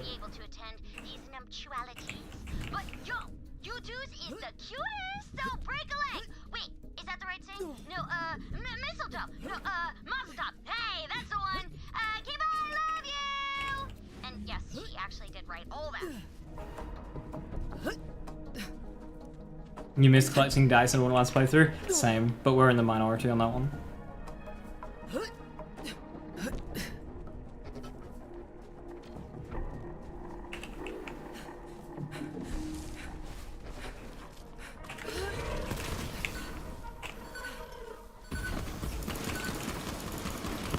I'm a freaking legend. It's not the first time, but it is a case of like numbers not being really understood, leading to a mechanic getting more disliked than it ideally should be.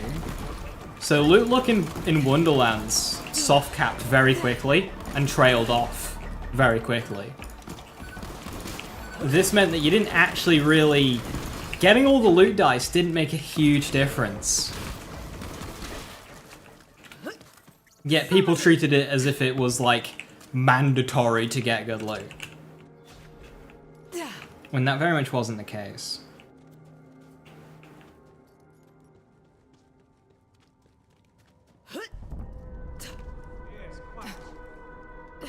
Bearcat, somebody asked about that. What amount of raid boss at launch, but personally I'd like them to add later, more activities and get a good build ready on launch, then test in hard content. I agree, but I would just like something to test. Because like, how do you know you have a good build ready if you've got nothing to test it on? So some kind of arenas and gauntlets. We've got the vaults, so hopefully the vaults is sufficient enough to challenge us.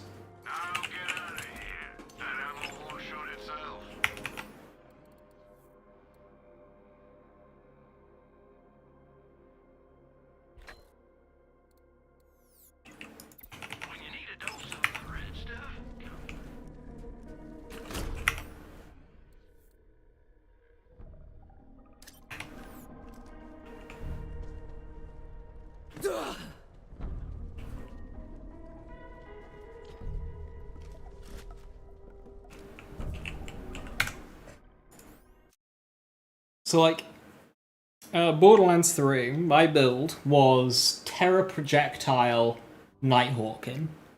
Now, for Mayhem 3, Terror Projectile Nighthawking, because Nighthawking was basically perfectly accurate and the bullets went really, really fast, this cleared very quickly.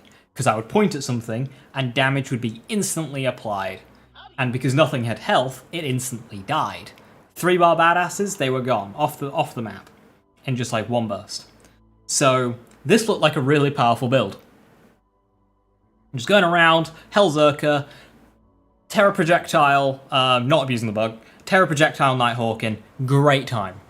The moment difficulty was added with Mayhem 4 and Marlon Takedown, I fired it at a Ratch at the start of that takedown, and that health bar did not move.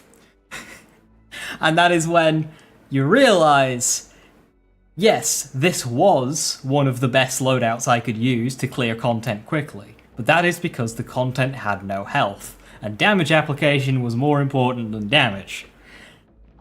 So I had to quickly, on the spot, think of a way of doing damage and not caring as much about a more rapid damage application. Still world first for Mallow and Takedown. This means the takedown is too hard and needs health most, obviously. Right, yeah, because what I had previously assumed to be one of the strongest builds turned out to be a bit crap. I mean, it was the weapon choice, really. I found a crossroads and went on from there.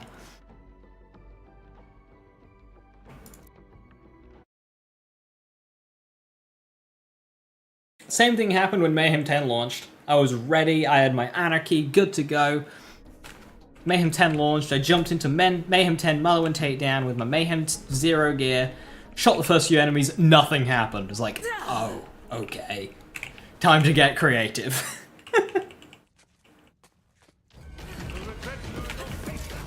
I am brimming.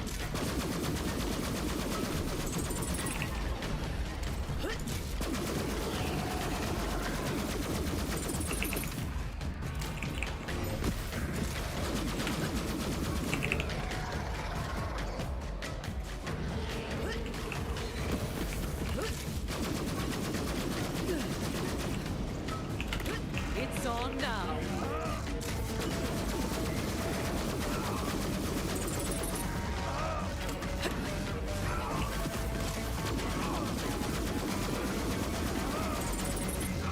Wow, I'm not even going to play around Wendigo's mechanic. Just a brute force kill.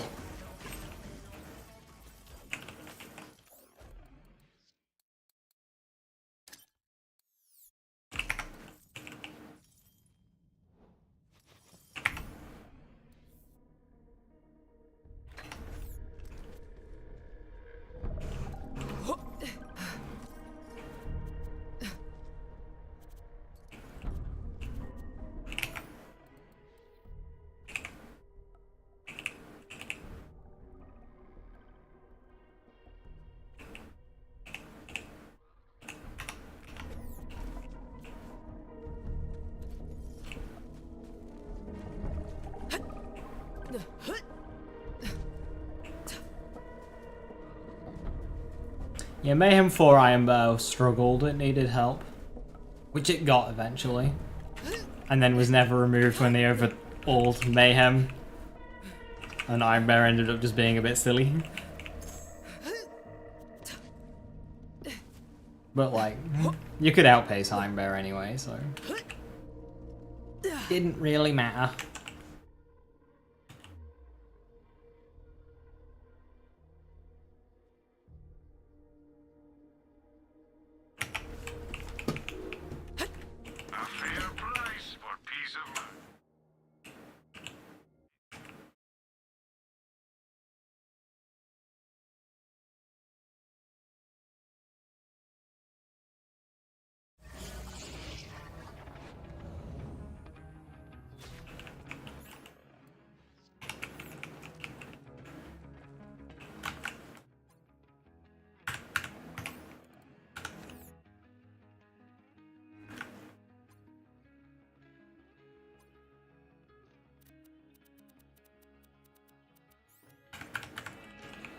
On? Test. Hey, Vault Hunter, have we got an opportunity for you? You don't want to miss it! Please don't kill me! Sorry! Hi!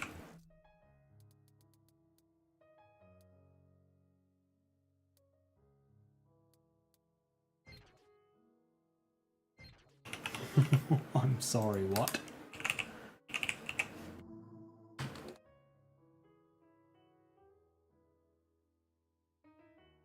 I'm sorry, what?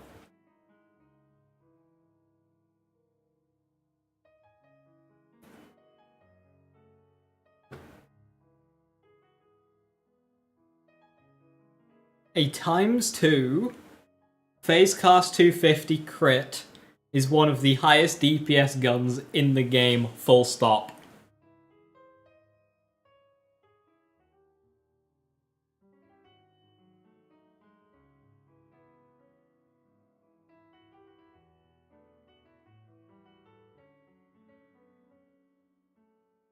It is slightly beaten by Sandhawk, but Sandhawk's not here now, is he?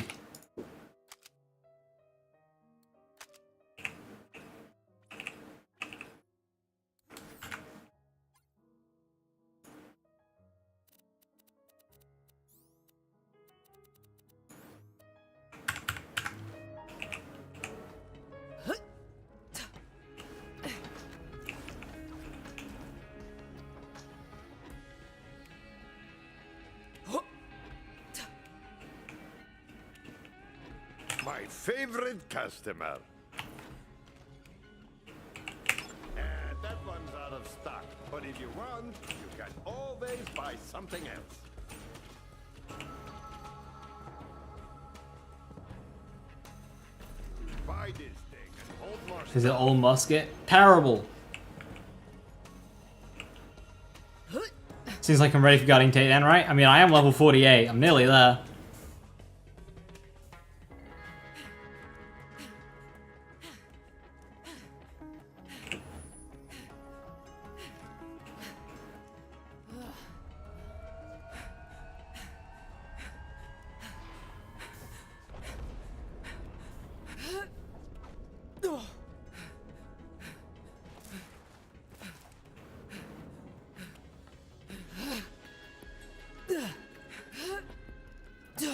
Did I keep my spark plug? I did, good. Money. Some people say it's the...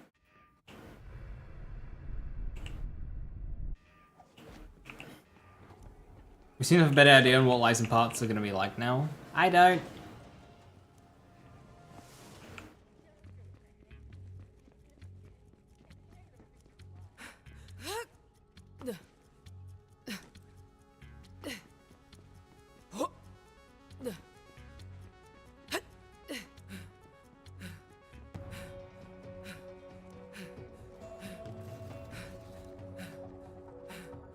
I'll just add this to the pile, shall I? I've got bullets with your name on them. Well, hey, that came out wrong. When you're shot tomorrow, you wish.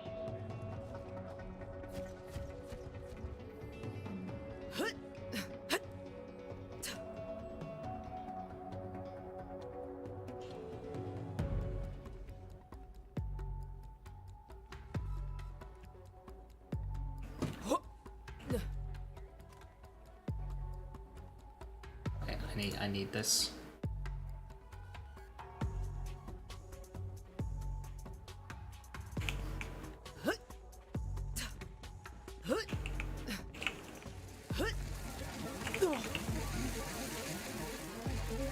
Will I be XP farming strat traps? Yes.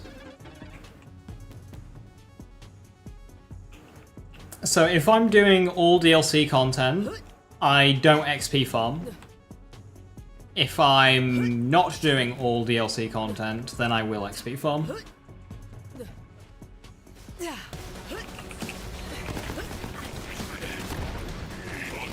can do better than that.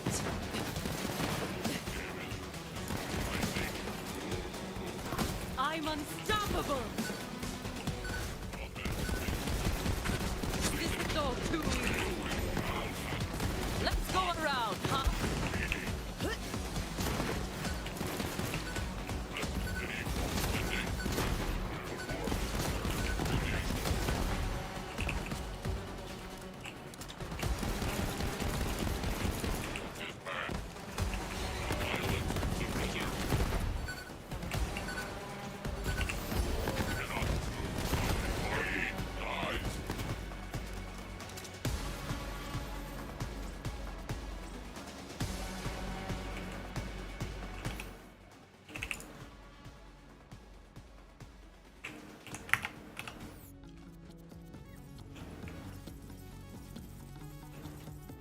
One life completion. It depends on what kind of mood I'm in. Sometimes I'll do all DLC content, sometimes I won't. But one thing that is shared is Mayhem 10 or 11, all endgame, which includes Proving Grounds, Slaughters, both takedowns on True, Seer, Hemovorus, and both events. So that's going to be Haunt and Joey. All of those on Mayhem 10 or 11 at level 72. Coursing through my veins. Did you even try? I'm a freaking legend. Isa? No.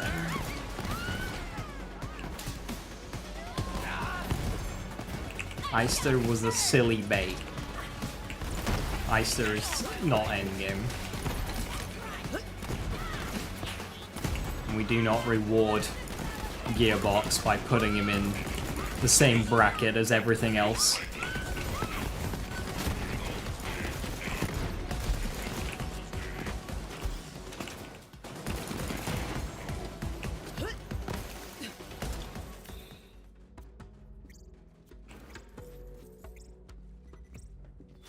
Cartels don't spawn in DLC 3 and 4, right? I have a mod to alleviate that.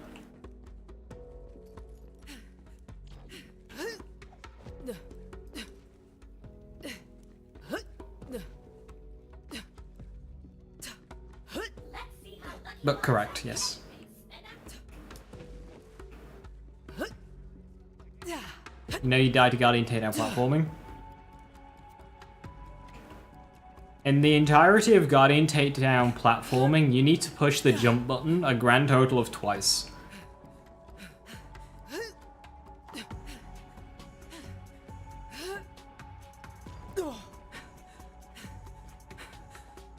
Sorry, 3 times.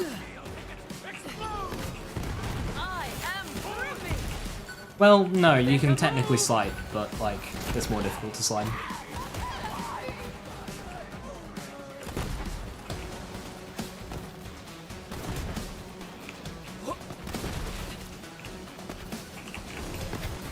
Two more times than I trust. There's still platforms, they're not even moving. I want to get Blight Tiger.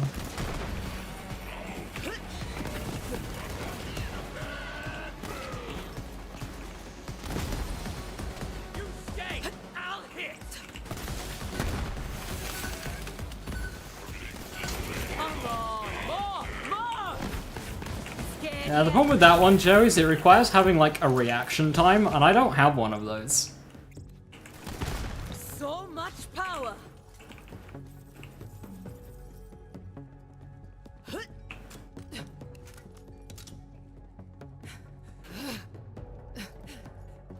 I suppose you could just do it anyway, and if you make the jump, woohoo, your clone's safe, so you swap back, so, you know, skill issue on my part.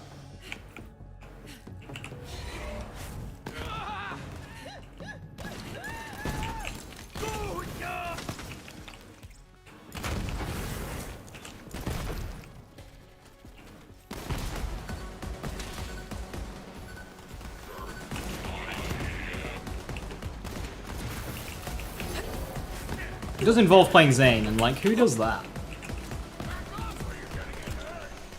Two hits. I hit you. Stronger together.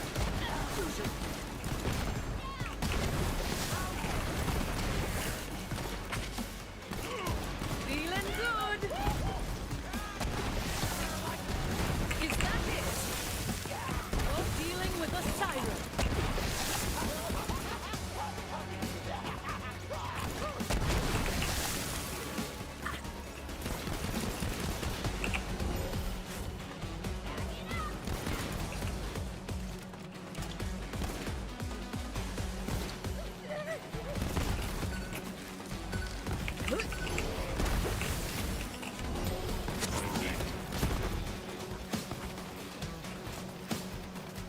I like playing Zane sometimes.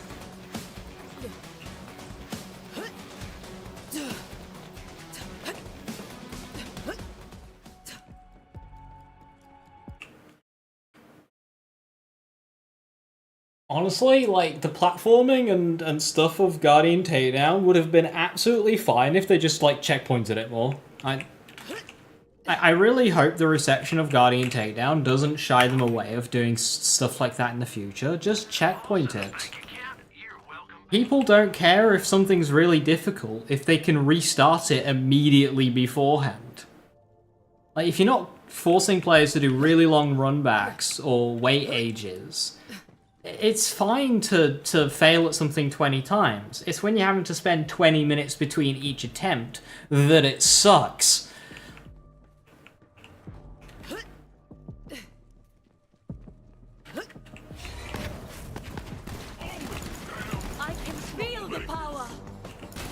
Like, I like my difficult content, but I'm not going to pretend that putting a checkpoint every 3 meters would harm it.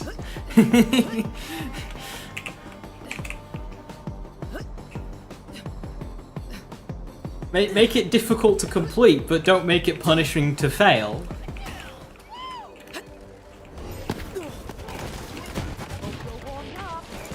Just let people try again easily.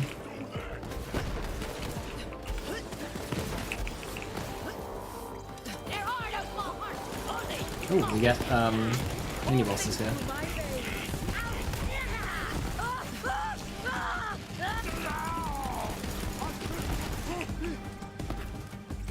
Also, time was brutal. It really was, and it put people off. If somebody died to a platforming section, that means they wouldn't be available for the boss, and that really, really sucked. Now, I think Martyr had a great mechanic where it splits the team up and forces each individual player to pull their own weight to continue. This was a genius bit of design that I adore. And what's great is they placed it right at the very end. So if somebody was being carried and they couldn't continue, it was fine, because it was right at the very end. If it was right at the very beginning, it would suck. I remember we did before they nerfed Guardian Takedown, we did like an action skill only run, 4 players, 1 of each character. Now I as Amara was like stuck. It wasn't action skill only, it was pet only is what it was. And we didn't have ball at the time, of course. So I was just a ties that bind person. So I just put ties that bind for like auto bear, which wasn't buffed at the time, and Zane's stuff, which again, we didn't have mayhem scaling at the time, so this is all I had. So as soon as it split us up, I was like, well, that's it for me. I can't continue now. It's up to you 3.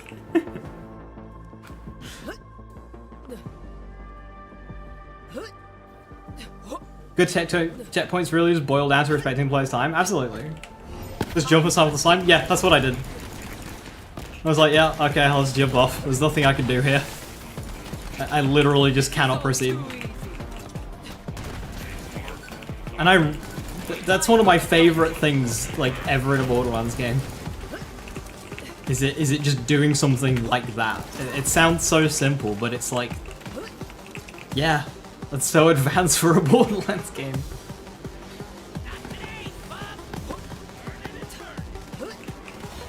No, I don't think that's needed, Joe, regarding a hardcore option with no checkpoints. Okay, I get it, like, do the whole thing deathless or something, sure. But, like, to the players who speedrun shit, checkpoint location doesn't matter. It doesn't affect us. We reset on a death anyway. If you want to do it hardcore, just reset on a death anyway.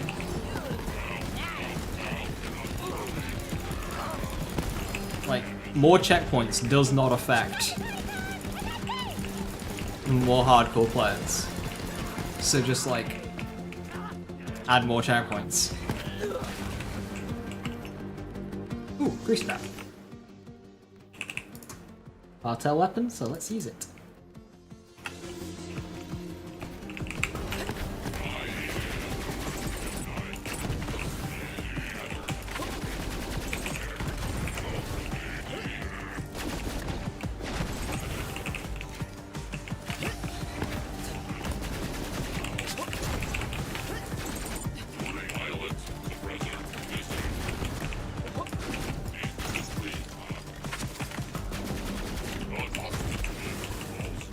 Let's not use it.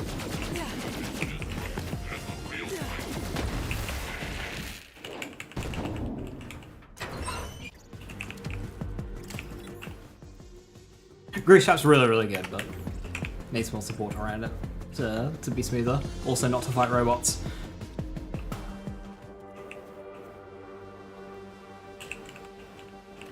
Gaming who quick saves after like every scam encounter, I do the same. I hate redoing content in a single player game. In like a story game that's as big as Skyrim, like I'm not about to lose an hour of progress on a 100-hour game, like sod that.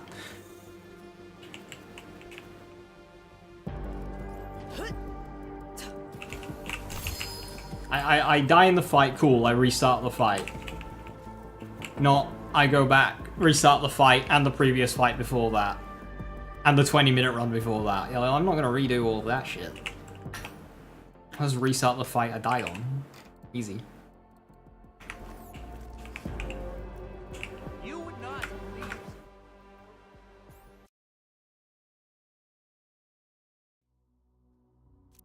You don't quick save 50 times in a single dungeon Skyrim, play the game run? Exactly.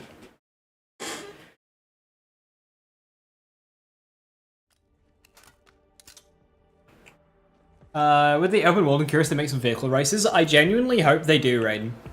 Like, they are so committed to making vehicles work in a Borderlands game.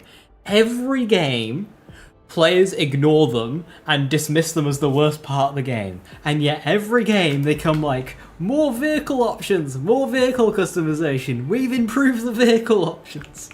Like, bless their heart, they're trying. They're really trying to make vehicles in Borderlands work. And people just don't use them, just don't like them. And they keep trying. I'm sorry, Borderlands, you'll never be Rage.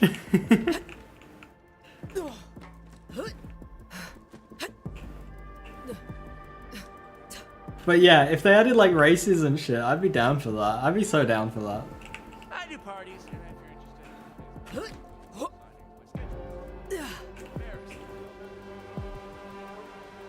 You would hate early FromSoft games, 10-minute return to a boss fight. Yeah, I've heard that.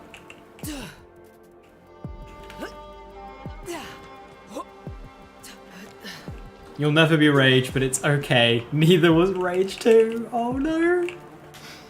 To Rage 2's credit, it was a fun game. It was a very fun game. Short as well, easy to just blast out in an afternoon or a weekend. Miss games like that.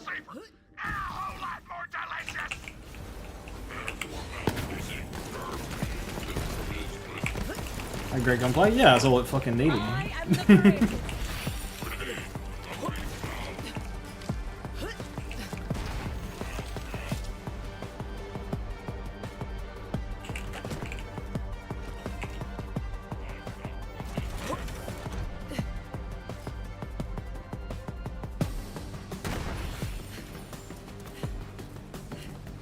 Mission where you drive one is the best on speed is insane.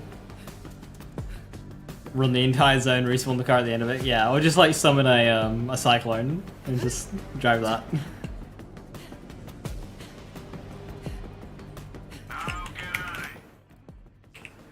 Whenever I see people talk about Dark Souls, and especially when I was doing my Elden Ring playthrough, and I would ask about a feature or something, Dark Souls 2 was always mentioned as like the ugly duckling, the one that did things differently and experimented and whatnot. But Dark Souls 2 was always the one that interested me the most. But I've been told that it just did things poorly.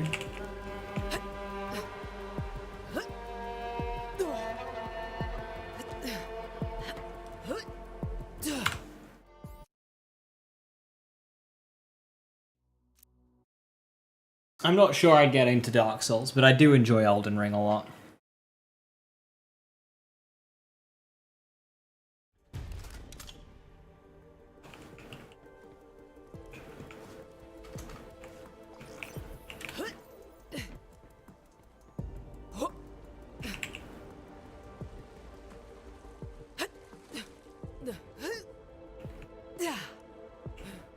I think what draws me to Elden Ring more than a lot of like the Dark Souls and stuff is the arenas versus the bosses in general just look a little bit larger. It gives you a bit more room to play around positioning rather than iframing and parrying and whatnot. That's why I like Elden Ring. Because like parrying I just never, I can't parry, I suck at it. Anything timing wise I'm not good at.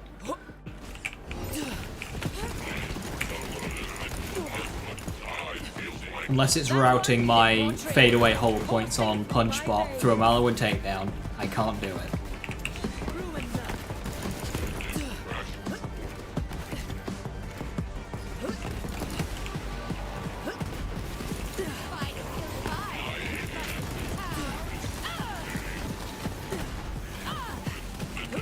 Playing through Demon Souls at the moment. So I played that when it came out. Or close to when it came out. Whenever we got a PS3.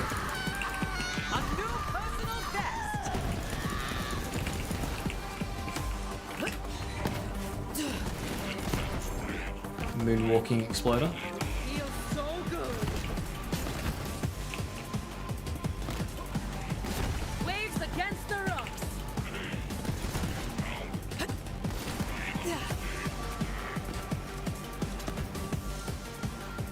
And broom cupboards, I swear. Yeah, because then you don't have room to maneuver. Every attack you need to like iframe in some capacity. The camera is always against you. Elden Ring, it just gives you that little bit of space. Okay, the camera was still very frustrating, but it just gives you that little bit of space.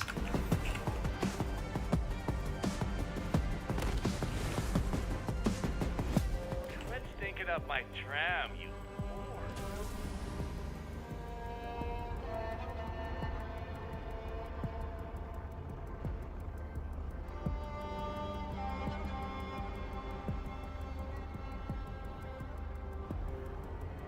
Vice District! Put a cream on whatever's itching you down there. I hate the pace of Souls. It's like 10% attacking, 90% wait for openings. Yeah.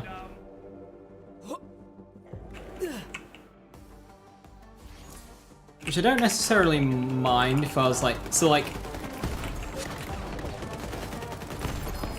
The most fun I've had in Shadow of the Erdtree, which was particularly bad for that, was when doing a low-level challenge run, when the bosses take longer, and it's even more of that. Because then doing the challenge run just felt very purposeful about it. Whereas playing casually, it just kind of didn't. It was just kind of annoying.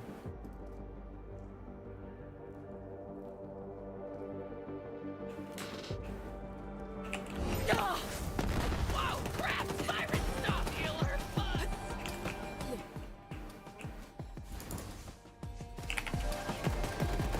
Feeling good! Control where your feet stay on the blood, remember me! A foot taller!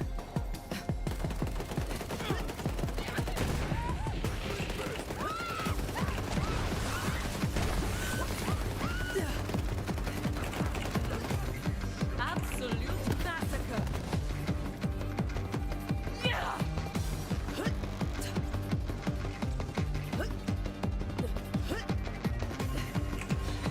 I'm unstoppable!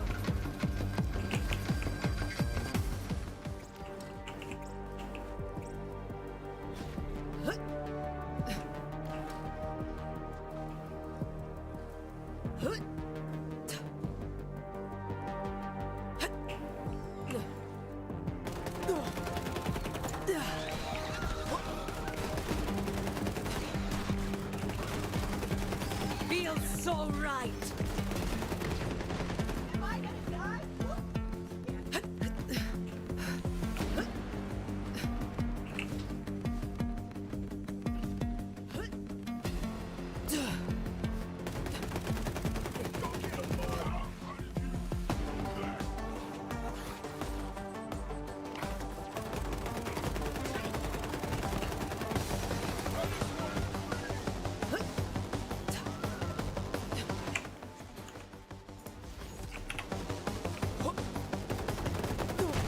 I can feel the power!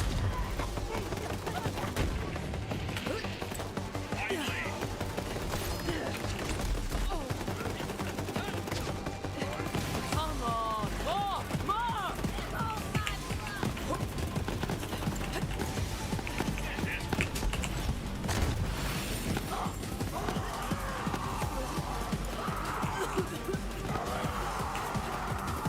I did kind of want you to kill me there, but that didn't really work.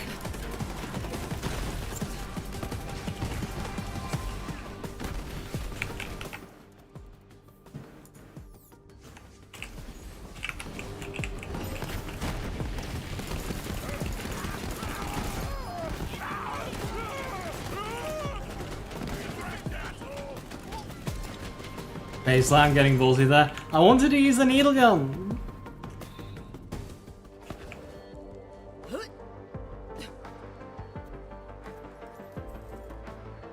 Pistol damage, SMG damage.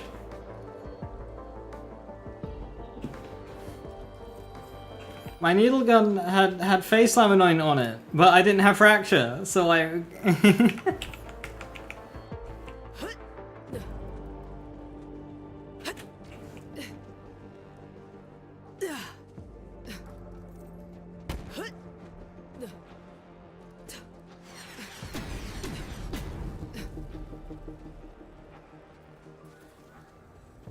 Also level 50, woo!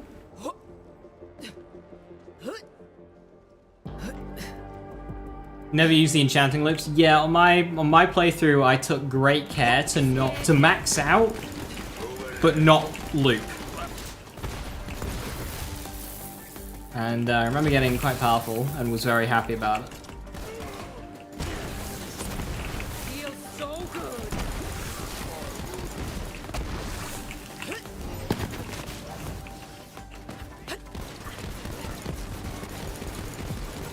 Yeah, I could use the practice.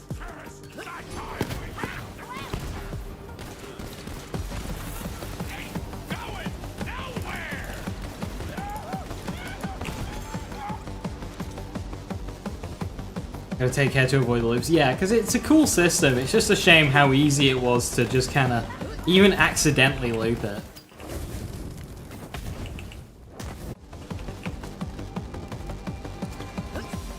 And you do have to take a lot of care.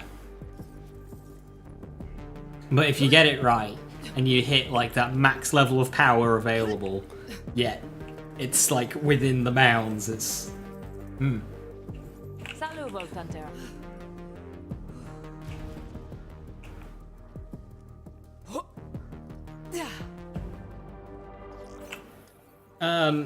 Since level 50, which is old level cap, could we give a brief overview of my build since it's focused on survivability? Yeah, so I go with Avatar and Blue Tree for damage, then I dip green for more damage, and then I fill the rest out for more damage.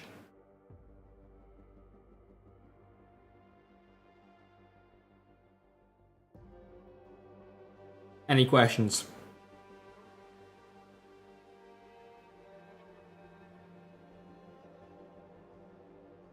Doesn't sound survivability. Dead enemies can't kill you. Literally, the reason why I say Guardian Angel is bad on runs like this is because you have to waste so many skill points just to get to it. You put yourself into situations where you need it because you can't kill enemies quick enough. And I'm being very serious there. If enemies are dying, they can't kill you.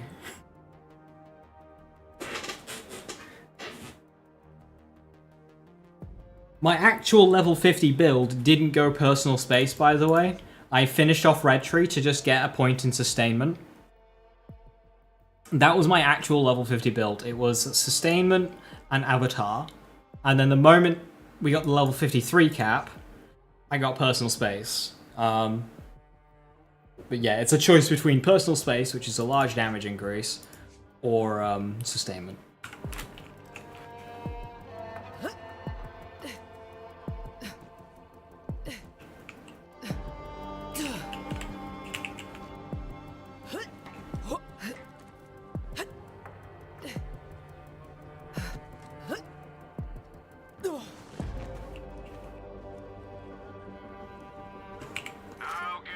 Path of Blitz. So here's the cool thing about melee MR, if you're punching, is Blitz is bad. Blitz is fine if you're using like Face Puncher and shit, but if you're punching, Blitz is bad. You actively want to avoid Blitz, which frees up a ton of skill points for Purple Tree. It's great.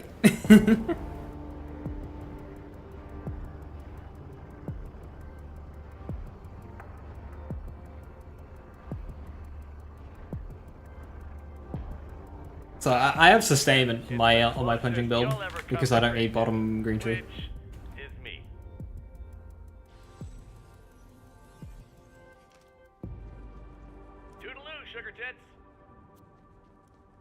Sustainment means you don't need knife drain, which means you can get a stone artifact. Woohoo!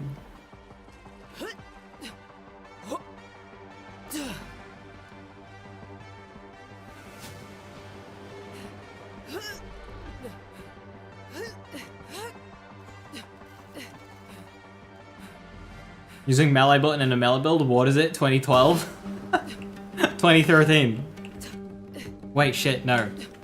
Preview used triggers, didn't you? Fuck, yeah, 2012.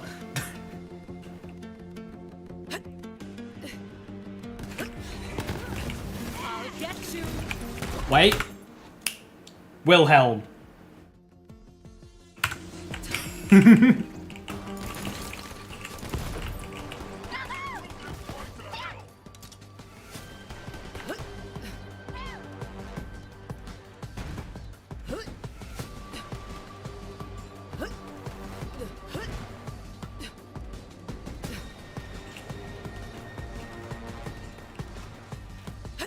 Yeah, that's what I did on my no fight for your life run, Raiden. I went red first, then blue. Which is my normal route, but I just wanted more damage sooner.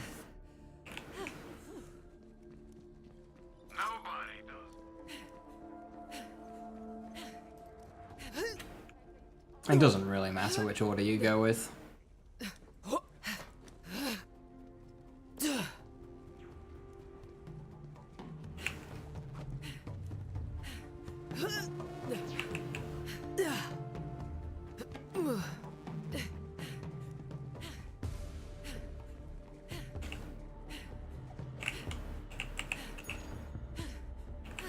Class modern, phase Zerker, and then whatever you can find. So I've got plus 16% assault rifle damage here. You go with my assault rifle. Once I hit level 72, I'll be grabbing a Pearl. Pearl's not best in slot, but it's free, so...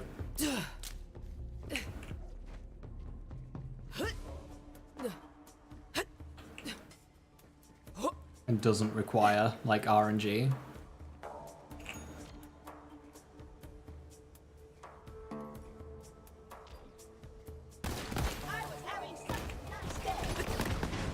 I am brimming. Will you even try?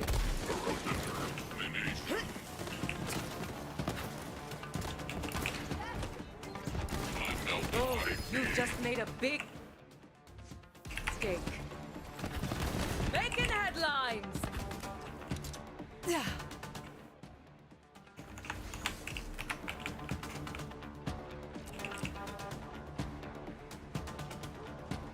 You got Pearl early from Earl? With mods?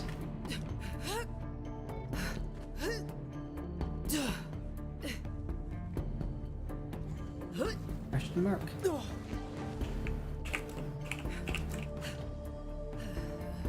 Someone knows something we don't.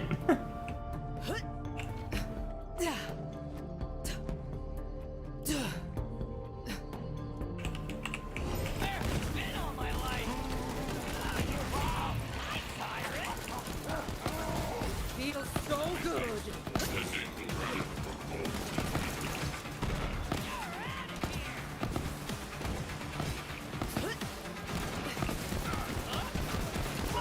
Yeah, I'm talking the one that the DLC 2 one that Clatterer gives you. I don't know what that has to do with Earl.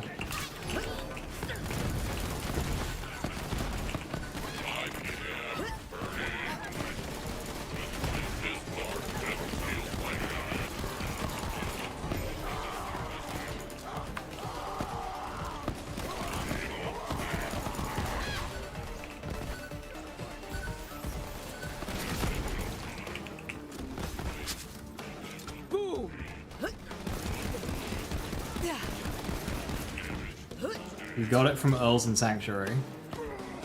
Again, I ask with mods question mark. Earl does not give you the pearl.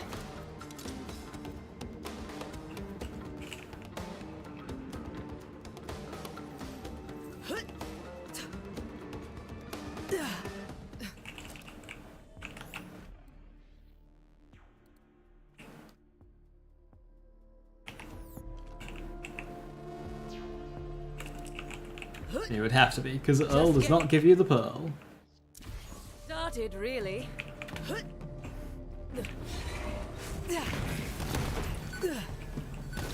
You enjoying the show?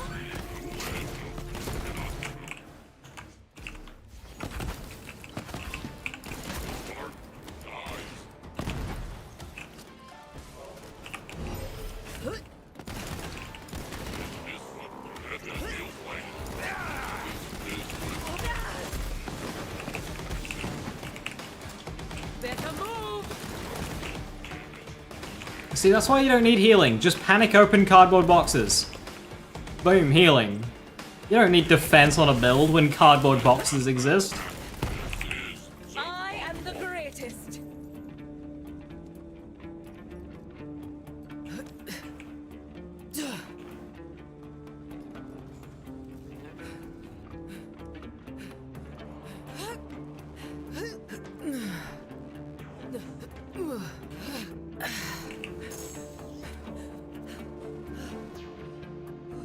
Lazy cardboard boxes don't spawn in Guardian takedown? Well, neither does enemy damage, so I think he'll be fine.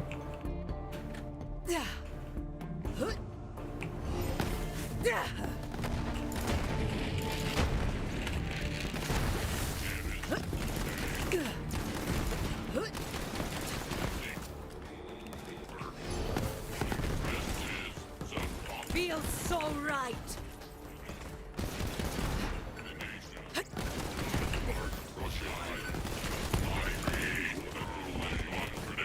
That's why we stand lifesteal. Lifesteal sucks, and it's holding these games back.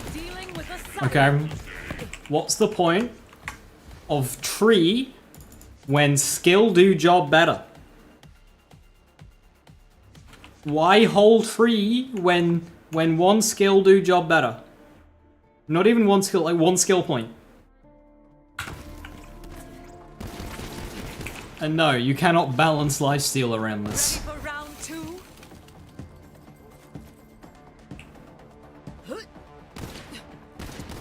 They've never made tree work well. It doesn't matter. Tree versus one skill point. It will never win.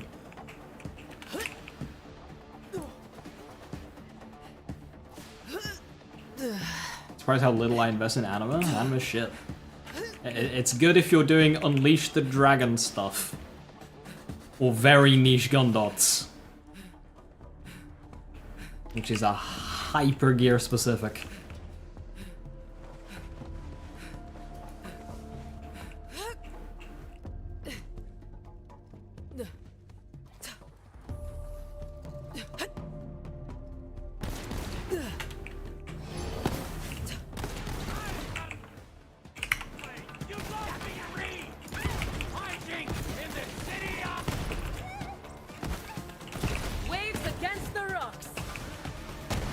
Wonderlands did survivability right. It didn't have lifesteal, instead it just made buffer tanking actually work. It made enemy damage actually like normalized and sensible.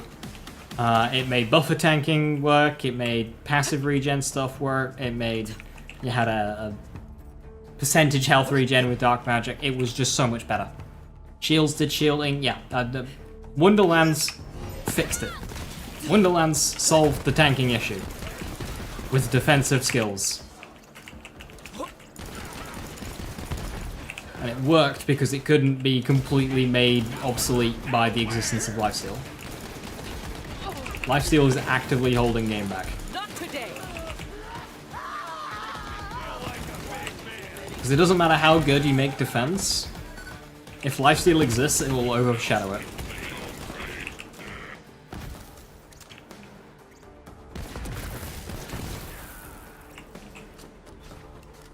Yeah, the thing is about Unleash the Dragon is it just makes silly damage sillier. You don't need anima to make it good. And the damage going in will one-shot basically everything apart from the very top end bosses anyway. So you don't need Unleash the Dragon to begin with. Ow, hang on.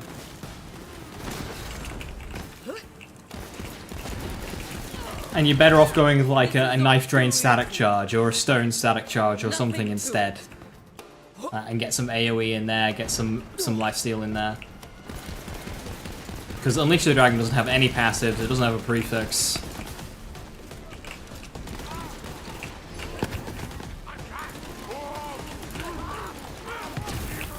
Like if I end up respecing to do Fish Slap Stinger stuff for Hemo, I'll go anima. But until then, it's a waste of skill points. And there are better skills I can go for. Like Infusion.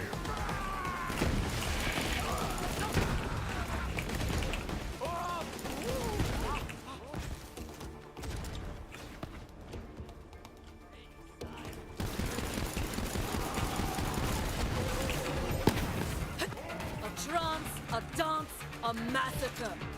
Moment you get it, you have to go back for it. It doesn't drop on playthrough.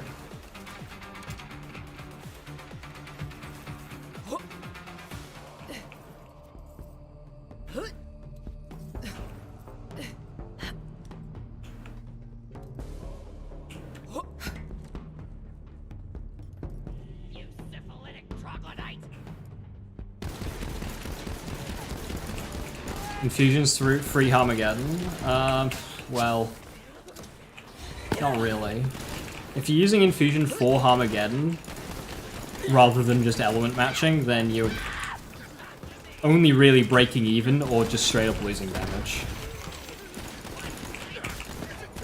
Infusions for making guns like this Cryo Clairvoyance hit harder versus flesh enemies.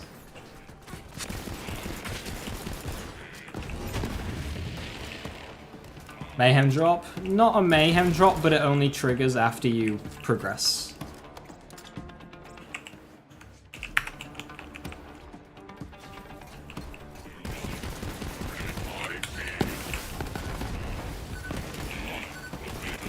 Come on, I want the damn challenge.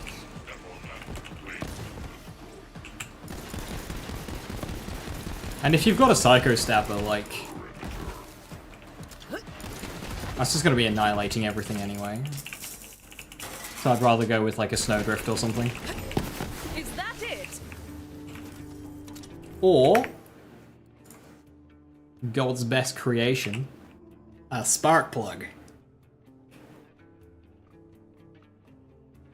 Does Dragon scale to your level without mayhem? Should do.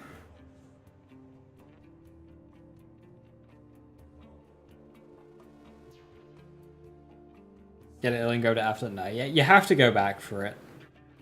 There was a recent run, I forgot what it was, where I specifically over-leveled, so I was going to be sufficient level for when I reached El Dragon to get it on playthrough, and didn't work. It was actually the stopgap I was going for. That's right, it was the No Fight for Your Life run. I was going for the stopgap, but it's the same drop. Let me just quickly get a confirmation on this so I'm not spouting bullshit. Oh no, a pad came off my keyboard. Where did you come from? Wait, where did you come from? Oh. My keyboard's falling apart and I don't know where it came from.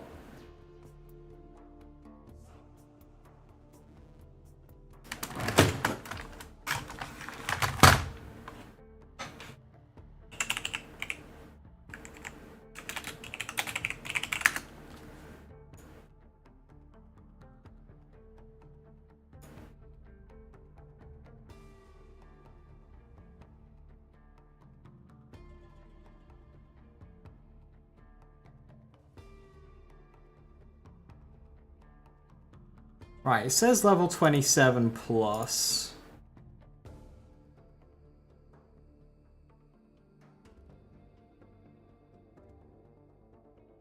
I'm pretty sure it didn't work when I tried it, tested it.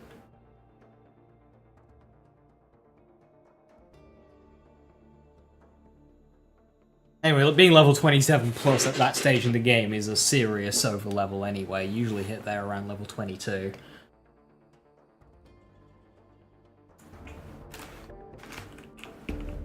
What's up?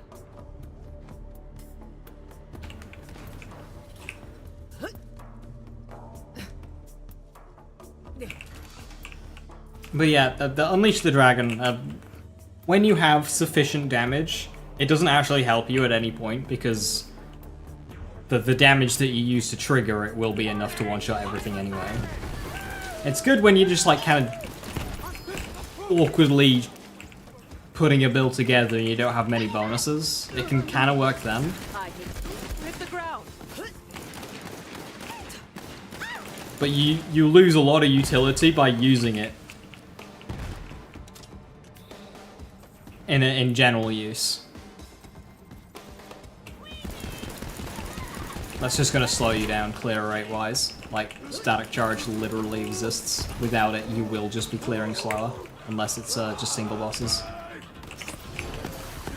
It's been a while since I've used a Maggie.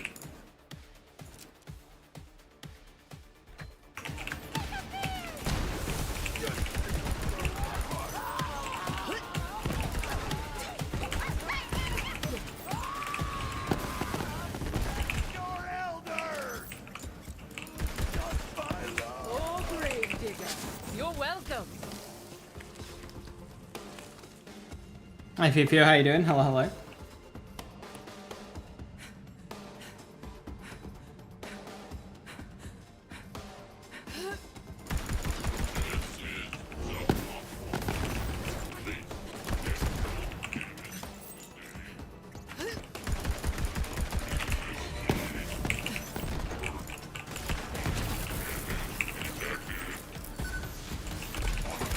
Anyone else want to try?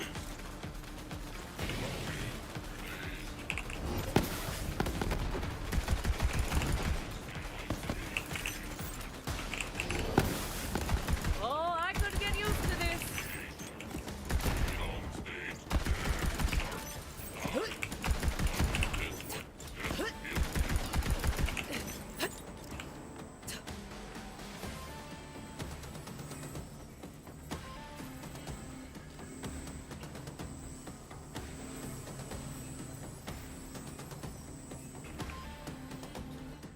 Have you ever mailed enjoying the heat? No!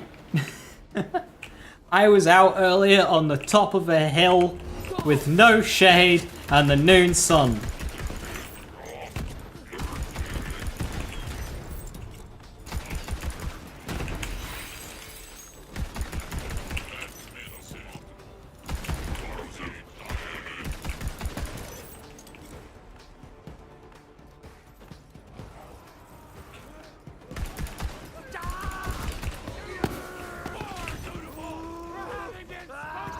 Quietly!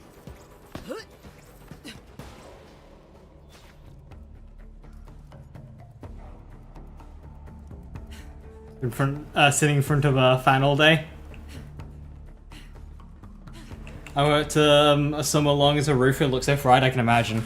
I'm not looking forward to this weekend. So, I work... So this weekend's going to be even hotter. I work in a kitchen. And not just any kitchen. A poorly maintained kitchen. With a terrible, terrible cooling system.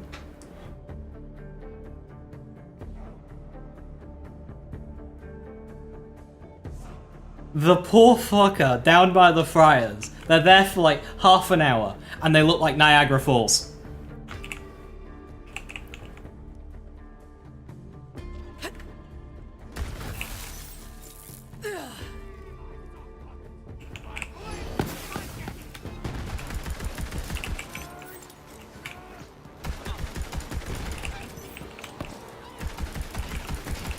Absolute massacre.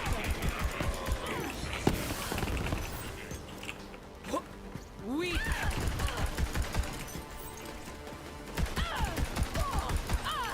This weekend is not gonna be fun. I mean, last weekend wasn't either, but like, this one will be less fun.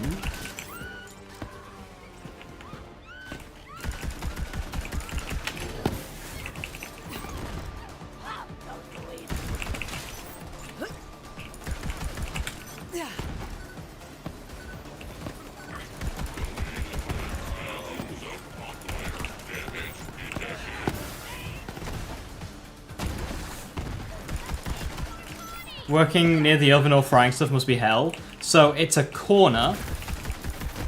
To get to the corner, you gotta go past like the salamander, all the hot tops and all that stuff.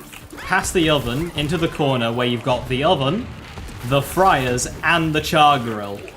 All in reach from your standing point. Buried in a corner.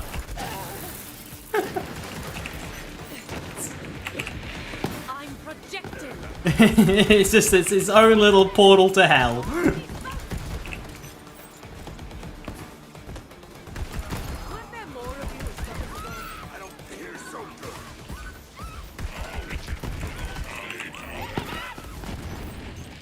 with a poor cooling system.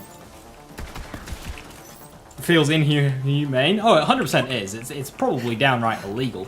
The temperatures there. It is legitimately probably just illegal. That's the space washer.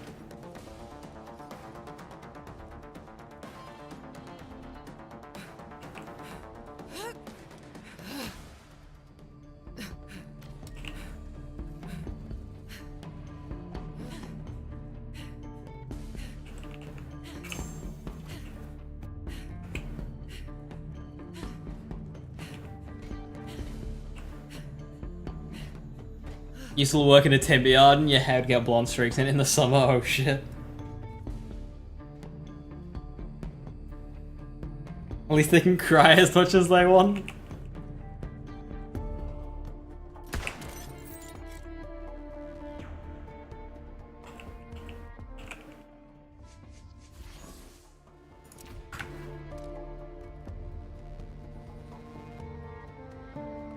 Yeah, it's definitely not pleasant.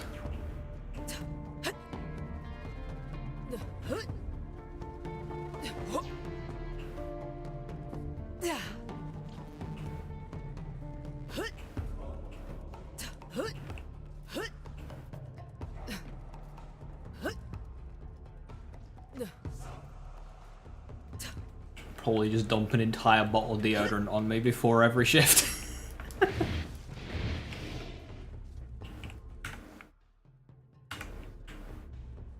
Alright, am I going to save quit now?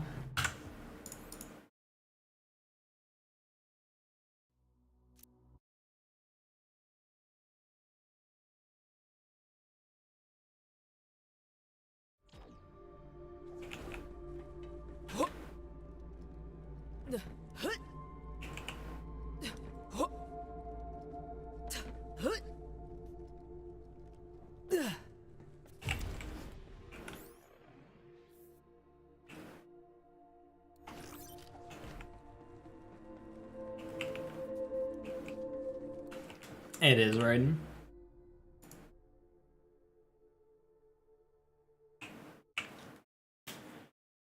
But hey, 5 out of 7 days a week I get free meals, so like, saves money on making food.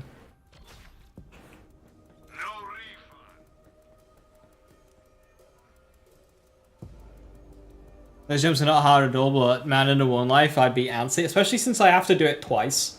It's just like, because it soft locks with the dialogue skip mod, you have to do it twice.